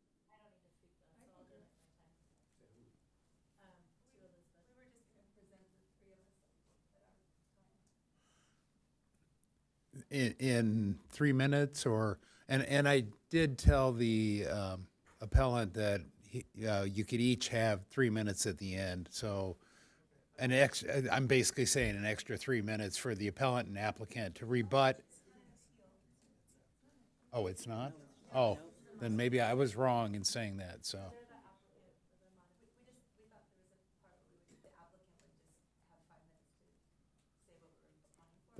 Yeah, that's it, since it's not an appeal, that we didn't set it up that way. But you've got three people, you each get 3 minutes. Wherever you are in the yeah,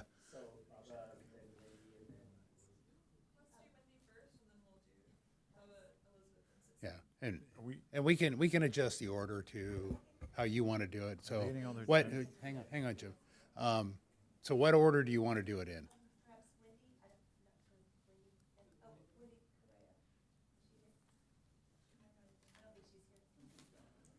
Yeah. So Wendy, then Elizabeth, then Bubba, then Sissy. Is that okay? Okay, we can do that. 3 minutes each. And what was the total count on? We'll have two more after that, so 9 total. Okay. So You're up first. Oh. Okay, go ahead.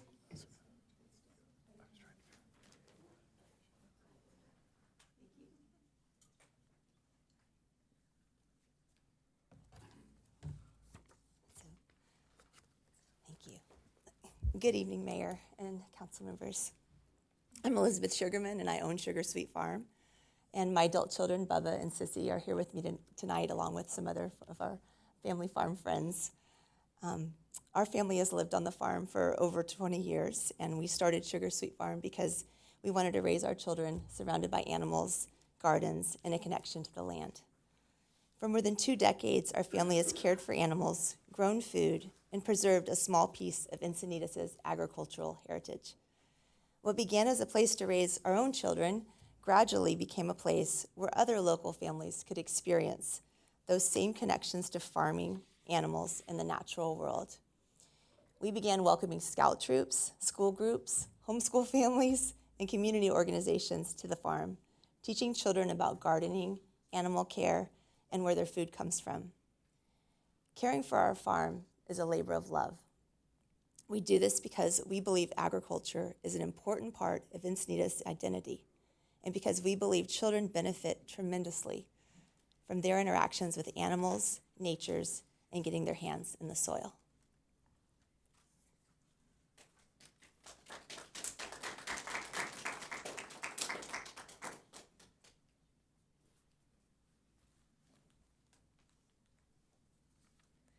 Ten years ago, the Encinitas City Council shared this belief that agriculture was an important part of Encinitas' heritage and created the Agricultural Ordinance to protect local farms like ours.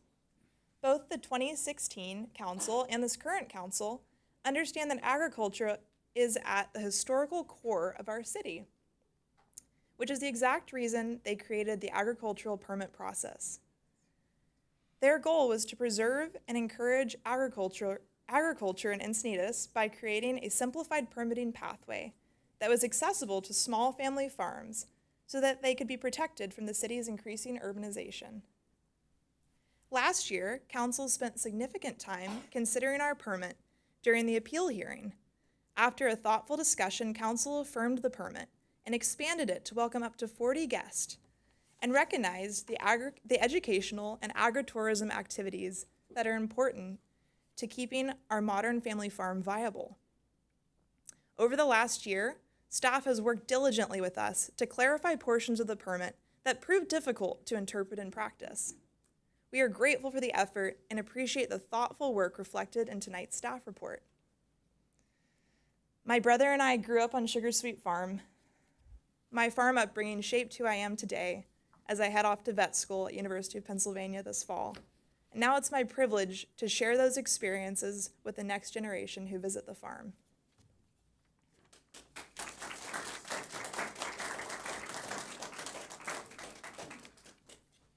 Good evening. I'll keep it brief. Thank you for your patience. I'm so grateful to be here with my mom and my sister. It's really been a family effort to get back here in front of you. And we're so grateful for the insight and thought that staff have given us as we've had the chance to work through the process together again over the past year. There's only one little issue that remains unresolved in tonight's staff report, and we are so grateful that staff now recognizes Farm Camp as a youth agricultural education day camp. We believe that accurately reflects the nature of the program and appreciate the time and care that staff have taken to understand what we do. The remaining question is simply the attendance limit. Last year, City Council considered educational programming on the farm within the broader framework of agricultural education and agritourism and established a maximum of 40 guests for educational and event activities. And that number appears on the permit today. Farm Camp is one of those educational programs.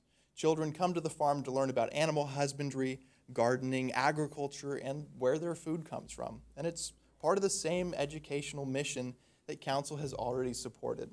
So our request tonight is pretty straightforward. We respectfully ask Council to clarify that Farm Camp be allowed under the same educational programming framework as our other agricultural education activities with the same maximum attendance limit of 40 guests. So we're not asking for a new use or an expansion of our permit. We are simply asking that Farm Camp be treated consistently with the educational programs Council has already approved. So our hope is simple, that future generations of Encinitas children will continue to have a place where they can hold a baby chick or feed a goat or pick oranges from the trees and experience the wonders of farming firsthand. So thank you all.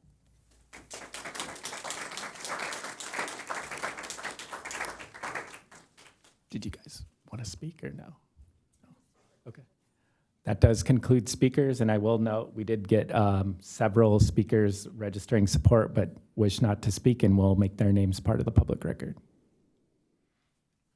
Okay, let's see. So I will close the public hearing and go to council discussion.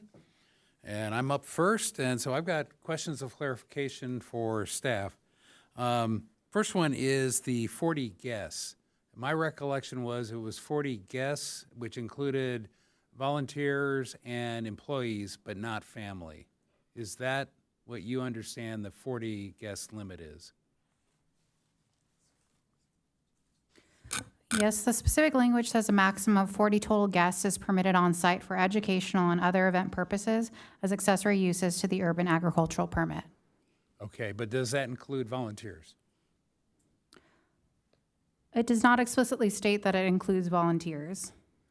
I know from the, well, in fact, if you read the article, I just noticed it in here too, and I remember Yes. it when we discussed it last year, that we included You are correct. It contextually includes volunteers. volunteers and paid employees. Yes. So it was paid employees, volunteers, and patrons, or whatever we want to call them, and we called them guests at the time. So I just want to make sure and part of what I'm doing is clarifying the limits on this operational, so we all get on the same page. So I was a little confused, and I think in my briefing I got it straightened out.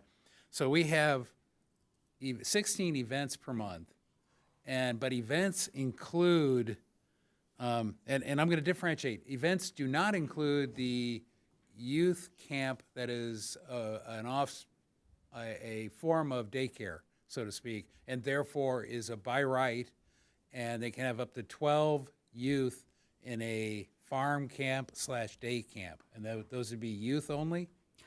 Yes, that's correct. Okay. Could they have 12 adults in a day camp that would be allowed? I'm just trying to understand. So, No, so the code does stipulate it's 12 or fewer children, so they would have to be children. okay, so that's over and above the 40 guest limit, correct? So they could have a youth daycare going on, youth farm camp, and have 40 other guests and employees there. So the intent wasn't to allow, the exception related to this is more so to the 16 events because those occur on multiple days, so they're exempt from that 16-day limitation. However, that number of 12 should be included in the total number of 40 people on site. Oh, it is, okay, so that, and then the garden plots. Are the 40 guests, if somebody's coming to visit their garden plot, are they part of that 40 guests? Yes, the intent is to restrict their capacity to 40 individuals being on site. Okay, 40, and did I have it correct in that it's non-family, people that reside and are domiciled there? Correct, not related to the family, as they would be, that's the guest term. Okay, cool. And farm stand included in that too? Yes, that's correct. Okay, and so the proposal for farm tours, tasting experiences, garden demonstrations, all would be capped by the 40 guests. Yes, that's correct. I'm going there. Yeah, to keep that. Yeah. Jim was asking, does that include the farm stand customers? I assume it would. Anybody Yes. on site within the perimeter would be, that's not a family member, would be a guest. Okay, great. And then 16 events. I want to understand what an event is. If we have 2 classes, that's 2 events That would be considered 2 events. in the same day? Correct. Okay. And so if they're advertised as an event, now, does an event have to be a paid-for event? It can be a paid-for event. It doesn't require that it's a paid-for event. Okay. And so help me with the definition of what's an event versus what's a family gathering and what's, a party. An event would essentially be one of the accessory agricultural, educational, or agritourism activities that are articulated in the operations plan, or a similar type of use that would fall within that definition. Okay. And so I think I'm getting a much better idea of the parameters here and how they fit. I may have some clarifications later that I'd like to put in the special conditions. And of course, any non-agricultural commercial event is not allowed. Correct. It would have to fall under that agritourism umbrella as defined by the USDA. Okay, so on SCA 20 that staff is recommending getting rid of, I'd like to keep it in there, but put except for what you just said. I think that would be a good clarification because I want to make sure we're still keeping the limit on commercial events that are not, except for those that are agritourism related and fit under the exception that you're putting. So, let's count. And I think I will yield for now, and I'll recognize Councilmember Lyons.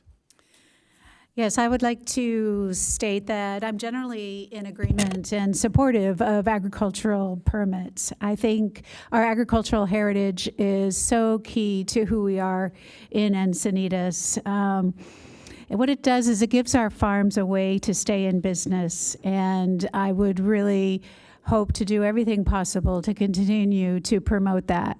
It's a good quality of life for everyone in the community. However, our neighbors and others in the community, and we also need clarity and need certainty. So I am happy for how detailed and articulate this proposal is. So thank you for listing specifically what those agritourism uses will be. I appreciate the mayor's additional clarification too. And I appreciate that the number of individuals would not, guests, in other words, would not exceed 40. And within that, I'm comfortable to leave the farm camp, which is really essentially youth daycare, at 12. I think the capacity of this property should be something we're sensitive to. And the number of guests at a total of 40 with the youth daycare at 12 is a number I'm comfortable with at this juncture. It may be a little premature, but I'm willing to put forward a motion to adopt staff's recommended action. I'll yield. Would that be with the clarification I just offered? Yes, thank you, Mayor. Yes, with your clarification for additional details. And I may have more, but I'll do it as a friendly amendment. Do you yield? Yes. Deputy Mayor O'Hara.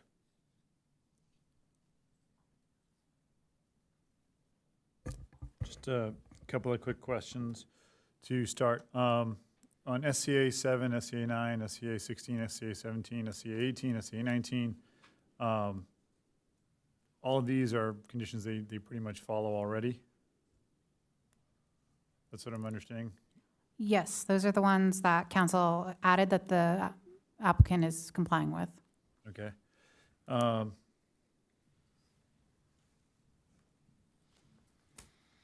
There was a mention of like previous violations that are uncleared. Can you clarification on that? Yes, I'll defer to our code enforcement manager, Bryant.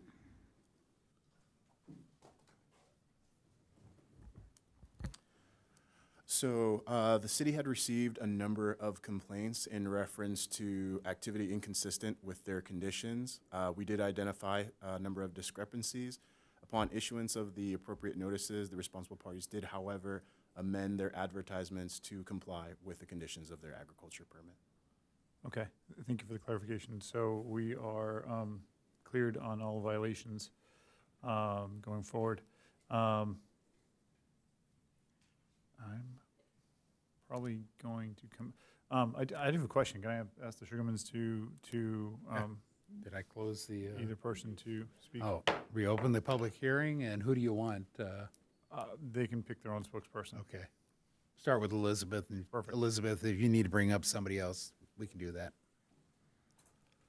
So just a quick question about attendance and staffing, just so we can get a clear number up here. I assume it's the number for the farm stand would be like 5, 2 people working, 3 people shopping. For a farm stand, is that Yeah. your question? We don't run a farm stand that's open to the public where public can drop in. Okay. All visits to our farm are by appointment. So we don't even set up our temporary farm stand unless we're hosting an event where there will be visitors that have already made a reservation with us to find our secret address to come. So it's they would be guests that were already enrolled in our program, which has the program cap. So we're not running like a shopping program alongside an event program. So it does end up being a situation where 10 people come to shop and all of a sudden you've got, okay. No. Perfect. And then how many typical number of staff for a camp?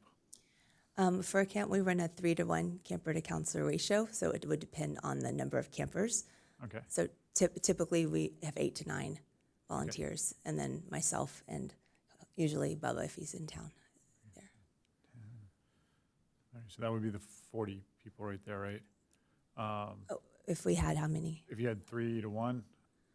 Right. So like for right now, we're operating under what we thought was our permit limits from our last hearing. Sure. So we have 24 children would be our max this Okay. summer, which we're not sold out. So we're not always running those numbers.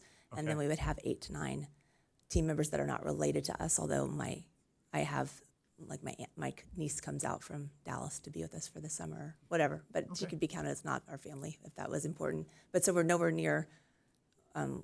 40 is an ambitious number. Yeah, it's not something we You're right. would try to do, especially with our farm camp program. Keeping those programs as intimate as possible is more meaningful for the children and the animals. So that would be not a number that we would be bumping up against. Sure, and the farm camp is predominantly in that section we saw. There's no reason to think it's anywhere else. Yeah.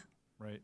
But it's predominantly. Sorry, on the diagram we saw, the farm camp is Yes. on that portion of the Yeah. property, and that's where, that's They're, it? they're primarily in the orchard. and Are you playing with the abutted by animals. any, like, is that directly on top of any properties, or is it abutting No, roads? we're really blessed the way our property is set up. It's surrounded on 3 sides by roads, and the main activities of our property, the circle, you can see the beautiful buffer of having a road that keeps us from neighboring properties, and then those properties have their own setbacks. So we're quite a ways from impacting those neighbors. Where would you say the majority of the camp would take place? We're in the for example?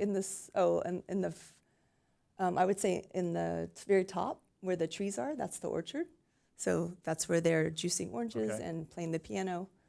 With an outdoor piano out there, and doing arts and crafts and playing games. And then the animal enclosures, the goat pasture and the horse pasture, and then also in the garden primarily.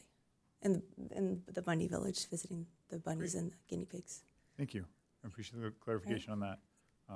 Okay, I'm not gonna, I don't Okay. want to really ask you too All many right, questions. could I just speak to the issue of there's a conflation between daycare and day camp in speech, and they are two absolutely different uses. So I just want to be sure that we're clear about that a daycare versus a day camp, based on what Mayor Eller said. My But- understanding was we're looking at a day at camp.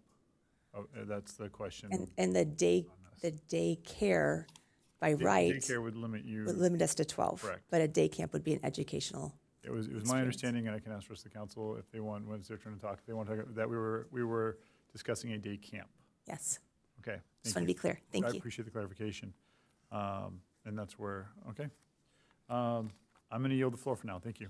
Okay, Councilmember San Antonio. I think that's that's one of my questions too. Since you don't provide infant care or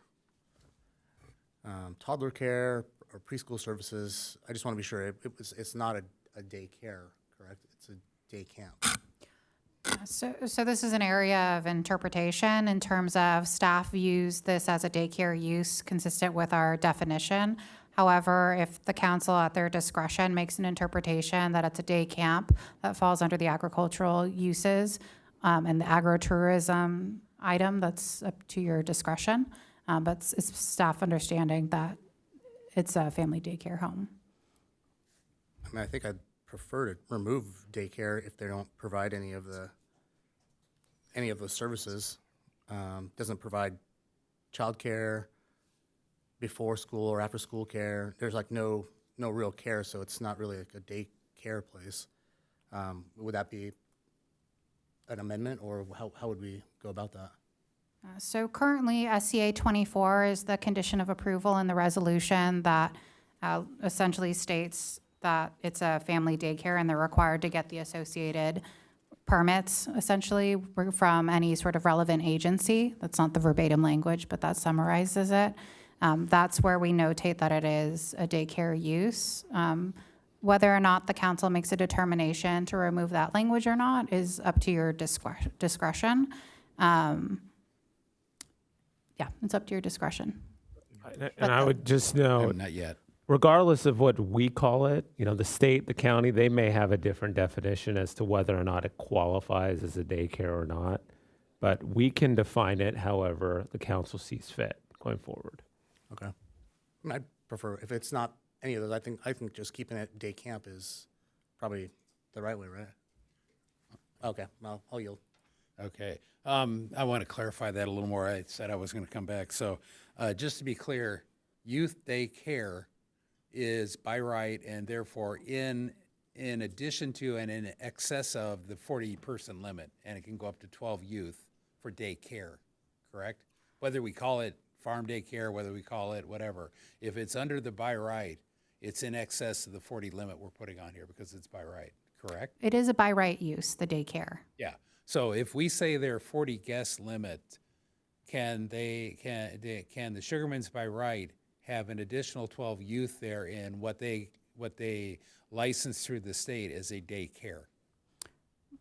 My understanding of how the conditions of approval were written was to regulate the site, even with a by right use, to ensure that there would be no more than 40 guests on site. You are correct, though, that it is a by right use, that they can have 12 children on site via a daycare.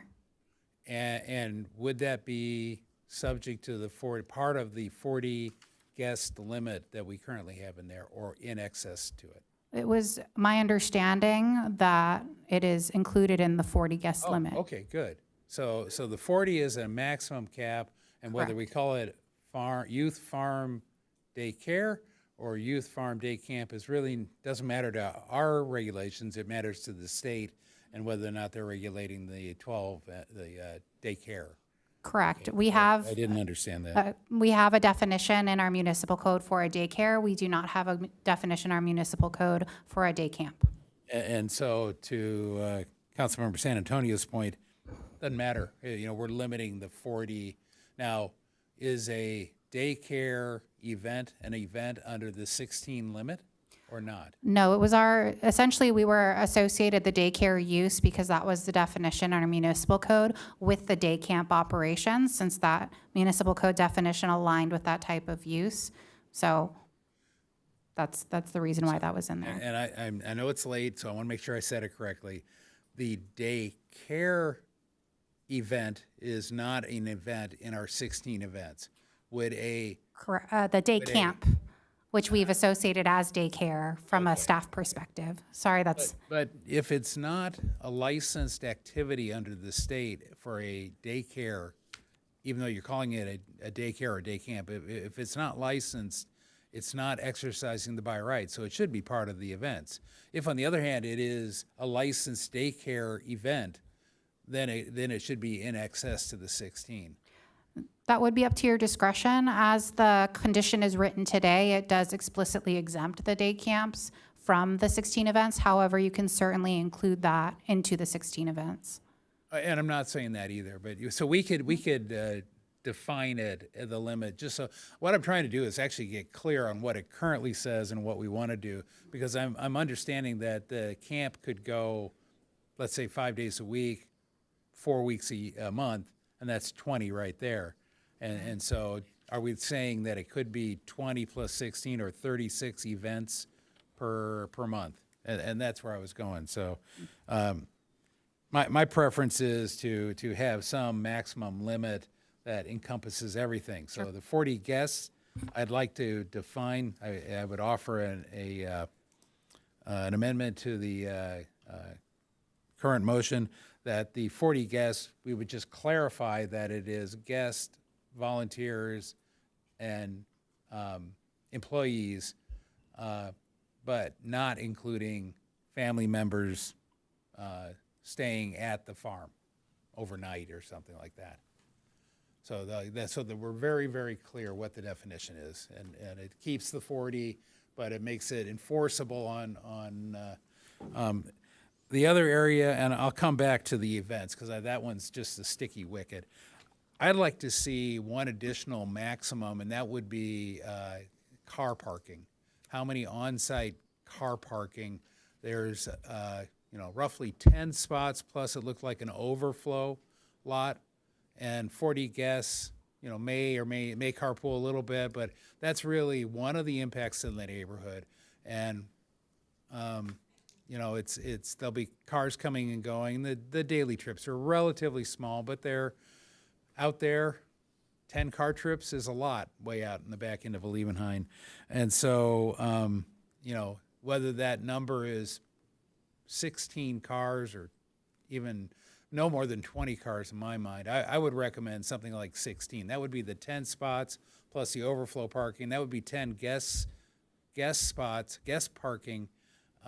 They say 16 guest parking, but that would not count the Sugarman's personal vehicles. And I'm just trying to put rock solid parameters around this, so it's relatively light. It should be good, but it's very easy for code enforcement to count and establish what the car situation is, and to me that'll help. Now going back to events, since I think we're saying the youth day camp, well, I'd like to see the events limited, 16 non-camp events plus, and I don't know what the number would be, and I may ask the Sugarmans, I want a reasonable number in total that it can't exceed. And I don't, maybe it's 16 non-camp events plus another up to 16 additional camp events. And again, and I want the events defined as 2 classes in one day. It's 2 events. So I don't know how you'd put that in the special condition. I want to make sure we're really clear what an event is. I do have some potential language that maybe could work, maybe it won't. But for purposes of this permit, an event is defined as each individual scheduled session, class, activity conducted on site, regardless of the duration or the number of participants. And the project shall be limited to 16 events per month as identified in the operations plan, except for youth farm camps. I like that. Great. And so I make the following friendly amendments, offer the following friendly amendments. That the one I think we already included about keeping SCA 20 less agritourism. Number 2, that the clarifying the guests as patrons, volunteers, and employees, but not counting family members that are residing on site. Clarifying the event definition, just as Megan said, and then limiting or defining that youth daycare or youth day camp is included in the total 40 limit, and the total event, no, not the total event limit, the total parking limit, and then adding one more, which is total parking maximum of non-family member vehicles registered on site to 16. I'm picking a number. That's a friendly amendment. Who made? Oh, you don't even have a second yet. I don't have a second, but as far as I'm concerned, I'm happy with those additions. I will add a little clarity when it's my turn to speak. Okay, very good, and I'll second it based on that. What is the motion? The motion was to approve recommended action. Yeah, and then with the initial one, I think that I put on there, which was SCA 20, but less the agritourism activities, right? So no for-fee commercial activity, except under the exception of the agritourism as defined by the USDA. FDA? USDA. USDA, sorry, it was USDA, yeah. And then I offered the guest definition, the event definition as read by better said by Megan, and then the parking limit, and then that the youth daycare and day camp are included in the parking and the guest limit. That's a friendly amendment I'm offering. That's okay? Yes. Okay, so I'll second that with all those changes. To clarify, did you want to remove condition SCA 24 related to the daycare versus day camp? That was the direction I was going to talk about. Yeah, I'm okay with removing it because basically we're saying it's included in 2 of the operational limits. Understood. And by definition, the daycare, any type of daycare is limited to 12 and subject to state regulation. So I'm okay with, and so I guess I would add, I think we're both okay with taking 24 out. May I ask a question? I think it's Councilmember Lyons, then you. Oh, okay. Oh, sorry. So. Is it my turn? Yep. Oh, okay. So I really wanted some clarity around the daycare versus farm camp. And I'm hearing the Sugarmans say they don't want to run a daycare. Did I understand that? I think by using that term, we pull in some complexity that's going to be more confusing instead of less confusing.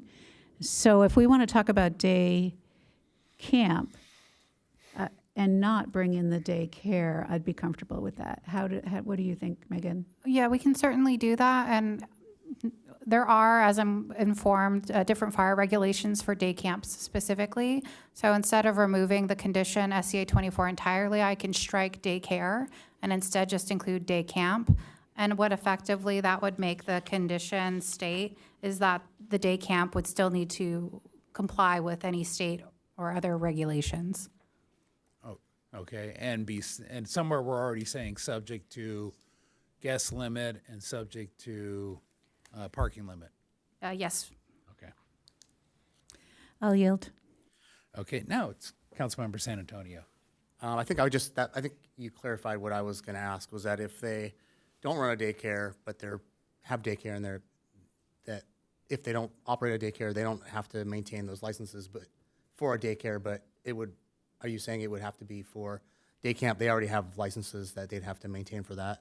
I can't speak to the licensure piece. What I am aware of is that there are requirements related to hosting a day camp. So a condition just would be amended to just only focus on the day camp and ensuring that they're required to obtain any state regulations or meet any of those regulations. Okay, great. Thank you. Okay, Deputy Mayor O'Hara. Okay. Can I get just clarification on what was your amendment of agritourism? I'm going to turn to staff and have her read back that line. Yes, happy to speak to that. There is an agritourism consistent with like the USDA regulations. And so that specific language. So we're saying they'd have to stay within that. Correct. That essentially the fee-based activities would have to be consistent with the agritourism definition as provided by the USDA. Okay. And do we know, does that in the clause camp clear that? Because it's not clear in the USDA recommendations that it does. It says educational. It seems vague. So Yeah, so the definition broadly for the agritourism is that it's a form of commercial enterprise that links agricultural production and or processing with tourism to attract visitors for purposes of entertaining or educating the visitors while generating income for the farm, ranch, or business owner.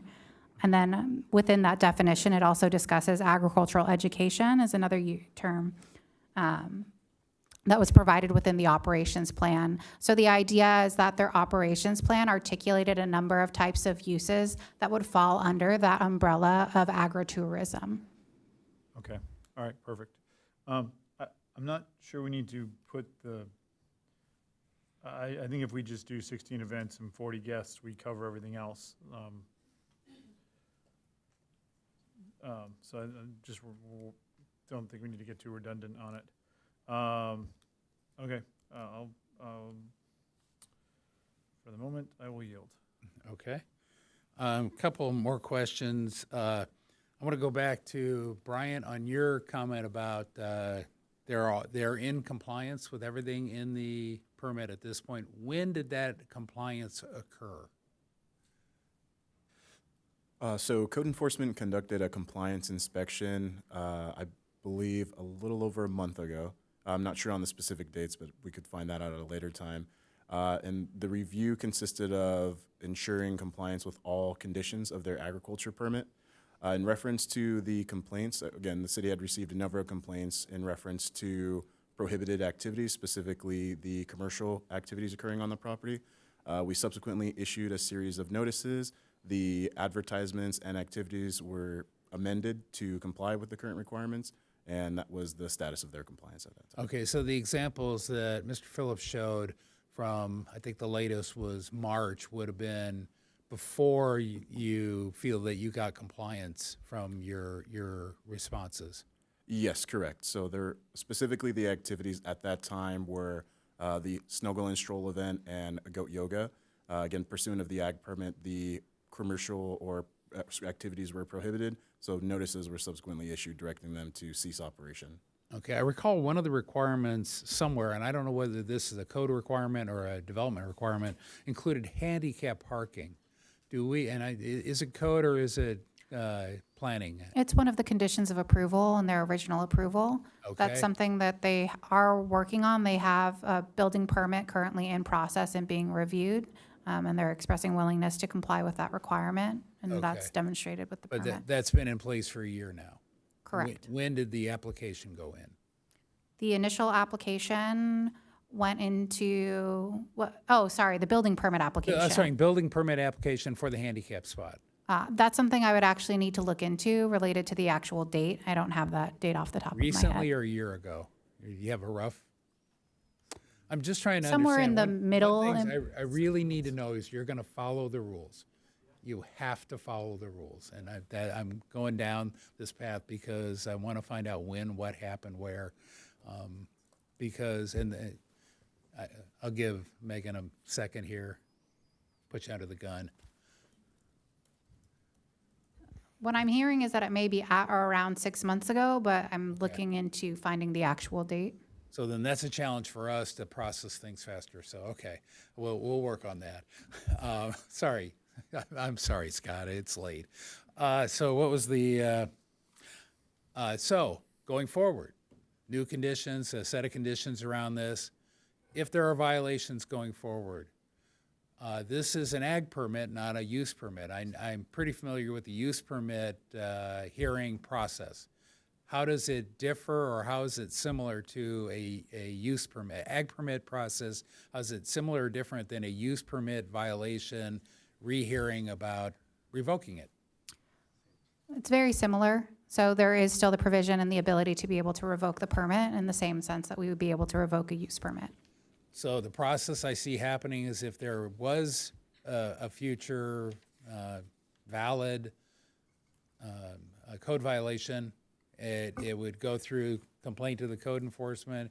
You do your final letter or whatever, and if it continued not to be complied with, then it could eventually cause a hearing back to either planning commission or here, or an administrative hearing. Where would it go? Would it go administrative, planning, or planning commission, or city council? Mayor, I think you were going down the right track when you mentioned that it's similar to a use permit. It's almost identical in regard to the requirements for making findings, substantial conformance, expiration, modification, suspension, or revocation.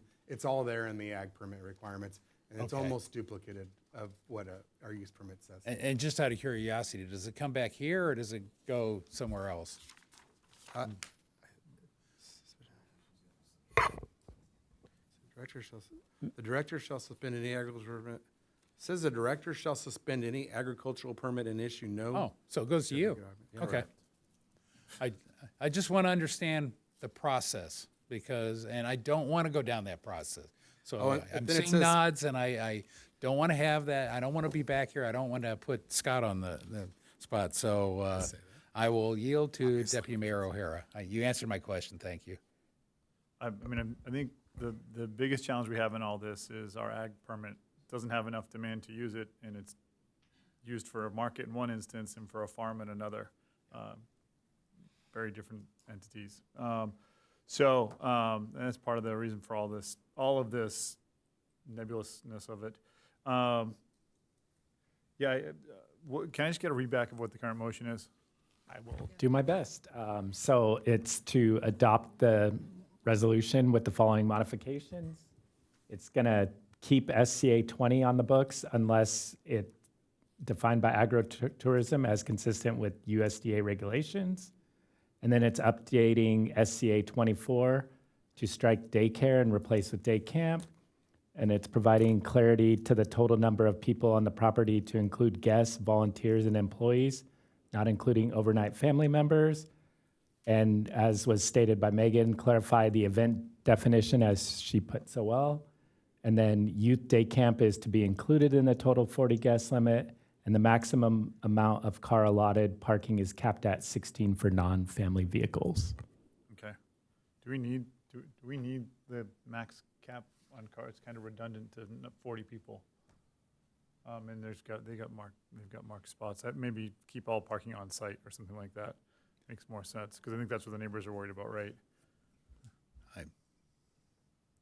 It just seems redundant. It seems like we're. I'm getting in- I'm all for redundant in this case because we just, yeah. Tell you what, I'm going to actually give you a chance to come back up, and then I'm also Gary. Sure. So open the public hearing again, because I have a question for Gary too. So if we can keep this to the parking question for the moment. Okay. To address the parking question, so it's already a limitation of our permit that you passed last March or upheld, that we have only on-site parking, and that's what we Right. accommodate. And when you got to that decision or to get to the table at that point, we had to, Chen Ryan and Associates performed a traffic study and studied all of our trips traveled and all of that and vehicle miles traveled. And So then do you that's go with that? that's what I remember. That's why I think we're being redundant when we add this Mhm. this stipulation to it. I do want to give the I don't know who the appellant. We were just wondering, when in SCA 24, if you keep it in there, are we now consistent? Is our farm educational camps? Let's do the parking first. Okay, no problem. And then do that after, if that's okay. Got it. Thank you. I appreciate it. And then, Gary, if all right, it's still open. Still open. Sorry, yeah. I just want to stay on one thing instead of. Yeah, you want to stay on parking right now, that's fine. After, you just clarified that if there is a code violation that is documented and legitimate, I've documented probably a half a dozen or more with Bryant and the team. I'm just curious why, like now you're saying, oh, if you violate the code, we're going to possibly revoke your license. Well, they've been violating it for over a year. Like, what confidence do I have? Like, so there's no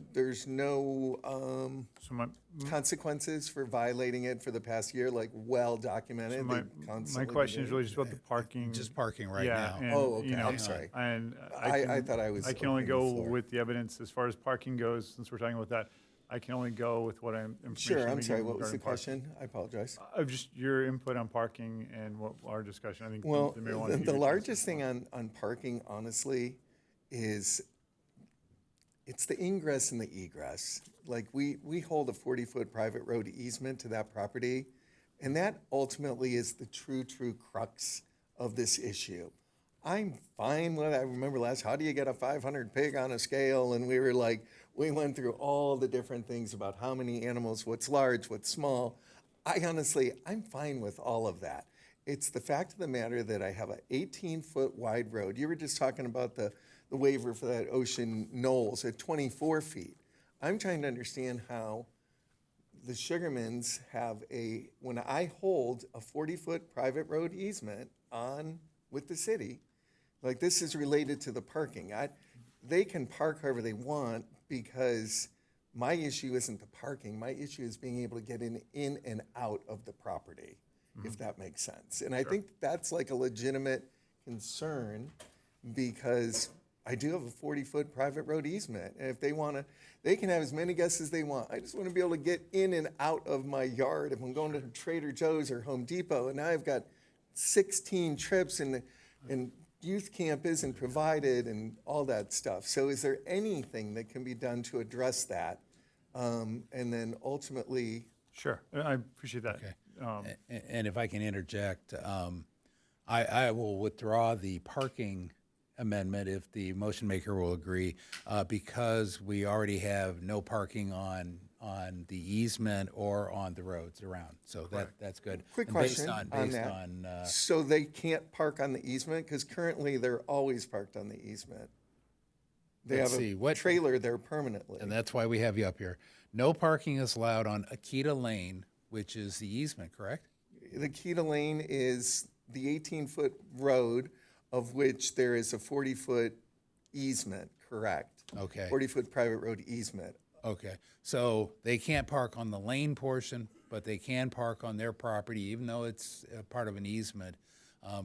And so I think I've got the answer I need, and I'll withdraw the parking limitation if that's okay with the motion. Yes, thanks for the clarification. And I would turn to the city manager and see if we could have Thank you. a member of staff go out and specifically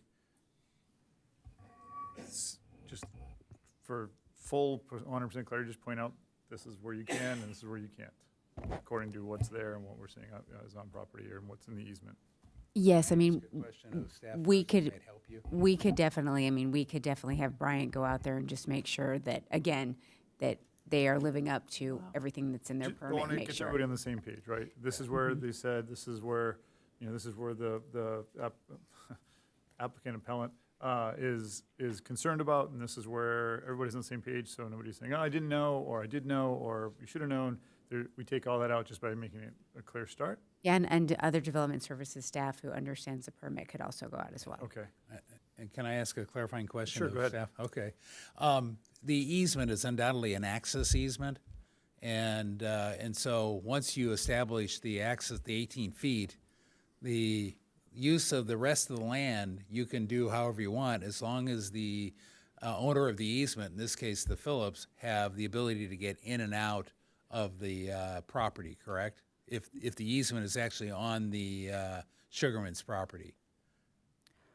As long as, depends on how the easement language is written in and of itself, but the good rule of thumb is that as long as they're maintaining access as provided via the easement, that's sufficient. So in a typical situation, this is in all likely, but a typical situation, the easement access doesn't prevent the owner of the land from using the non-access portion of the easement to the full extent that they'd like to, including parking. Correct. Okay. So that's the clarification that I think you helped me understand. So as long as they're maintaining the 18-foot access and you can get in and out, they can't park a car on that, but they can park it on the dirt next to it, even though it's technically within the 40 feet. And that's subject to, it's a private matter, probably between the two of you, because I assume this is a private easement, it's not a public right-of-way. So ultimately, it comes down to you two in civil court, how you want to go after that one. But so I withdraw the parking, and I think I'm good now. Yeah, I mean, I would assume the goal would be that the 18 feet is maintained, whether it's somebody parking on or off, but 18 feet is maintained. But again, that's out of our purvey. Yes. Okay, so I think. You done? I think I feel good. We've got, just to be clear, we've got camp, we've got 40 people, max 16 events. You want to have, I'll have the clerk read it back, and then we'll call the question. All right, so after removal of the parking condition, it's approving the resolution, keeping SCA 20 unless it's agritourism as consistent with the USDA regulations, updating SCA 24 to strike daycare and replace with day camp, and then provide clarity on the total number of people on the property to include guests, volunteers, and employees, not including overnight family members. And then clarify the event definition as Megan so eloquently stated. And then the youth day camp is included in the total 40 guest limit. Yes. Yes. Yes. I apologize. I need to make a nuance related to the SCA 24 item now that I'm rereading the actual language. As it's listed right now, it says youth agricultural education day camp is allowed with up to 12 students in accordance with the operation plan. The applicant is required to maintain any and all required state or county licenses to operate such uses. So I think one of the items that is coming up is that there's a limitation of up to 12 students, and that's the portion that's related to the daycare. What the language should probably be amended to state is youth agricultural education day camp is allowed in accordance with the operation plan. The applicant is subject to all county and state regulations and must maintain any and all required state or county licensure. I'm good with that. Yes, Okay. that's good. And we'll capture that as well. Okay. All done? Call the question?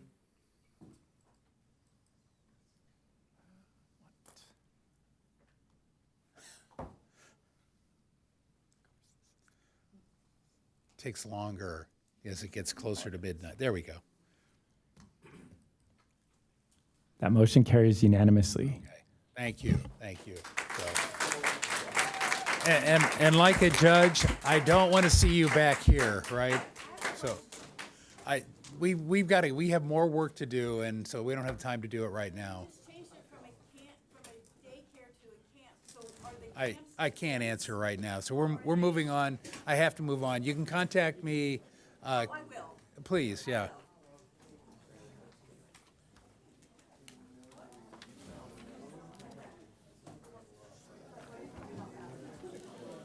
Okay, and we're gonna go right into it. If you can take the conversations out into the hallway or out in the front hallway, I'd appreciate that. Okay, this is another public hearing. Oh my goodness. Please, yeah. Okay. This is another public hearing for consideration adopting resolutions authorizing annual indexed adjustments and to the cost of services schedule for user fees for planning and engineering development, processing fees, and outdoor dining right-of-way usage fee for fiscal year 26-27. And the contact person is Director of Finance, City Treasurer Gallup. And this is another public hearing, and we'll do the same thing with the staff report. We'll go down for disclosure, preliminary questions, open the public hearing, close the public hearing, and then council discussion. So we'll start with a staff report. And hopefully, did somebody contact, did somebody let Councilman Schaefer know?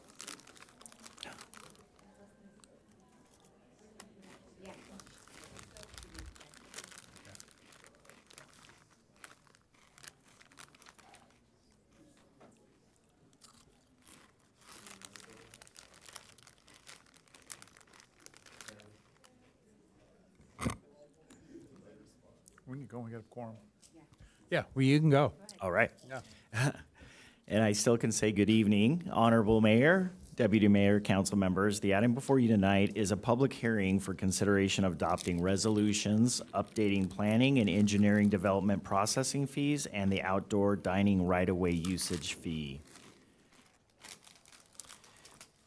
The city's consultant, Wildan Financial Services, completed a comprehensive independent user fee study in 2021. At the time, it was noted that cost recovery levels for development services fees were comparatively low. To be comparable to other nearby agencies, Wildan recommended an initial fee increase of 10%, 10% followed by a 15% increase the following year. The consultant also recommended that the city include an inflationary factor based on the increase in the consumer price index to ensure that fees are adjusted as costs increase and to allow for incremental increases over time rather than large increases when studies are performed every 3 to 5 years. Last year, the City Council adopted a fee schedule that included a 3.1% adjustment for fees, which became effective July 1st, 2025 for the current fiscal year. It's important to note that a new user fee study is currently underway and is expected to be completed August 2026 and brought to council for consideration. Additionally, the outdoor dining right-of-way fee was implemented in June 2024 after the fee study and also indexed to the CPI. The last adjustment was made September of last year, which was 3.1% also. State law requires that a public agency hold a public hearing to affirm any proposed fee increase, including those that are indexed. The proposed fees are included in the agenda report in attachments 1 through 3. An adjustment of 3.8% based on the CPI increase for calendar year 2025 has been applied to the proposed fees. Staff estimates that the total fiscal impact of these fee increases from the CPI adjustment will be approximately $65,000. The recommended action is to conduct a public hearing and adopt resolutions 2026-52, amending the schedule of fees for planning services, 2026-53, amending the schedule of fees for engineering services, and finally, 2026-54, amending the outdoor dining right-of-way usage fee. Staff is available to answer any questions that you may have. Thank you. Okay, and City Manager would like to chime in. Thank you, Mayor. Thank you, Director Gallup. And as Tom had said, that we've got the consultant looking at it, and we will bring a new fee study and possible schedule to council in the fall. And I do want to just remind council that we are also working on the outdoor dining ordinance. So within that, we will also discuss the fee for outdoor dining within that ordinance. So just wanted to let you know. Okay, and next we will do disclosures. Nothing to disclose. Nothing to disclose. Nothing to disclose. Nothing to disclose. And I have nothing to disclose. Any preliminary questions? Do we have? Public hearing? Yeah, I'm asking how many. Oh, one yeah. speaker. Open the public hearing. Sure. Steve Linke?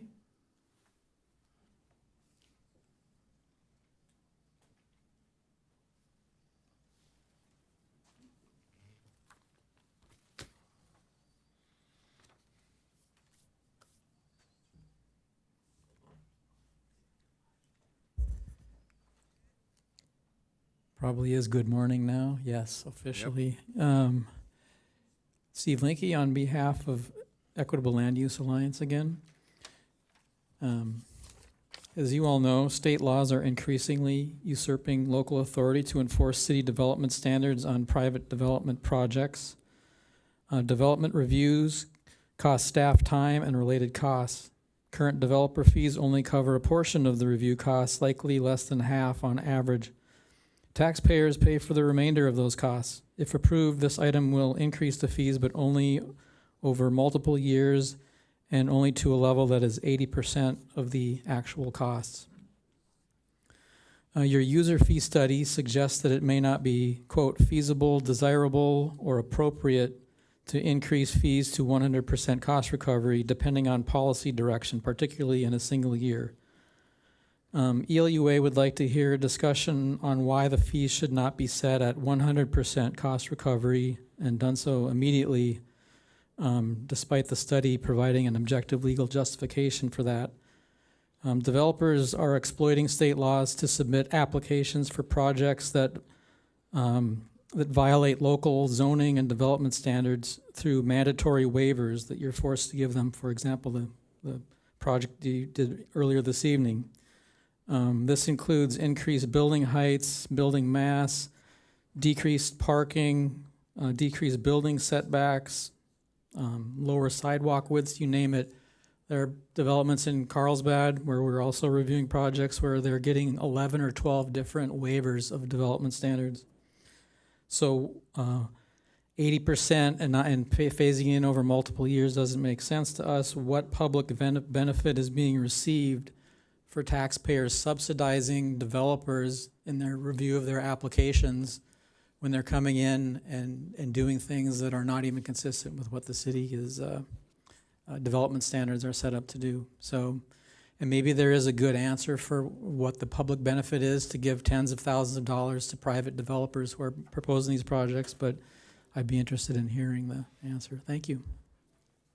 Okay. Conclude speakers on this item. We will close the public hearing and council discussion. Councilmember Lyons. Yes, an important nuance about this item is that this item tonight is only to increase the fees associated with the planning services, the engineering services, and the outdoor dining by the consumer price index. As stated by the city manager, we will bring back the overarching increase in those fees later in either August or you said the fall. We understand there's more to be done there. It's a more complex question. So you got right to the heart of that, Steve. It is a more complex question, but tonight it's only the CPI increase. And given that, I think there's a very narrow thing we're looking to approve here. I'd like to approve the recommended action. Okay, that's a motion, and I got a second. Okay, and any further discussion? If not, let's vote. Did you close the public? Yeah, I did. I did, right? Yes, you did. Yeah, I thought I did.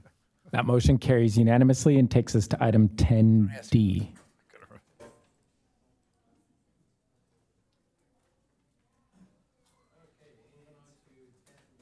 Yep.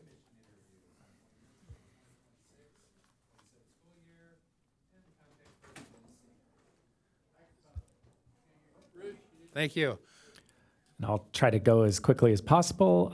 Each year we do a recruitment for the Youth Commission, and tonight we can appoint up to 9 members. We did receive 12 applications, and thank you for all who are still here. So I'll go through the list. Jake Charles he is not here, but did send an email. And then the next one will be Mateen Farouk.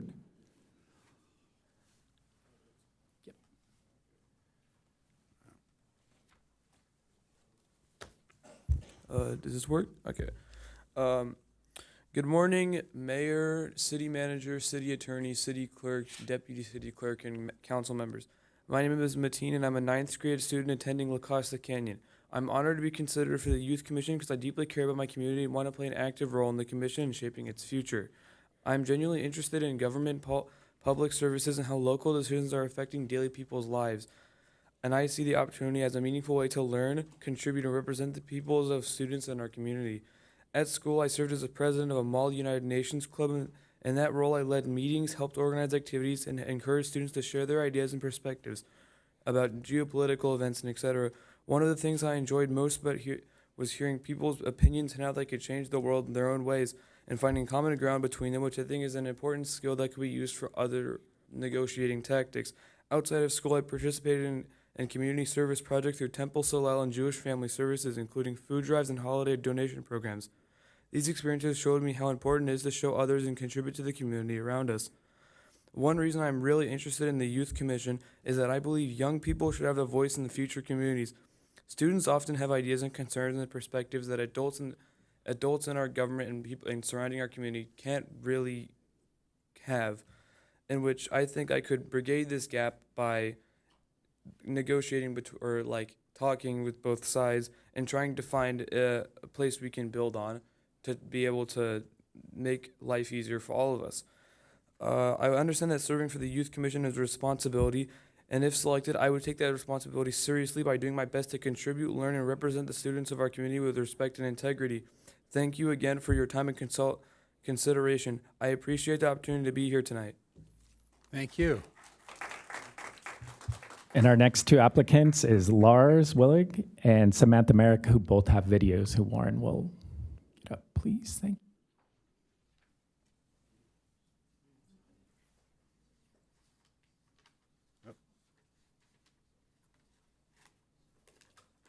I'm currently in a community theater production of School of Rock at the Historic Star Theater, and no matter what happens tonight, you should check out the show in July.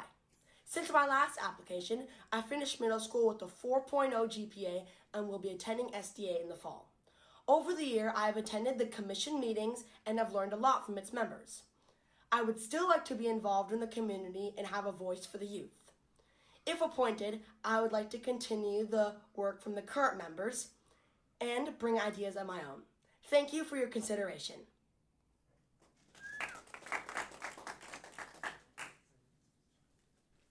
The next one, Samantha Merrick. Hi, I'm Samantha Merrick.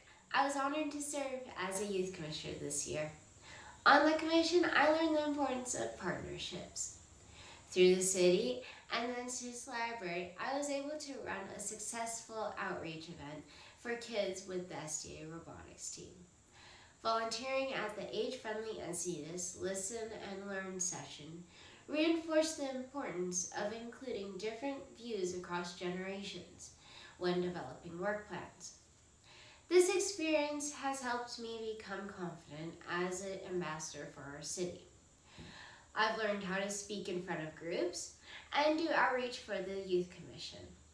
Volunteering at Arbor Day and the Easter egg hunt taught me the behind-the-scenes work to host successful events. And not to be forgotten was the important role as an elf in the holiday parade. Each activity that I've done with the city has opened new opportunities. I was a host and am now a delegate for the Sister City program with Amaxa Japan. I've started transcribing oral histories through the Encinitas Historical Society for the upcoming Independence celebrations.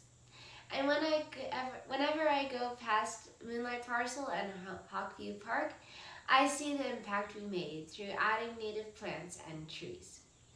Through the Youth Commission, I am learning about my city, developing new skills, and connecting with people I otherwise would not have met. As an incoming sophomore interested in engineering, being a commissioner has helped me understand how collaborations improve the quality of life in our community. Government is like engineering in that you keep testing ideas and developing new plans. I hope to continue to serve on the Youth Commission and to develop and support programs that help kids and our community understand how Encinitas works. Thank you for your support. Next applicant, Grace Malakian. And then Grace will be followed by Alessandra Schaefer. Hello, council members. My name is Grace Malakian. I am 16 years old and come this fall will be a junior at San Diego Academy. I am an active member in my community who wants to create the best environment possible for those around me in any way I can. Encinitas is and always has been one of the most welcoming communities, and I am proud to be a part of it. Growing up in Encinitas has been one of the best experiences I could ask for. Growing up here has helped me develop into the person I am today in many different ways. The most important thing Encinitas has taught me is my love to help others. Ever since I was little, I have always loved helping whenever I am needed, whether that be by volunteering, helping neighbors, or at school and sports. At my school, I helped create the Tiny Home Building Club, a nonprofit club where we've begun to build a tiny home that is going to be donated to those less fortunate. Being captain of my soccer team during the 2026 season has provided me the opportunity to further demonstrate my leadership skills. I have also recently been selected to be a part of Female Athlete Volunteering Foundation. If appointed, I would want to help continue Encinitas in the understanding of the needs and wants on the youth on any topic necessary. If I were to be appointed, this would be my second term on the youth committee as I was on the 2024-2025 committee. I am excited to be presented the opportunity to return. I promise to always put my best foot forward and put the needs of the community first. Thank you for your time. Thank you. Alessandro, I don't see Alessandro. Warren, could you do Sadie's video next, please? Members of the Encinitas City Council. My name is Sadie Sonneborn Maliki, and I'm a rising junior at the Brower School and an Encinitas resident. I truly appreciate the opportunity to speak with you all about my interests in serving on the Encinitas Youth Commission. I apologize for not being able to attend the meeting in person today, as I am currently participating in a journalism program at Columbia University in New York City. I do want to make it clear, though, that my absence from the meeting is no reflection of my commitment and my interest in serving on the commission.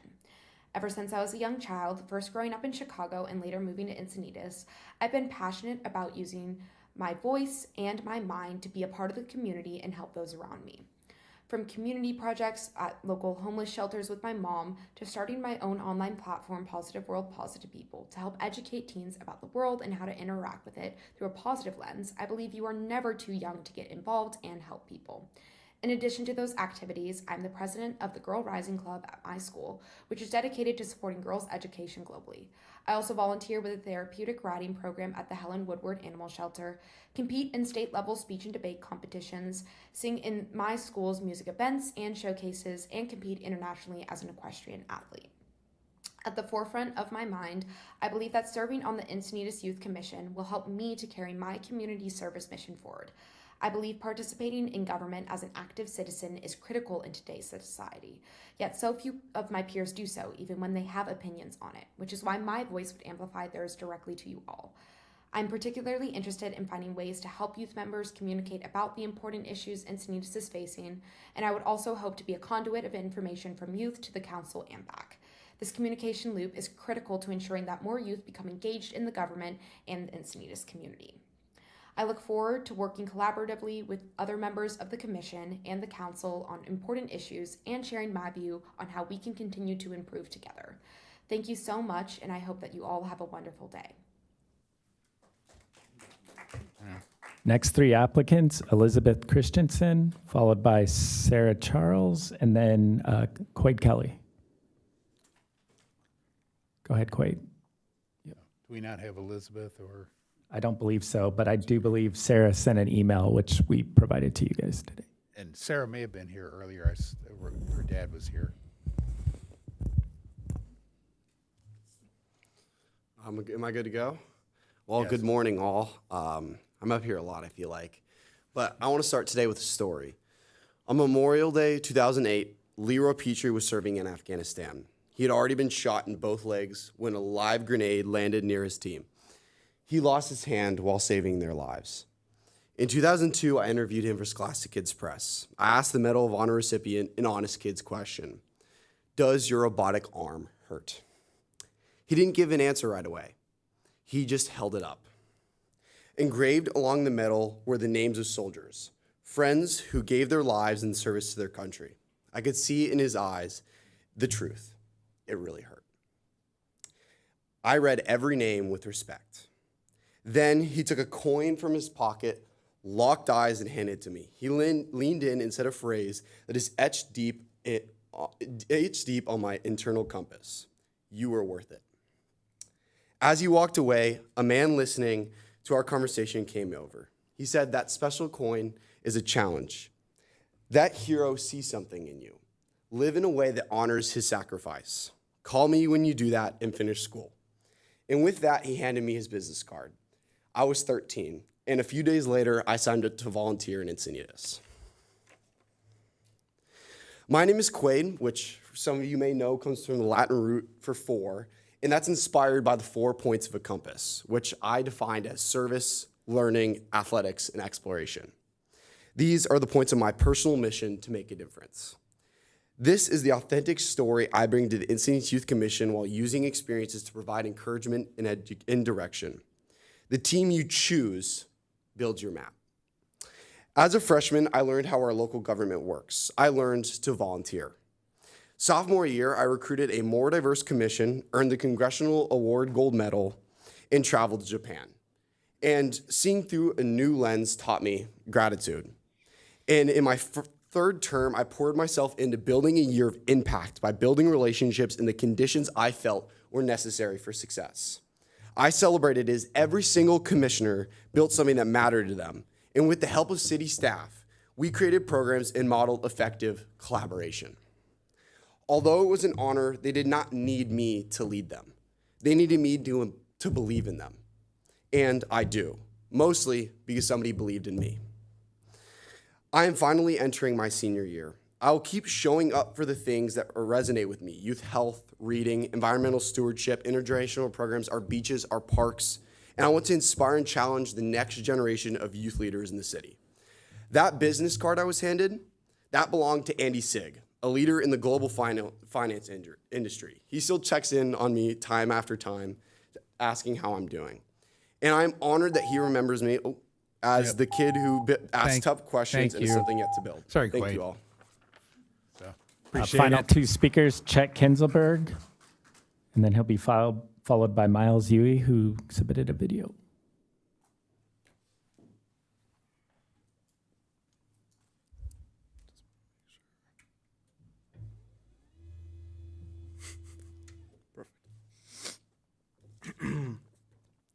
My name is Chet Kinzelberg. I'm going to be going into my senior year next year at Pacific Ridge School, and I am seeking a third term on the Encinitas Youth Commission.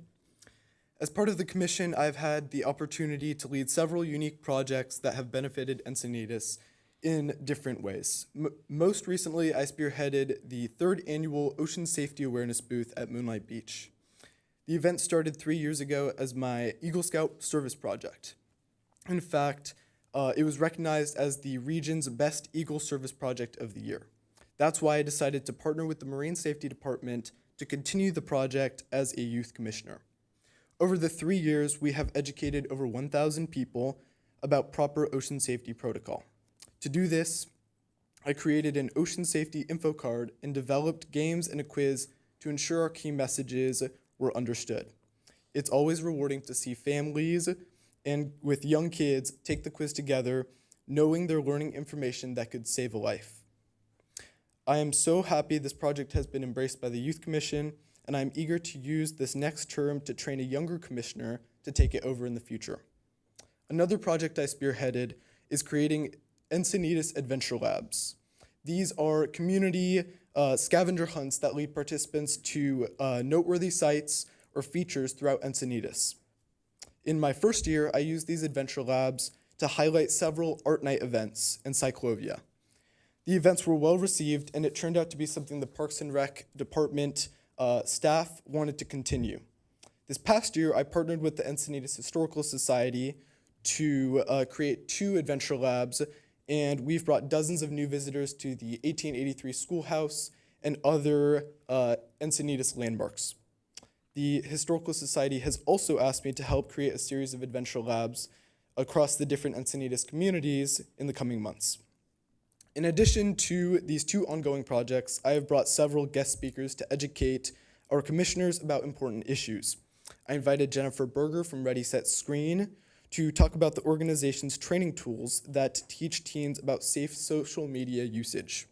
Ms. Berger is eager to partner with the Youth Commission in the future to make the program available to kids and families in Encinitas. Another speaker I invited was Veronica Lopez from the CRC to talk about teen domestic violence.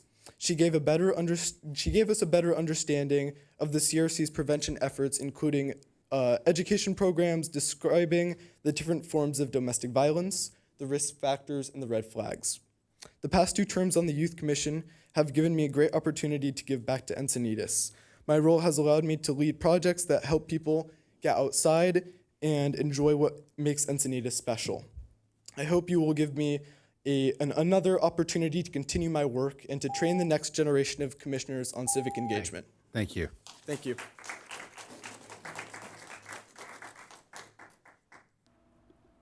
Good evening, Mayor Ehlers and City Council members. My name is Miles Huey, and I'm a senior at Lake Costa Canyon High School.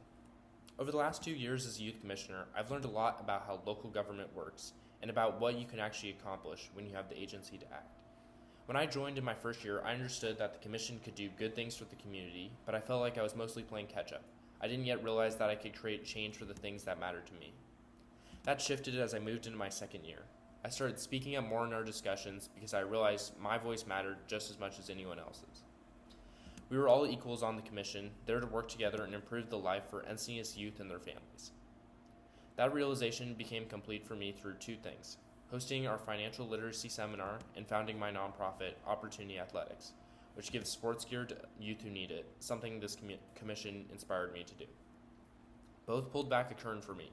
Starting something, whether it's an event or organization, isn't as hard as it looks from the outside. People want to help young people succeed. You just have to connect the dots. Once you take that first step and put a system in place, everything gets easier because now there are guidelines to follow instead of starting from zero. That's something the Youth Commission allows youth to do: discover what they're capable of and actually act on it. And I want to keep that going for the commissioners who come after me. I also want to keep building partnerships with nonprofits already doing great work in this community.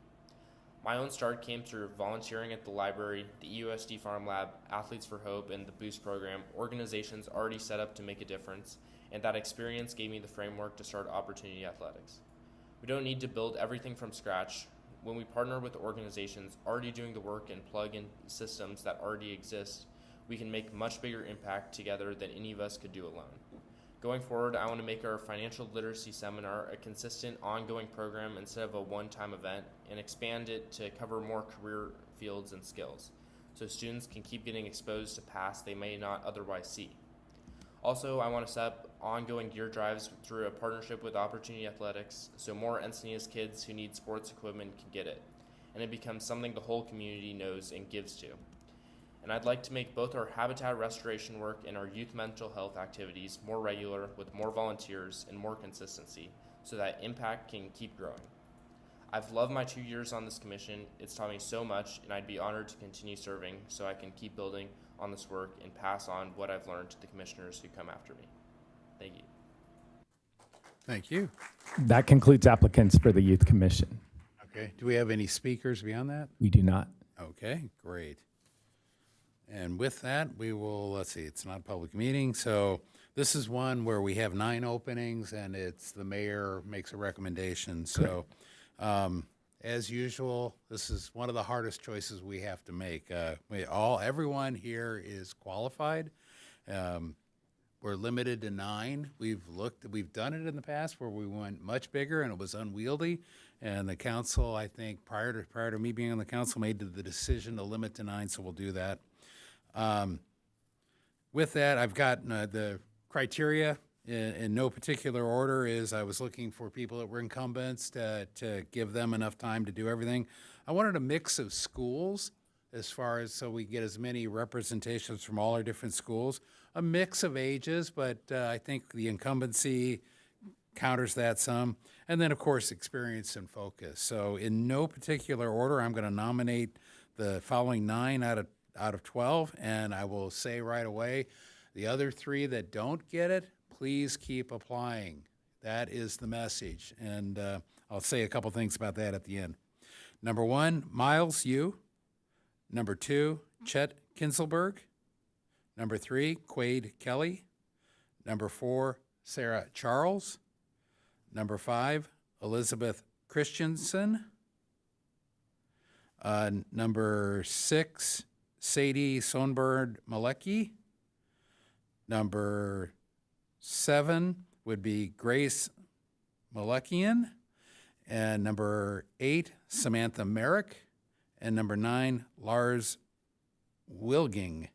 So a couple things. 1, if you saw Lars a year ago, that's why he's on the list. That's why he's nominated. He was there. He went. He's been going to the meeting. Quade, right? He's been going to the meeting. And so, Mateen, I really appreciate you being here, staying till this late at night. It's an open public meeting. You should go to it. You can speak. You can interact with it. And then I encourage you, apply again next year. Absolutely. Lars did it. I thought you spoke very eloquently up here. And I would say the same to Alessandro Schaefer and to Jake. Apply next year, absolutely. And even go to the meeting and be part of the team. You just won't be a voting member. And I participate on various SANDEG committees. I think some of us do. That we're not voting members, but we go to every meeting anyways, because being there, you can be part of the conversation. So that's my motion. And I'm trying to think that, I think I'll look for a second and any discussion. I'd like to, Mateen, can you take a deep breath and slow down when you speak? All right, you're nervous up there. I think I'm just looking at it to spread out the age of it. We're really top heavy at the top grades. I would substitute Mateen for Sadie. And I thought Sadie's video was maybe the best video up there. That was great. So not for any particular reason other than we're pretty top heavy with the top grades, and we've got a group here of 5 people who are ready to teach younger people to step in and fill in through the back. And so my reason for Sadie is that Grauer. We didn't have anybody else from Grauer. We don't have anybody else from a Cathedral Catholic either. Agreed. Well, take it or leave it. I'm just putting it out there. That's where that's any other the amendment I would ask for. Speakers here? I'm a little indifferent. I think either way is a win. It's I don't have any major. I like both appointments. Sadie seems like she's got a lot going on. I don't know how much Matisse was it? Mateen. She already has a lot going on, so I don't know if it would be that big of a hit, but obviously, she wants to be it, and she wrote it, so. I would second Jim. Okay. Any comments there, Joy? Any preference or? Yeah,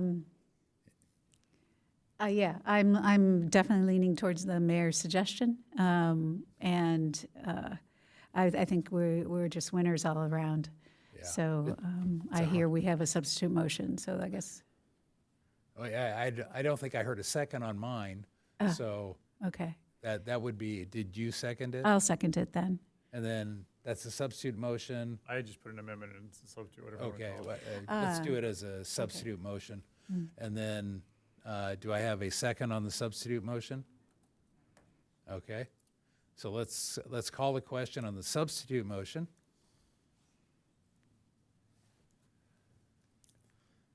Okay.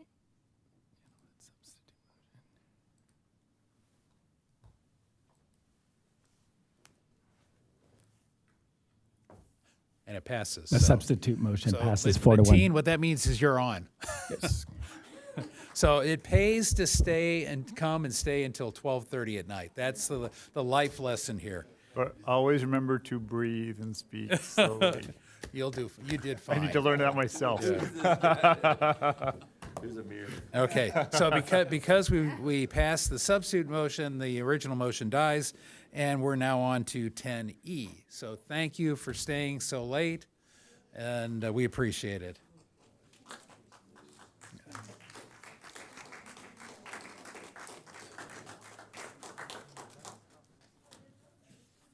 Get a lesson in Robert's rules if you stay late enough at night.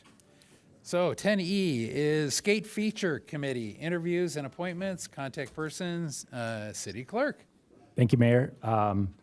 Based off of council direction on May 13th, you directed us to create the Skate Feature Committee. We did a recruitment. I will note that initially we did have 21 applications. However, there was some confusion on the interpretation of at-large membership. And so that was further clarified to be members of this Encinitas community. So we updated that report. And after additional review, 13 applications were deemed eligible. I will also note we have representation from all districts. And then we also have, because the composition called for 2 Parks and Rec commissioners, we do have 1 applicant for that. And then this would also be an appropriate time to name the city council members to join that committee as well. And then I can go through the applicants now, if you'd like. Yep. Okay. Hey. Yes. Sure. Tony Berman, followed by Danny DeCola, and then Elise Esprit.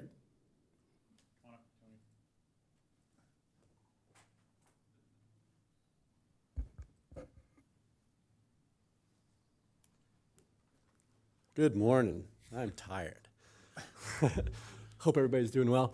My name is Tony Berman, and I'm interested in serving as a member of the Encinitas Skate Commission or Committee. I'm not quite sure what the term is at this point. I think there's 2 reasons that I'd be a good member of the committee.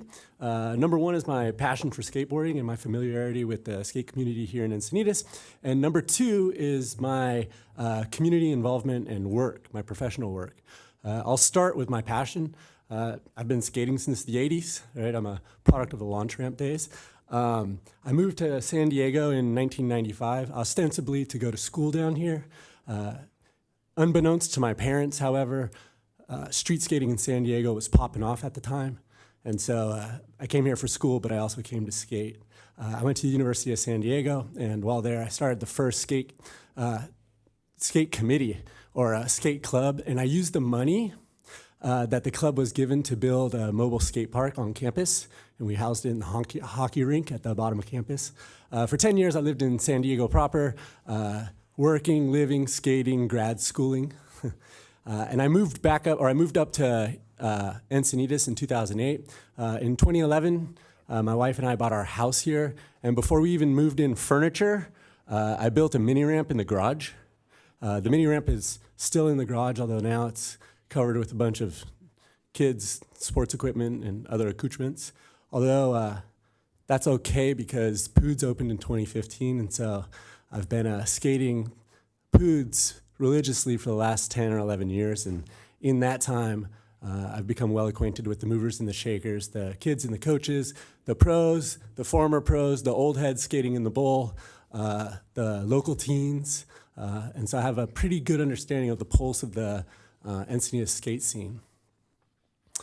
My second reason is because of my professional work. I'm a professor at Miracosta Community College, and since 2014, I've worked exclusively at the San Elijo campus, and so I've worked with a lot of the youth and young adults in Encinitas, and I've got to know them really well. And of course, with regard to skating, that means that I skate with a lot of my students, and I spend a lot of time with my students at the skate park. I think I'm probably the only professor who holds office hours in the Poods parking lot.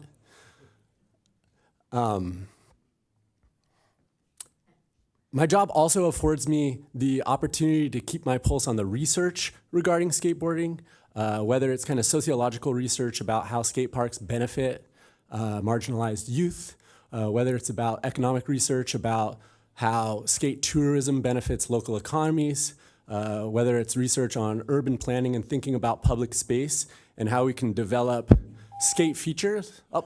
Thank you. Yeah. And you had a good write-up. Danny DeCola. and Danny will be followed by Elise, and then Jeff Jewett. Hello, everybody. Thanks for being here this late. I have started watching item A while I was at the Del Mar Fair with my daughters. Oh, they're obviously sleeping now. But yeah, just a little bit about myself. I was born in Leucadia in 1984. I have been skateboarding for over 36 years. I'm currently a professional skateboarder as well as the manager at Camp Pendleton Semperfit Outdoor Adventures, taking active duty Marines on mountain bike excursions, archery, and surf lessons, as well as I'm a surfboard shaper and custom fin maker out of recycled skateboards. Few reasons why I think I'm good for this position would be a quick backstory. I took over my father's business in 2003 after his passing. He was a concrete worker. After his passing, I began making skate spots out of concrete after working with concrete for so long. And that led me to working for multiple skate park and backyard skate feature companies locally in San Diego here. And soon after that, I became a professional skateboarder and was able to travel around the world to many diverse skateboarding countries, cities, and communities. Traveled around the world.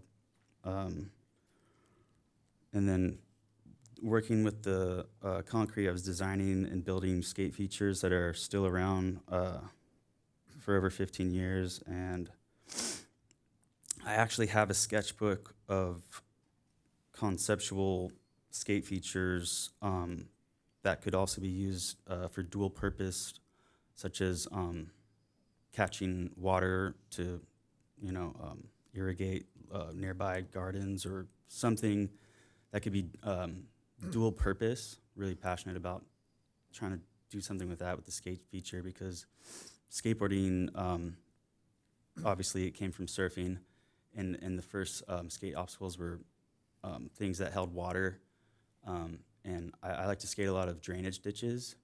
So just the idea of using water with skate features is kind of cool, and thought would be important to put those two back together. I also have a degree in design, digital design, so I can make concepts online or digitally to see if they will work in certain situations. But that's all for now. Thank you. Yeah. Thanks a lot.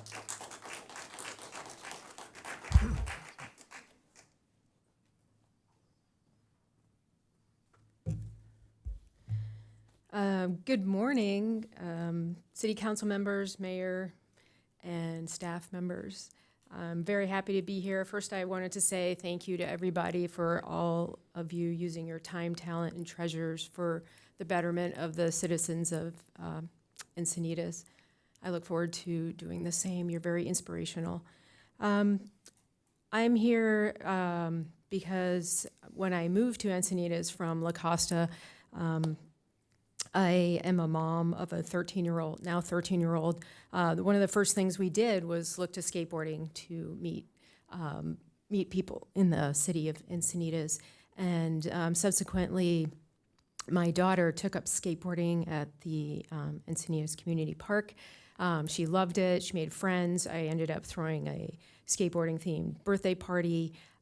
Being a mom of a female skateboarder, just having her whole class and the boys and the girls interact and join together over skateboarding was a really powerful moment for her 5th grade birthday party. I did put together some photos. I'm a very visual person, and a picture tells 1,000 words, so I wanted to share them with you. I believe that you have them all. I also, yes, thank you, have just a few fun photos from that event. Also, one of the other ideas I had was to do photo shoots involving skateboarding. And every year I make a sign up for my daughter to go to the next grade. And these are just some photos that you can see, which I would like to propose to do photo shoots and bring fashion and a lot of feminine elements into skateboarding, along with the actual locations. One of my other proposals and ideas was to have a bronze statue of the rad skater somewhere representing Encinitas. I know Cardiff has the Cardiff Kook for surfing, and Rancho Santa Fe has Lillian Rice. Copenhagen, Denmark has the Little Mermaid. And I think it would be a really great statement to have like a bronze statue of a skateboarder somewhere in Encinitas. My background for work, I live and work in Encinitas. I work in property management just down the road. I'm very good with communication, collaboration, connections. I also work at the Village Church in Rancho Santa Fe with their youth.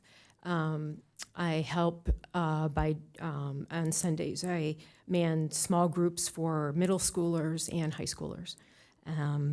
And that's why I would like to be a great part of this fabulous opportunity revolving around skateboarding. Thank you. Thank you.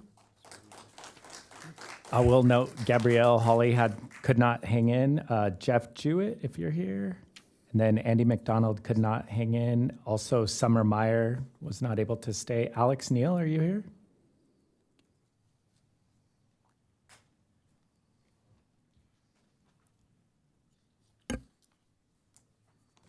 Good morning, everyone. Thank you for staying so late. My name is Alex Neal, and I'm a 27-year Encinitas resident. My kids were born and raised here, and this community means a lot to me. I'm here tonight to express my interest in volunteering for the Skate Feature Committee. I'm an avid surfer and snowboarder and a professional skate dad. While my own skate skills are lacking, my son Jordan skates at a high level and actively trains and competes in California. I've spent a lot of time at skate parks with my son, so I'm very familiar with skating, even though I'm not a skater myself. I believe I bring a well-rounded perspective to this committee for 3 reasons. I'm a dad and a skate dad, so I know what features work and what don't. I'm an entrepreneur, and I'm active with my wife's nonprofit, Alivenhain Farms, so I understand collaboration, fiscal responsibility, and community projects. And local roots. I've lived here for nearly 3 decades, and I care deeply about preserving our culture while helping our infrastructure evolve safely for the community. I'd love the opportunity to help out any way I can, and thank you for considering my application. Thank you. The next applicant, Joshua Rowe, has a video. Warren, please.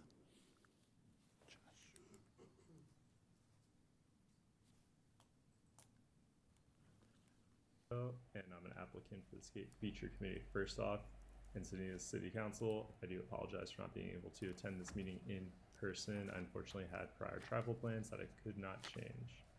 That being said, I just wanted to explain my experience and why I felt I fit on this committee. So, I've been a skateboarder for 20 plus years. I grew up skateboarding in Carlsbad and Encinitas, first going to the Ecke YMCA there. So, that's where I first started skating. Eventually, as I got older, I started working at Surf Ride in Oceanside as a skate shop employee through college, and then once I returned, I became a skate shop buyer there.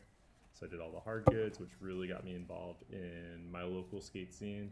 Got really involved in making sure I was connected with all the other local skate shops as well. During my time there, I became involved with a local nonprofit to Encinitas called Rolling from the Heart, which you guys may be familiar with, where we provide after-school skate programs to underserved youth throughout San Diego. I volunteered with them for a very long time as I worked other jobs, and then from 2022 to 2024, I worked as their program director to help get them back on track post-COVID, and really got to watch that program grow throughout the greater San Diego area. During my involvement with Rolling from the Heart, I met another skateboarder, Thomas Barker, whose name you may be familiar with. He was a pivotal person in creating what is now known as Foods Park. Through meeting him, he got me on board with College Skateboarding Educational Foundation, also CSEF. We're a nonprofit where we provide scholarships for skateboarders, and to date we've provided over $290,000 in scholarships to skateboarders so they could attend their collegiate dreams, really, or make their collegiate dreams happen. But through all this, I've been really heavily involved in local skate events, working with Rose Street very heavily, back when I was in Oceanside with all the other local shops, House of Vista, to really support the local skate scenes, whether it's through Rolling from the Heart or through CSEF, as well as being involved with shops in their local projects as well. Most recently, I was really involved with the Landis remodel project, going to those meetings, advocating, getting the local skate scene together to attend those meetings too, to make sure their voices were heard. Outside of this, I'm a public school teacher as well. I teach middle school in Escondido, and we actually have a skate program on site that is run by Roland. So I skate with my students throughout the year there, so I'm pretty involved with all ages of skateboarders as well. And through all these experiences, I feel like I'm a great candidate to be on this committee. I understand what the local scene wants, and my goal is really to help make like what the next generation wants too, and what will serve best for the next generation. I've been involved in a bunch of different projects throughout the years on how we can improve skateboarding, improve skate parks, and make them more accommodating and open to all different people. Yeah, thank you. And then the next applicant, Mike Staples could not stay. Bradley Thompson, are you here? Following, I don't think so. Beth Van Boxtel. And then Julie Vander Aurora is the last one, who's also a Parks and Rec. Hello, my name is Beth Van Boxtel. I've been an Encinitas resident my entire life. I love this city and I thought it'd be fun to join this committee. Skateboarding has been a part of my life for as long as I can remember, and I've spent much of my career in the skateboarding and action sports industry. Over the years, I've worked for Nixon, traveling to skate parks across the U.S., Transworld Skateboarding and Surf magazines, 91X, Surf Ride, and San Diego. I also spent 13 years working alongside professional skateboarders Colin McKay and Danny Way, as well as the founder of DC Shoes, Ken Block. For the past 13 years, I've been a residential real estate agent here in Encinitas, with an office just a couple blocks away. Through that work, I've gained experience in communication, marketing, project coordination, and working with diverse groups of people to move projects forward. I'm also a San Diego Master Gardener. I'm also an overachiever, and I have a strong understanding of plants that thrive in our climate. I believe that perspective can help create a skate park that feels integrated into its surroundings by incorporating plants around the skate park. I understand what skaters want, and I've already interviewed quite a few skateboarders before this meeting just because I wanted to get their input around town. I wanted to understand what was important to a well-designed park to the community. And if you ask 10 skateboarders what they want, they'll give you 10 different opinions. So the goal is to try and make everyone happy while still making things look good. While there are applicants here with direct skate park construction experience, I bring a different but complementary skill set. My background in real estate and marketing allows me to help build community support, communicate the project's benefits, engage residents, and navigate public concerns. I'm also highly organized and enjoy turning ideas into actionable plans that keep projects moving forward. My goal is to represent both the skateboarding community and the broader community, helping create a skate park that becomes a positive gathering space and remains relevant for many decades. Thank you. Thank you. That does conclude the applicants. We do have one public speaker, Ralph Cheney.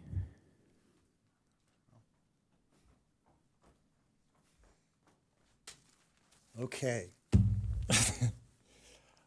I've read through the applications, and there are many heartfelt and committed people, and you certainly have enough people to fill the committee.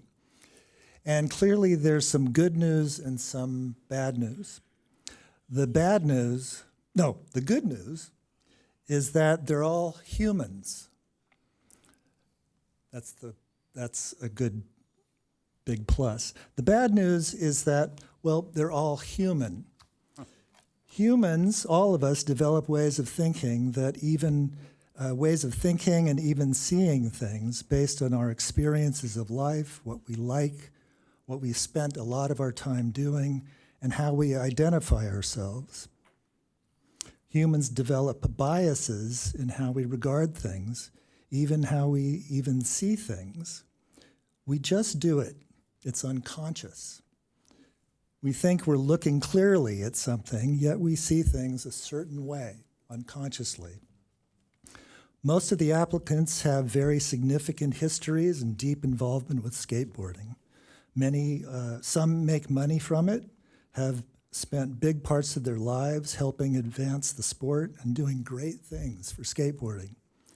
It's easy to say that they identify with skateboarding and have a bias for it. They just do.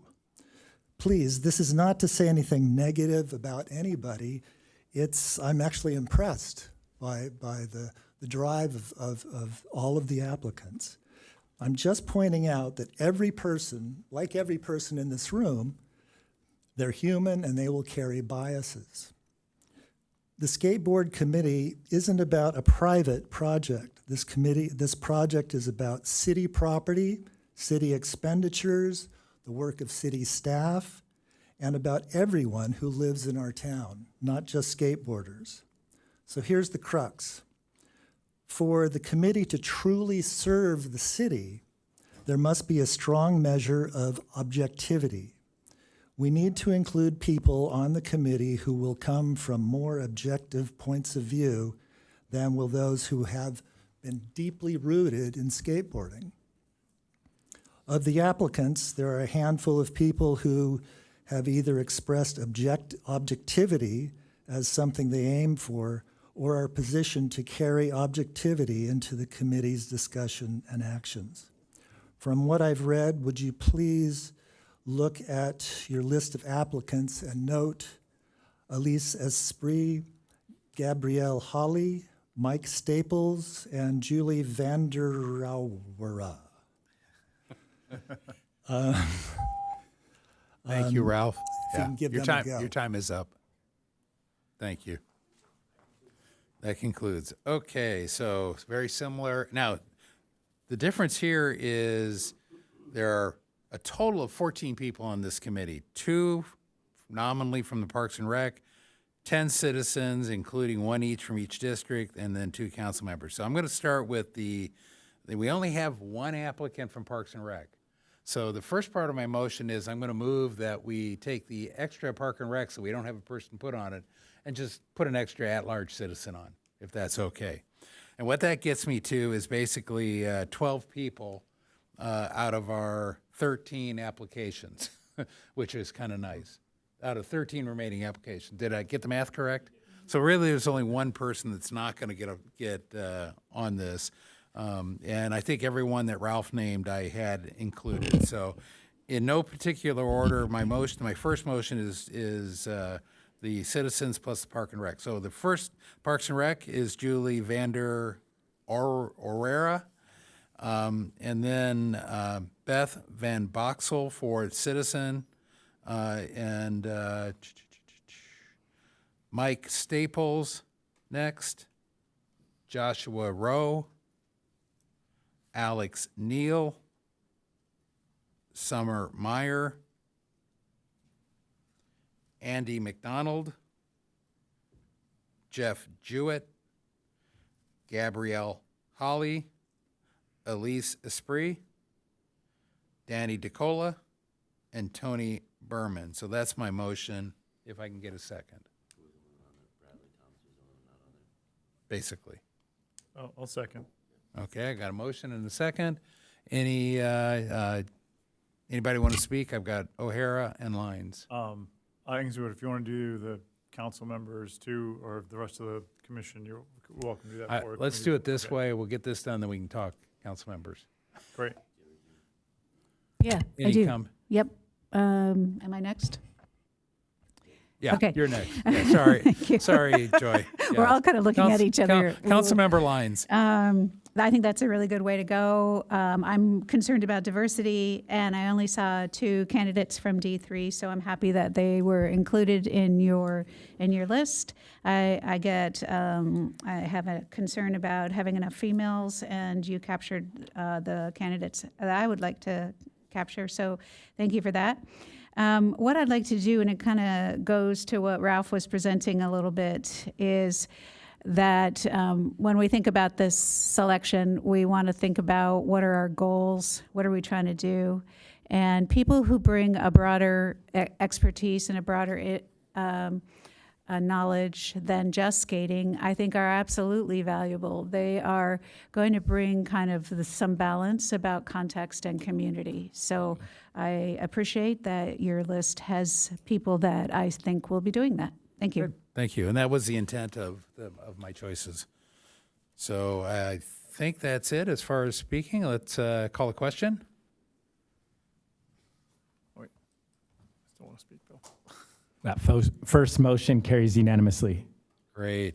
Second, is it mine to make a motion on I think for the committee, right? So that would include the council. So for the council, after long deliberation, Luke, you, and Marco is who I would recommend. You know, you guys both skate enough that I think it would be good. Sounds good. So Do I have a second on that? I'll second, yeah. Okay. And I want to add, I think this has been the best portion of the night for me.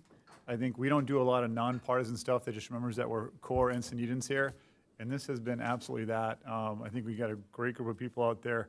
And Ralph, I spoke with you on the phone, and I think you're 100%, your advice to the committee is 100% right. This is a very invested skate group of people who remaining objective in their decision and realizing they're representing a movement for the entire city is the key to them being successful in this endeavor. So thanks for coming out and offering that advice. And Alex Neal I did speak with before, and I told him, hey, we got a couple things coming at 8:30.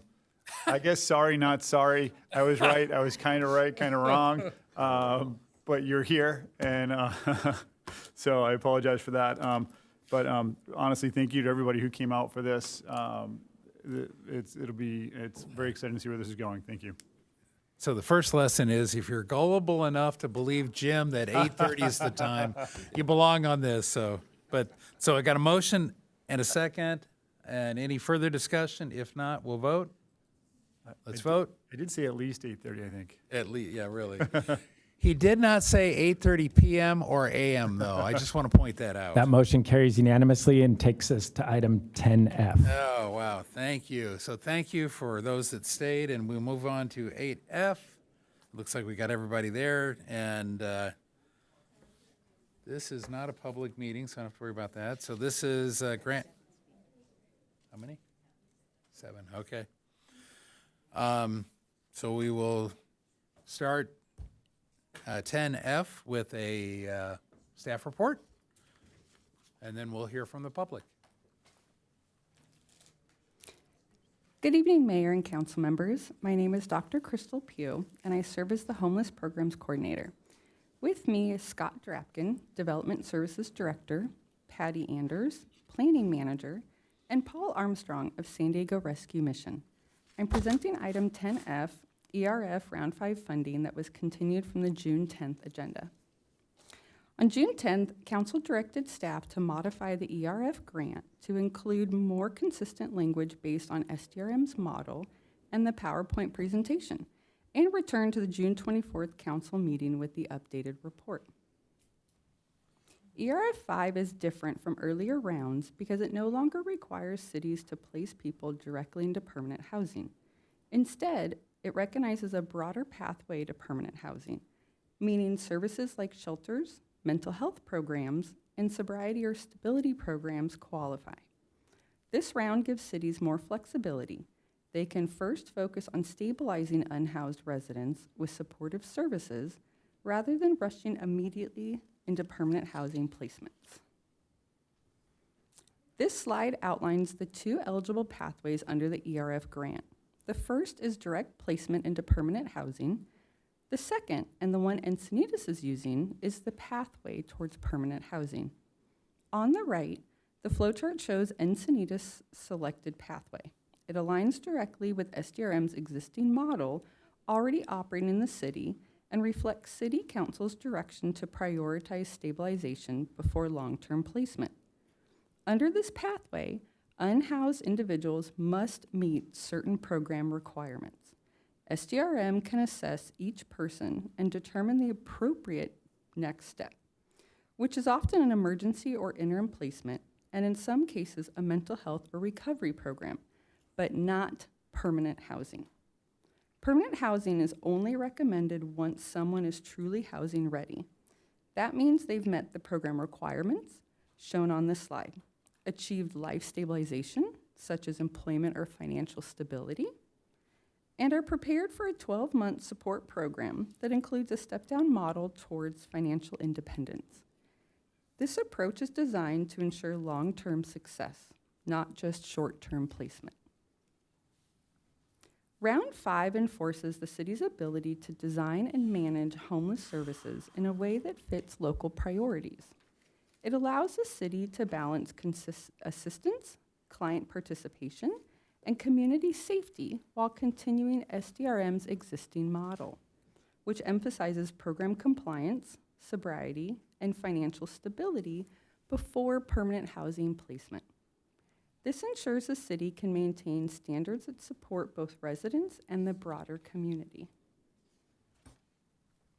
Staff revised sections throughout the application to better reflect SDRM's model and City Council's direction, with changes shown in strikeout and underline, and removed housing first language.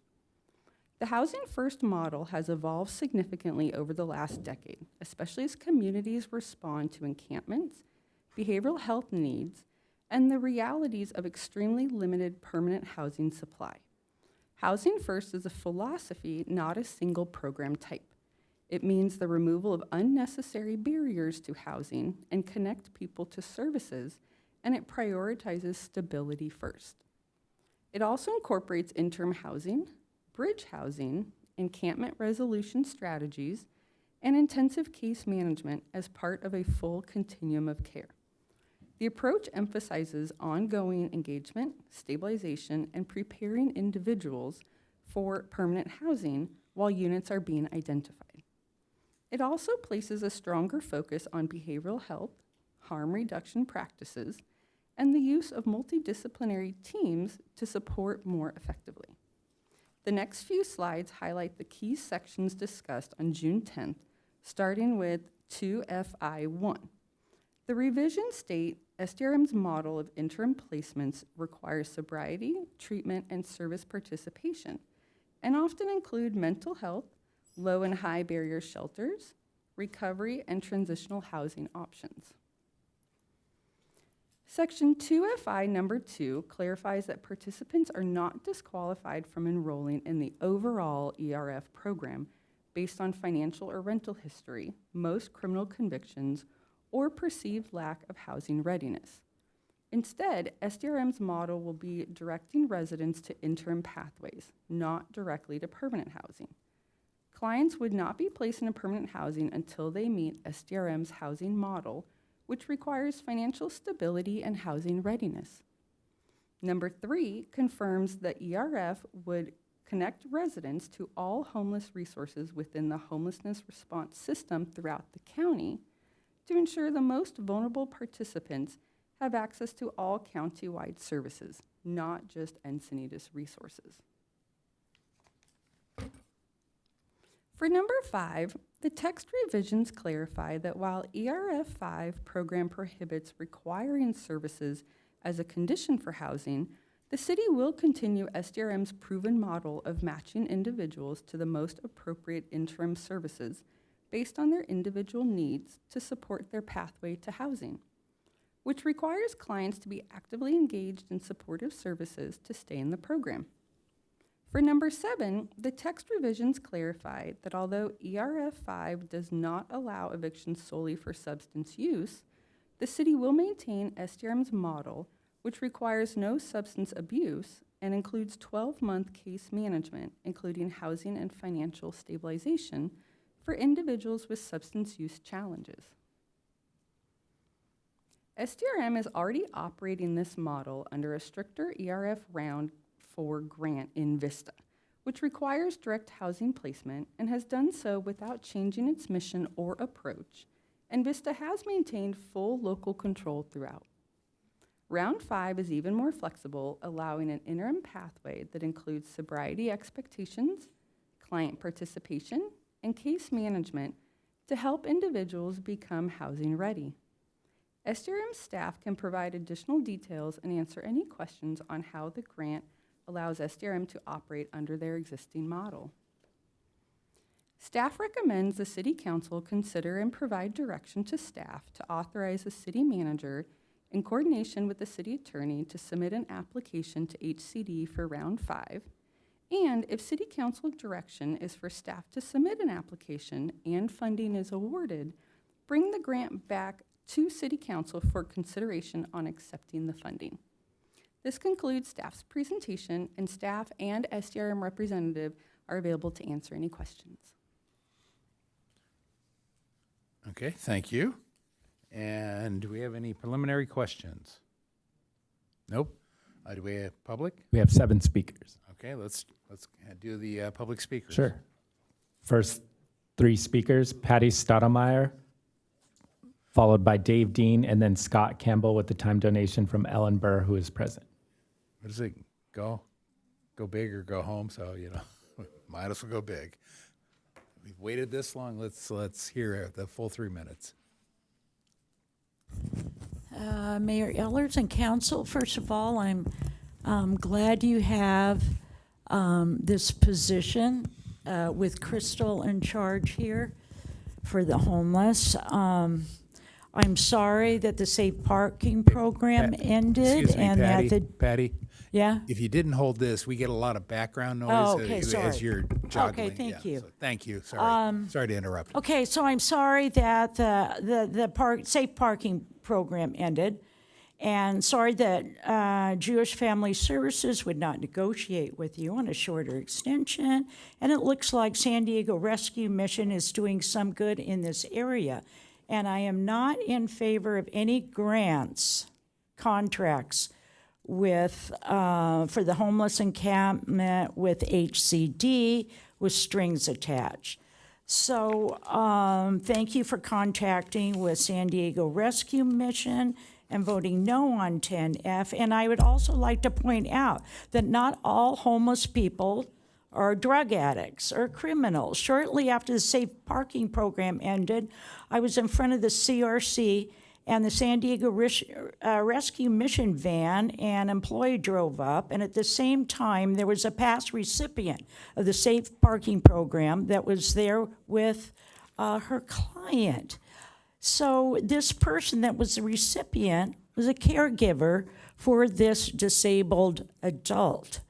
And this is a very needed service, and as you can imagine, doesn't pay much. But it's so needed. Also, the publication of California Insider just had an article entitled "California Seniors Can't Keep Pace with the Cost of Housing."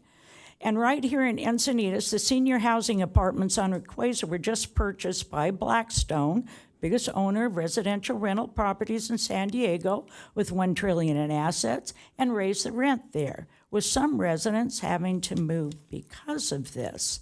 So hopefully there can be a little more help in this area without HCD's involvement. Thank you.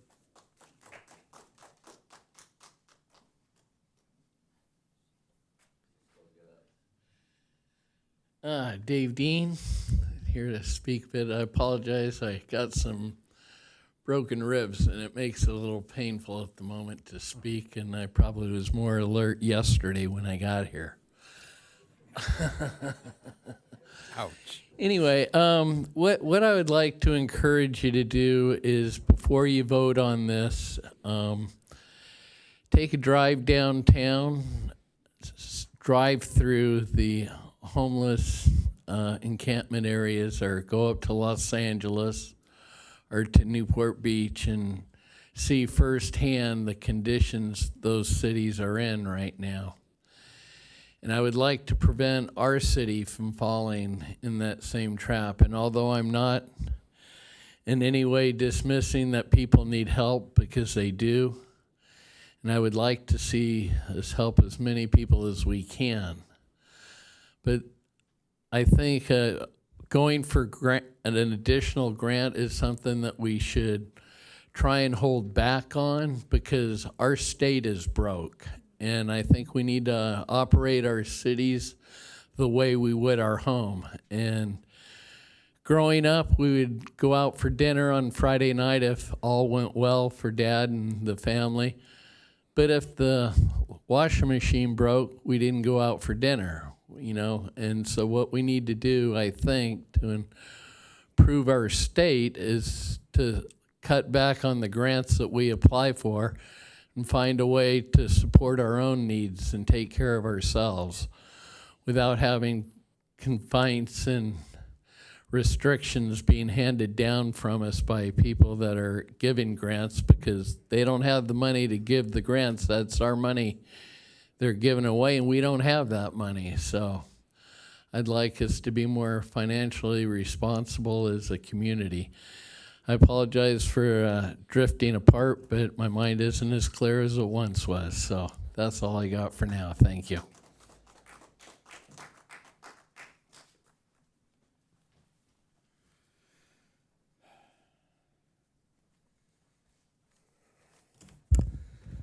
Okay, my name is Scott Campbell, and according to the maps of this, I actually live in the region of interest on the Caltrans. I don't live next to the freeway, but the map shows my house on there. And I have some comments on this. A lot of people have said free money, and they talk about compassion and doing the right thing. Anybody heard the word Tonstoffel? There ain't no such thing as a free lunch. Let's be clear about that. We've already spent a lot of money preparing this report. It's not free.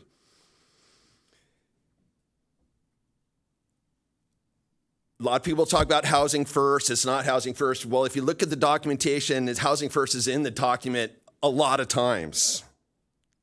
Some of it's marked out. I'm not going to say how many times, but it's in there. This is a housing first thing. The requirements of the application say housing first. Let's go to the next slide.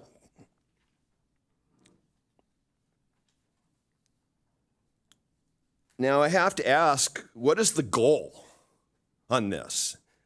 The application says outcomes. I'm not really sure what the goal is, but I know it's not to create a subsidized industry and employment center. Now, if you look at these outcomes, it's not actually helping people. I don't see anything about actually people getting helped. They're talking about record keeping and things like that. That's not helping people. That's employment. That's the circular reasoning of all this stuff. Say no to the grant. We don't need it. We already have the rescue mission. It's been less than a year. Let's see how that works. We don't need to rush into more. In business, one of the worst things that you can do is grow too fast. Businesses that grow too fast, they explode, and then it's worse. Let's not do this. Next slide, please. One of the sections is talking about centering people. I hear a lot of talk about affordability and housing crisis.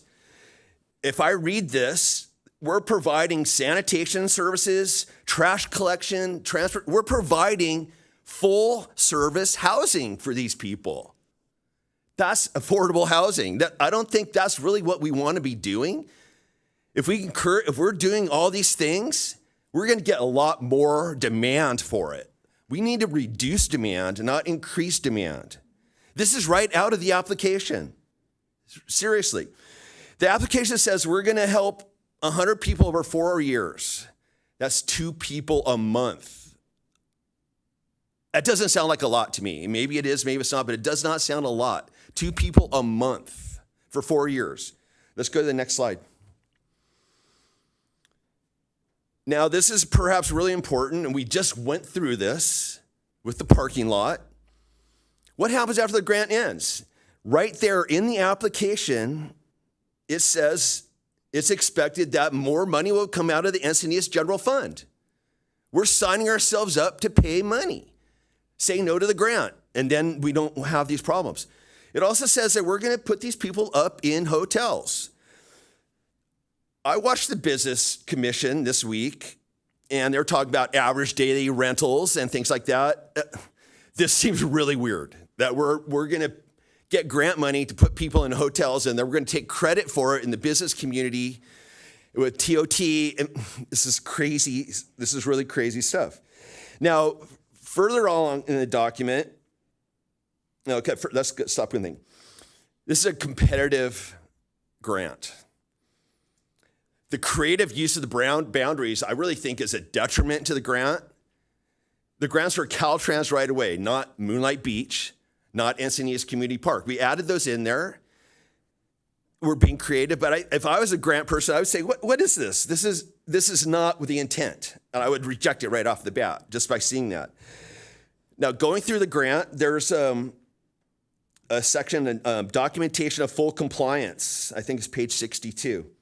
It's not completed. It's completely empty. This application is not even done, and the council is being asked to accept this, and it's not done. Are you really going to do that? I work at regulated industry.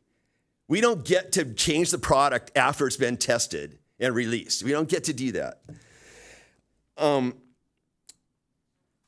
page 63, it talks about documentation and timeline. And once again, that section is empty. That's pretty important. What is the timeline of how this is going to work? Throughout the document, it says participation is voluntary. So we can provide services, and then they can just say, at the end. Once again, it sounds like this is an employment center more than it's helping homeless people. This is to perpetuate people that have a vested interest in providing services. They make money and they get paid. We want to help homeless people and not provide jobs for people that are not helping homeless people. Vote no. Final four speakers, Molly Hentleyan, followed by Karen Caden, then Bob Kent and Fabian Gannell.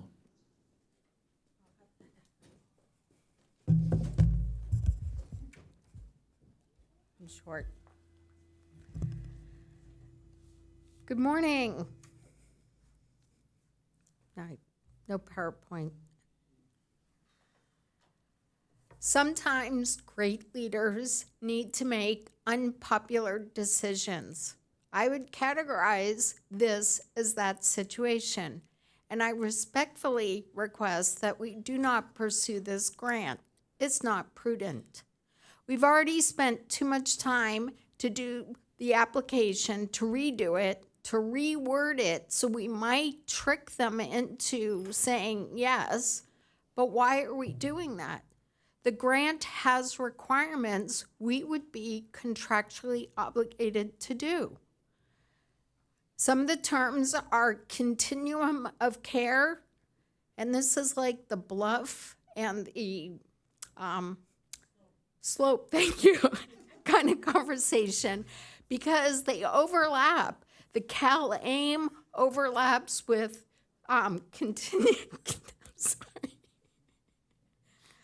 Anyway, the summary of alignment, I am punchy, is really, it talks about housing first, immediate housing focus, harm reduction. That's a whole nother ballgame we do not want to be getting into. Handing out needles and handing out, sobriety is not a method of being, helping. So mainly it's a housing first. And additionally, our development services housing staff has already been very busy with finalizing the HAP agreement, which is yet to be reported back to citizens. They just concluded there are 3 workshops yesterday, and we need to look at where we have already committed to and not continue expanding services, adding staff that adds pension costs, as well as add layers of state reporting. I would ask council to direct staff to focus on the current projects we've approved and the current needs of our city, and not try to solve larger, out of our boundaries, regional issues and Caltrans needs. The issue is not going to be solved by Encinitas. This is a failed program with Vista. Just ask Mayor John Franklin. The state has continually failed at addressing homelessness. If it was solvable, why haven't they solved it? The state can't even account for $24 billion allocated for the very issue. So we need to reject pursuing this grant. Thank you.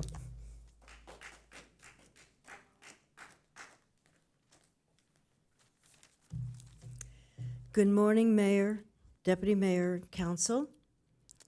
I spoke on this issue, I think it was June 10th, and I hate to bring this up again, but do not support HCD engagement solution funding R5. Our experience over the years have lacked of trust with HCD Sacramento Housing Community Development Agency.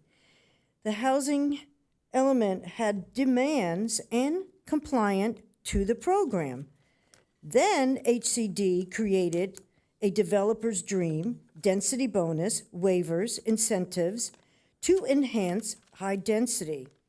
State pressure, less local control. Now that is said, the city will need to be in compliance with the state encampment guidance, ERF 5, which we haven't seen yet. Of course, in favor of SD rescue mission, continue and stay involved. They seem to be doing a pretty darn good job, and they only been here for a short while. $4 million grant for 4 years. Reminder, estimate around 74%, a large dollars go to administration. Homeless never ends.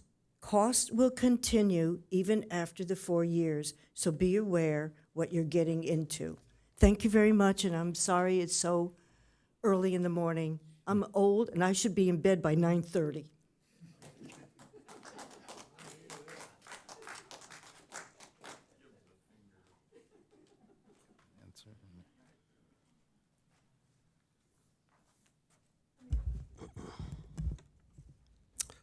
Good evening/morning. My name's Bob Kent, Encinitas resident. First, thank you to the staff for pulling this together tonight. I'm here tonight to respectfully request that you approve moving forward with this resolution funding application. This grant will bring our city much-needed resources to help individuals who are experiencing homelessness in Encinitas here transition into interim housing and find a clear pathway to permanent housing. Securing this grant is important for a few reasons. First, it aligns with our city goals. The objectives of this grant align directly with our city goals to address homelessness by devoting resources to outreach, case management, and housing navigation. It provides a personalized pathway to stable housing opportunities. It addresses a vital service gap, which has been identified by the by name list, where there are 60 or approximately 60 individuals living in this eligible zone. And it builds on the work already being done by the rescue mission, the good work, over the last year and a half. And it's using their comparable model, which has demonstrated success. Also, it's fiscally responsible, utilizing grants strategies and creating partnerships like the one with San Diego Rescue Mission directly aligns with the Homeless Action Plan. It's also fiscally responsible to leverage external grant funding to meet city goals that you've established, thereby reducing reliance when possible on the general fund. Also, While successful encampment resolution models exist in other North County cities, this plan has the flexibility to effectively be tailored and applied to meet the specific needs of our city goals and the people here in our community. And lastly, I think submitting this application is a no-risk proposition. The grant terms are negotiable, and the council can decide, has the final say on whether to approve this grant if it's approved or provided by by HCD. So I hope you will move forward with this grant application. Thank you.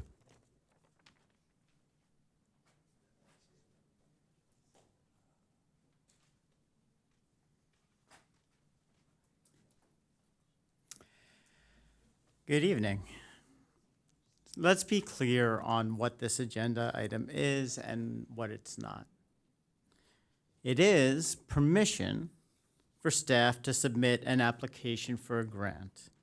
Neither that permission nor the submission of the application commits the city to do anything, to accept the money or do anything else.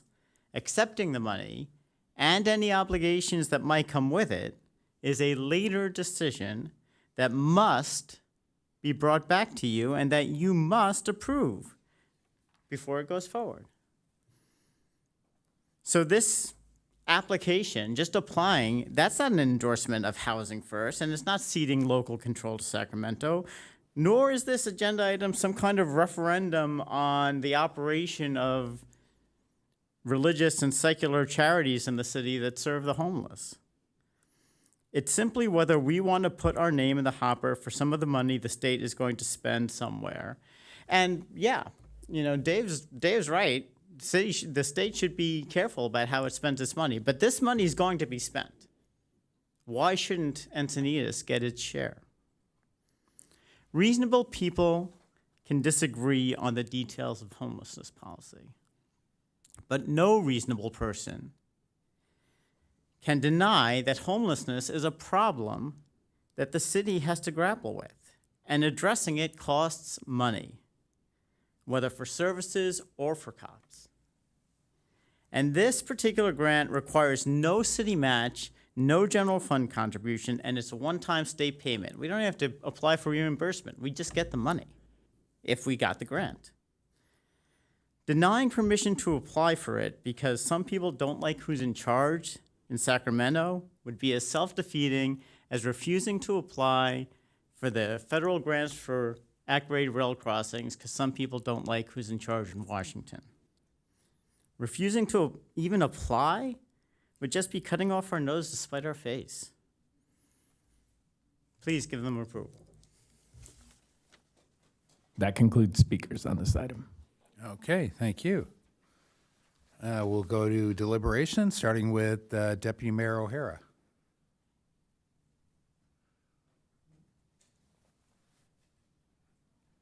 Just want to start with a quick question. The addition of the moonlight, like outcropping, the Moonlight Beach outcropping, how was that determined?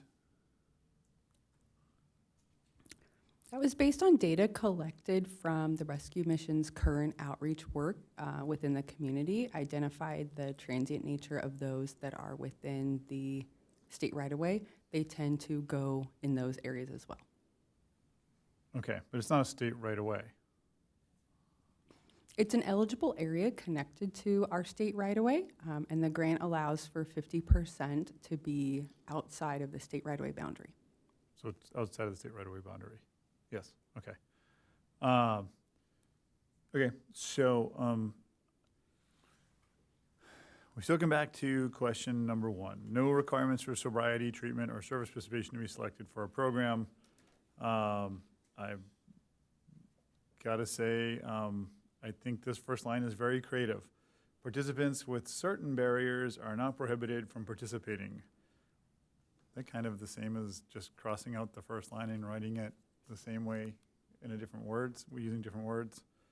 I'm also questioning number 10, the harm reduction piece on this, and it is concerning in a number of ways. I think the choice to cut out Moonlight Beach, put a cutout down for Moonlight Beach, we're not just signing a grant with this, we're offering permission and giving things up. There is a bill on the Senate floor to require shelters and mandating, and there's no reason they couldn't attach it to this, right, as a condition. You know, and I'm going to make a clarification. An FRA grant aligns with the city's goals of what we want. When we sign up with a grant, we have a direction, we want to go with it. We don't just take money to take money. That's a horrible reason to go after a grant. You go after a grant because you have a need and it aligns with the processes that you're doing it under. We have, according to Catherine Blakespeare herself, or her voice that shows up here, we are doing quite well. We are the beacon of what everyone else, her words, should be doing to manage this issue. We just signed earlier tonight, or today, or yesterday, or whatever we're calling it now, we just signed a grant application to support, or better basically send a letter to represent and support the SD Rescue Mission and the great mission that they're doing out there. We signed that earlier to support, and some of that would come back to help us. And that would be under SD Rescue Mission's conditions, their choice, their move, their current setup and support. So it would support what is working. Housing First in the state has failed miserably, to the tune of $24 billion missing dollars. Man, if we get $1 million of it, right? We all do. So just because someone wants to give us money doesn't mean it aligns with what we're doing. It doesn't mean it's worth the risk. And I've heard people up here before say, I just love spending other people's money. I don't just love spending other people's money. I like spending money responsibly and spending money in a way that benefits the community and has no strings attached to it. I'm going to make a motion to deny filling out this grant. Simple as that. Okay, Councilmember Schaefer. Yeah, I would agree with a couple of those comments. At first glance, why would we not take this money? Why would we not apply?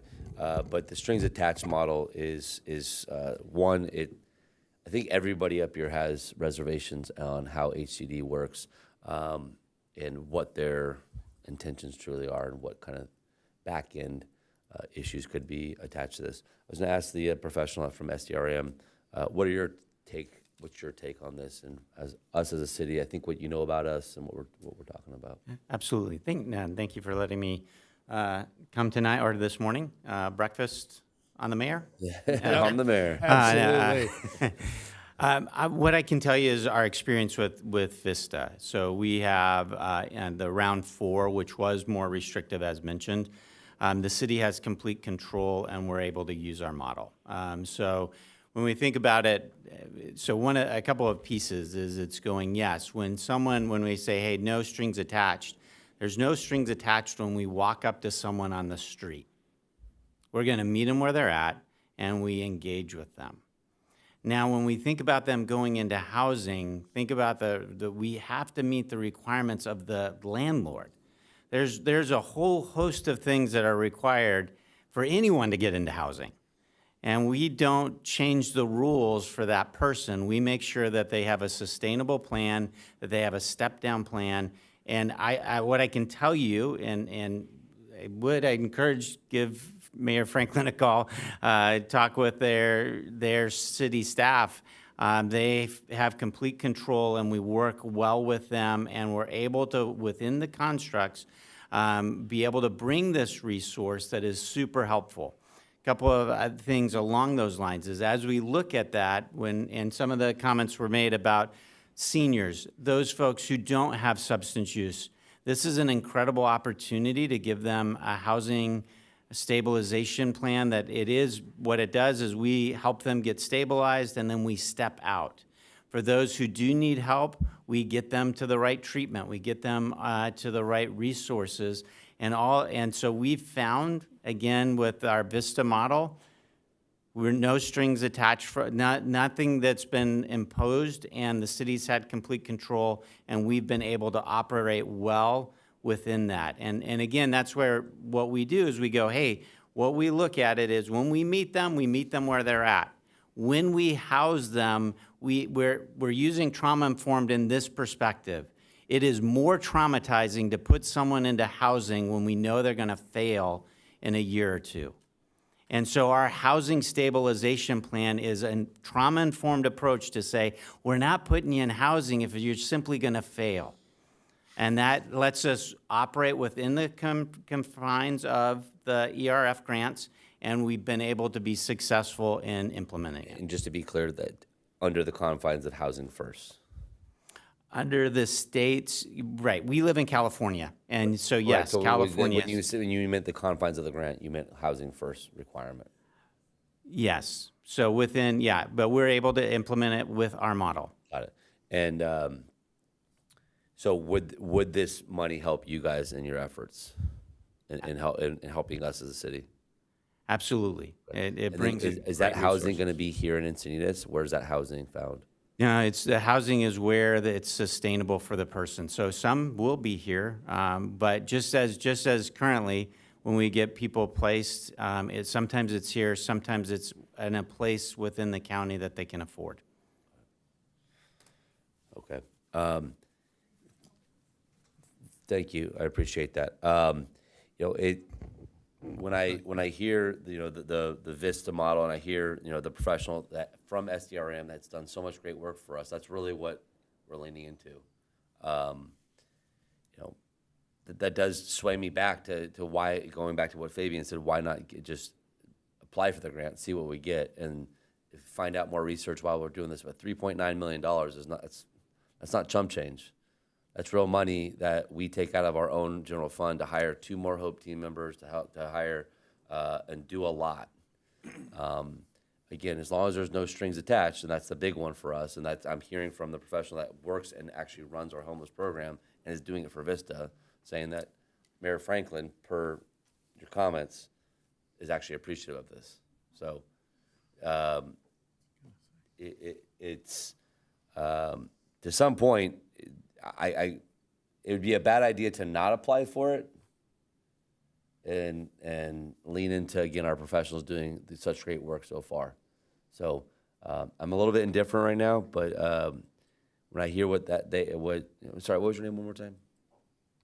Paul. Sorry, when I hear what Paul has to say, and when I know about San Diego Rescue Mission and how they lead the charge, I 100% stand behind Donnie D and the entire San Diego Rescue Mission and what their model is. So I'm not the professional in homelessness, and Paul is, and people like Paul and Crystal. So I have to trust the professionals that are in this spot and who's already doing it. So I'll leave it there for right now, and I'll pick it back up in a second. Okay, Councilmember San Antonio. To what Deputy Mayor just said, we did just sign that letter of support for San Diego Rescue Mission. So, and I also know that if and when they get that money, we don't get that money. You get that money, right? And then you get to help the city with it, and other cities, right? So it's kind of split up. So you know what? If and when you guys get that money, I know we're gonna get the support, but we don't have to, use city staff to try to hold this money or do anything extra with that money that you would get. This ERF 5, it still freaks me out. The HCD thing. I mean, we just talked about, the state putting down all these extra things on us earlier last night. I don't know. It's for me. I understand what you're saying. But for me, I just can't support it. So I'm going to second Deputy Mayor's motion. Okay, you yield at that point? Oh, boy. Okay, so the goal here is to get people healthy, get them housed and off the street, right? And that's the goal, and I'm going to keep that in front of me at all times. So, but that said, I'm skeptical. I'm very skeptical when I read this with the housing first, the trauma informed. So I'm going to start out with questions for Paul again. So you've kind of answered this, but I want to put a point on it. To address all of Encinitas, so I'm looking at SDRM in partnership with our staff, but primarily SDRM for casework. Are we funding you enough today to address the homeless population in Encinitas? And if not, how much more do you need? You know, this number's kind of arbitrary. So tell me about how many resources do you need to solve our homeless problem? Well, thank you, Mayor. I would look at it from this perspective. One of the things that the ERF grant brings is actually those housing dollars for when the person is stabilized and they're ready to move into housing. This allows us with a step-down model to get someone into housing when they're ready, and then we step out of it, right? So what we do now is there are times when we're able to get a housing resource, and I think actually in the ERF grant, it says, hey, we're not just relying on these housing dollars that come with ERF. We're still going to be trying to place people with other housing resources when they're eligible and what they are able to do. What this allows you to do, and this is, again, what we're doing in Vista, is gives you a targeted focus. This is, again, where we leverage our by name list in a targeted area with the housing resources so that as people get stabilized, we're able to really get them on a trajectory to end their homelessness for good. So I look at it much more from the housing resources that it brings. Our current model, we're going to keep doing it. We do it well. We're going to get people in the shelter. We're going to continue to get people housed when a housing resource becomes available. And we'll continue, and your team has been incredible. The staff has been incredible about making sure that we have the resources, and we're in constant conversation around that. So the case management piece, the HUD letter that you guys signed for us, we're trying to bring additional resources, again, at no cost with you. That's where we're integrating the CalAIM. Again, what CalAIM provides for us from a resource standpoint is the integration with the managed care plans so that we can, again, have access to stabilizing resources, and then also the CalAIM dollars also provide those housing resources. There's one thing I would say with the ERF, it's the housing stability resources that is really what is helpful because, again, once a person is ready and we step down, we do have confidence, or we've got them, we've actually ended their homelessness instead of just getting them on a path to end their homelessness waiting for housing resources. So, boy, you said a lot there. I appreciate it. Is the HUD, the 8F from tonight, is that housing first? No, that's under the direction from the federal government. They're restructuring, and so that's an outreach effort that targets smaller cities, and so yes, no, that's not a housing first model. And CalAIM, which I forget what the acronym was for, but it's basically Medi-Cal? Yeah, it is leveraging the managed care plans. Yes, it is Medi-Cal. Okay. And that's California. Is that housing first? No, it's not. It's not completely different. It's the managed healthcare plans. It's around that they recognize the social drivers of health, and housing stability is one of them. So there's no housing first requirements with CalAIM. Okay, cool. So I'm going back to my first question, which is the amount of resources we need.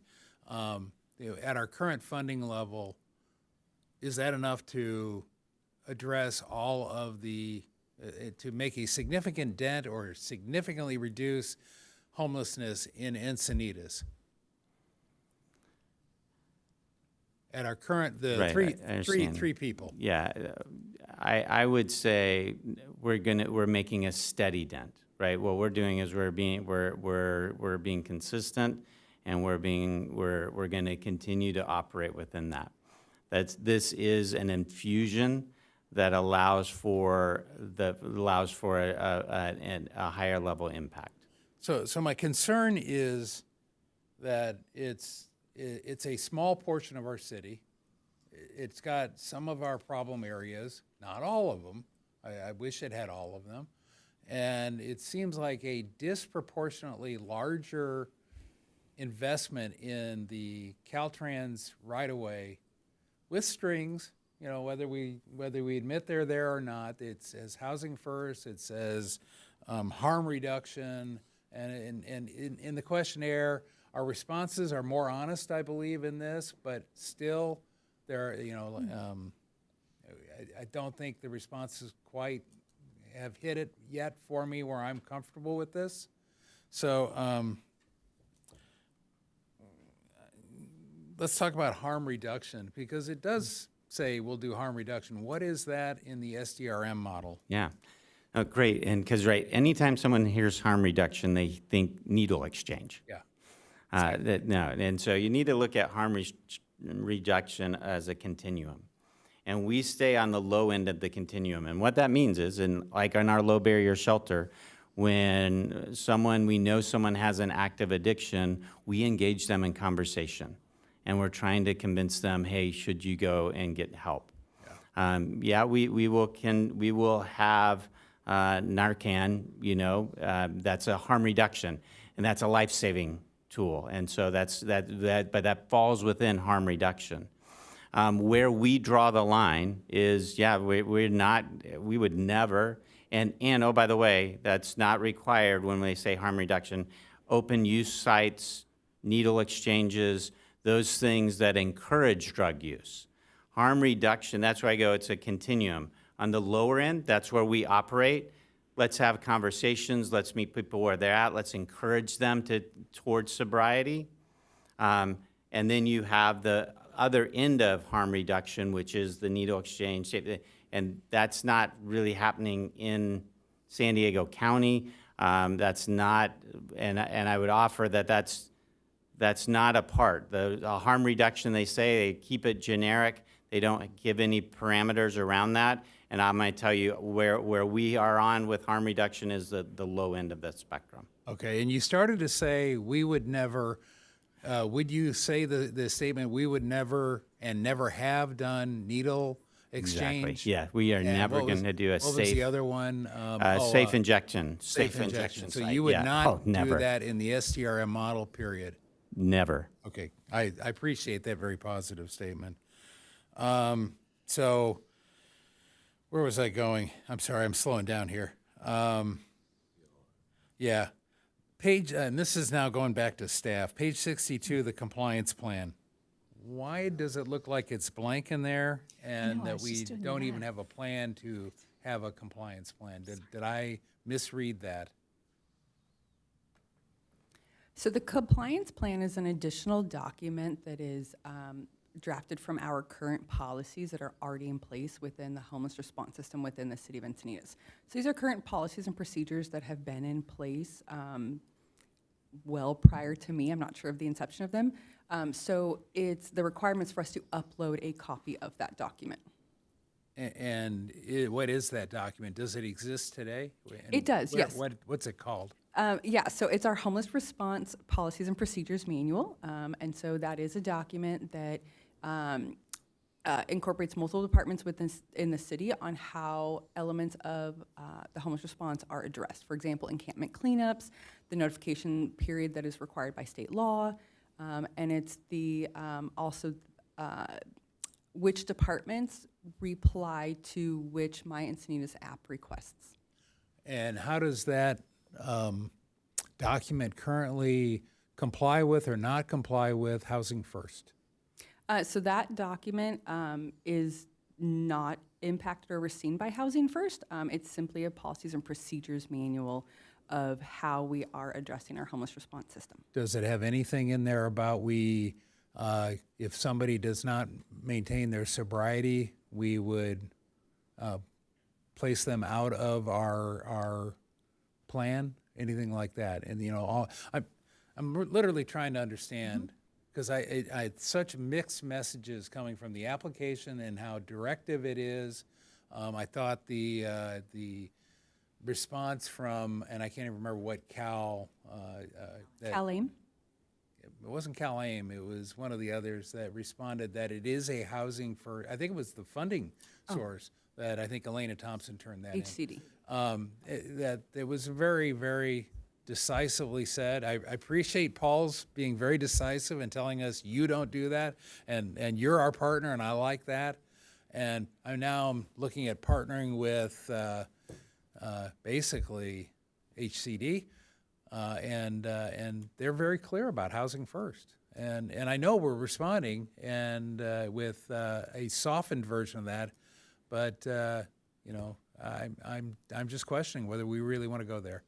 And so my challenge to the rest of the council here is if we say no to this, there's a likelihood we're going to have to pony up general funds to do it. And as long as we're willing to do that, which I think I am, I think I'm at the point now, I so distrust HCD for many other reasons than homelessness, that I really have trouble going there right now, given this. Now, I would say that previous city management, and I'll just leave it at that, already turned down this grant, right? I withdrew the application. So we're just talking about it in public now, and we're not doing it surreptitiously like it happened in the past. So I appreciate the fact we're doing this in a public forum and we're actually following through and talking about why we will or won't do it. But at this point, I'm going to support the motion. And with that, Councilmember Lyons. The motion maker was, and it was seconded by? It was okay. first, second, Thank you. and yeah, basically not to go forward. Okay. Well, I'll be quick then. There are a few things that I want more than to solve the issues around homelessness. We've been having incremental success. I am happy to say that we also hear, though, on a regular basis that we could be doing more, and it's pointed out to us almost every time we meet. We could be doing more. We have a good partner in San Diego Rescue Mission, and I trust your model, and I trust what you're telling us tonight. Thank you. That's very helpful and very educational. I don't see this as a housing first focus. I see this as one opportunity to assist with funding to achieve our overarching objectives of addressing our housing issues. I know there was a lot of discussion on this 2 weeks ago. I think staff has brought back an approach that's tailored to Encinitas. Thank you, staff. This is a fresh take on it. The city has vetted this program and communicated that the funding source will support what we already are doing with San Diego Rescue Mission. We do housing navigation, and this will help us with the funding for it. So far, with this city council, I've not seen us pony up money from the general fund for housing. I've seen us let our programs go because we have not ponied up money. So I think tonight, this is a no-risk action. If this moves forward, I will not be supporting the motion.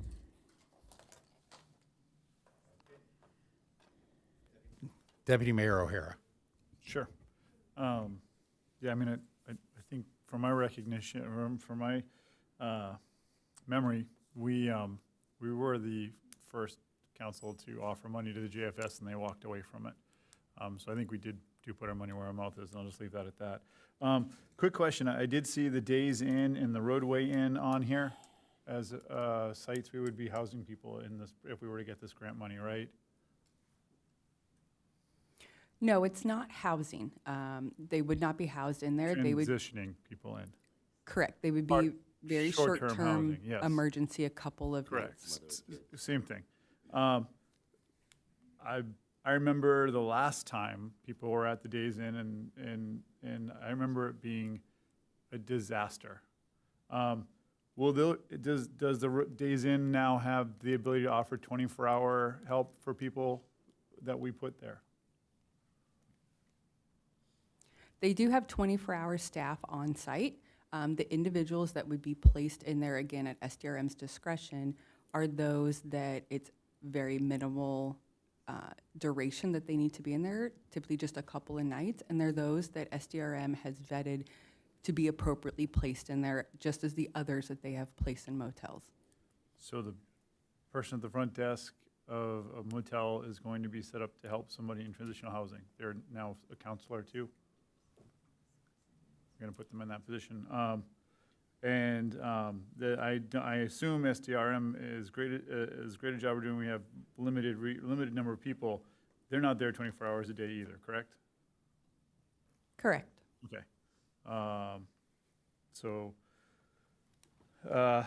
Okay. You mentioned the step-down model, and I think we all support that completely. And I saw a lot of nodding up here with that, and I think it's a great idea. It'd be great if there was just a grant just for that. But trading away our ability to be effective just for that, it's a tough trade.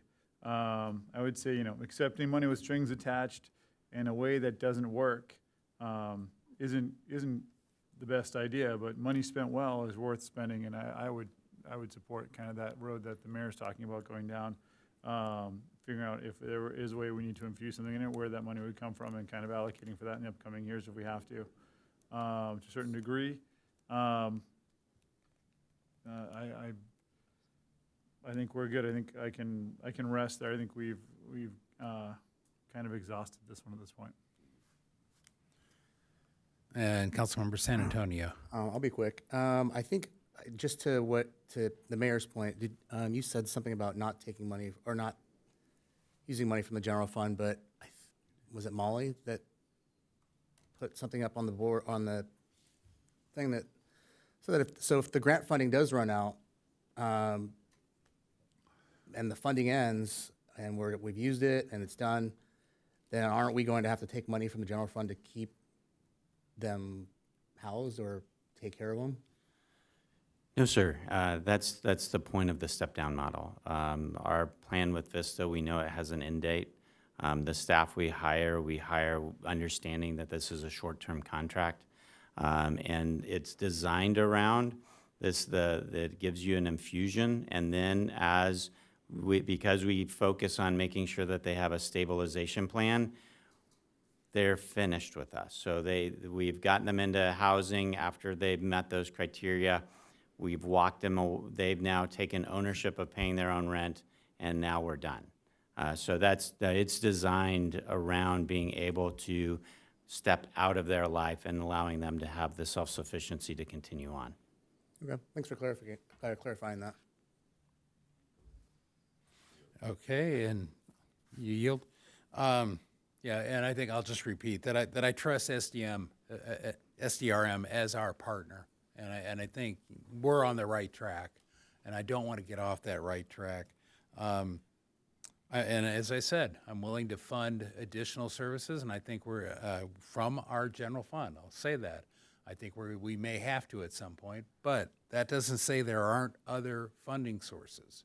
And I think we established that when we talked about 8F and it being HUD and not being housing first. That's that we can look and continue to look at funding sources.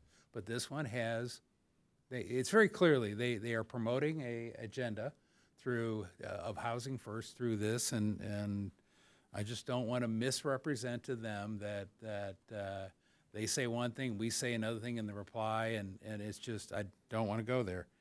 So I do have a question. Well, I wanted to clarify, the last time when we were housing people at the local hotels, there was no discretion on who got vouchers, and that was a problem. And we're not going there, and I think we heard that's why we have SDRM managing that interface, and very selectively, and I think we even, in the case of the budgetary limitations we put in, we even made sure it's I'll call it a modest funding amount for temporary rent, for hotel vouchers, that was before just lumped into the advanced planning. So it's a different model now than before, so I don't want to commingle those. And ultimately, by the end of the year, end of the calendar year, we're going to have to decide how we're handling and what we're doing to backfill the Buena Creek Navigation Center if we can't, in fact, get that extended. So, but I think we'll keep looking for funding for that. we'll look for our partners. Certainly San Diego Rescue Mission is a potential solution to that same capacity. And we'll decide how to fund it as we go and make the trades, and that's what we're paid to be up here to do. So with that, I will yield to Deputy Mayor O'Hara.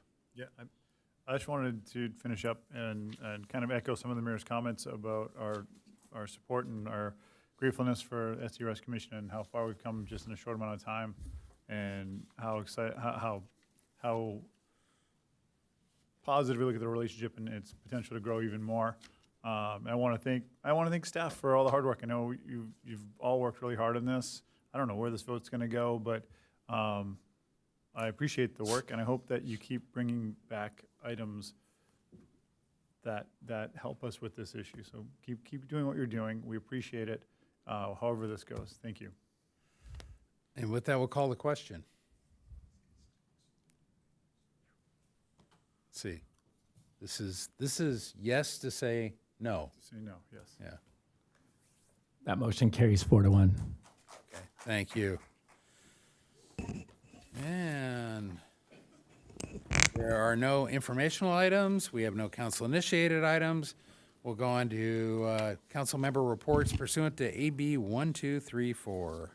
This morning, I attended the Encina Wastewater Authority Board meeting. The one thing I do want to report is that our general manager reported that he was invited to Valencia, Spain, to present at the World Conference on Anaerobic Digestion associated with what the Encina Wastewater Authority is doing. And he was also invited to Singapore to the International Water Week, which was international participants in wastewater management CEOs all over the world. And I think that's pretty notable for our little Encina Wastewater Authority. That's what I have. Nothing to report. Nothing from previous, but tomorrow morning I go to Regional Solid Waste Association. Oh, good. Last week I attended the North County Transit District Marketing Committee meeting. We discussed the future of the agency and trying to figure out the roles of the various aspects of type of transit in the future. And then we had our main board meeting as well. Board meeting at this time is managing a very challenging financial future in that area, and trying to provide great service at the same time, dealing with the challenges of what that service cost. And I also attended the Encina Wastewater Board meeting this morning. And City Manager. Make this quick. This Sunday, June 28th, 12 to 4, Encinitas Community Park. It's EcoFest. And then we do have on Monday, June 29th, from 6 to 8, we will have our final community workshop on the HAP, so our Homeless Action Plan Community Workshop. 6 to 8, it'll be right here at City Hall in the Poinsettia Room. So those are just things. Just a reminder, we're going on break. Well, just council meeting break, but of course we'll be working over the summer diligently to get a whole bunch of things done. We wish everyone a safe and happy holiday, and just get some rest during the break, and we'll still be working hard, and I know you folks will too, so thank you very much. And when is our next meeting? Next meeting is Wednesday, August 12th. And the traditional attire?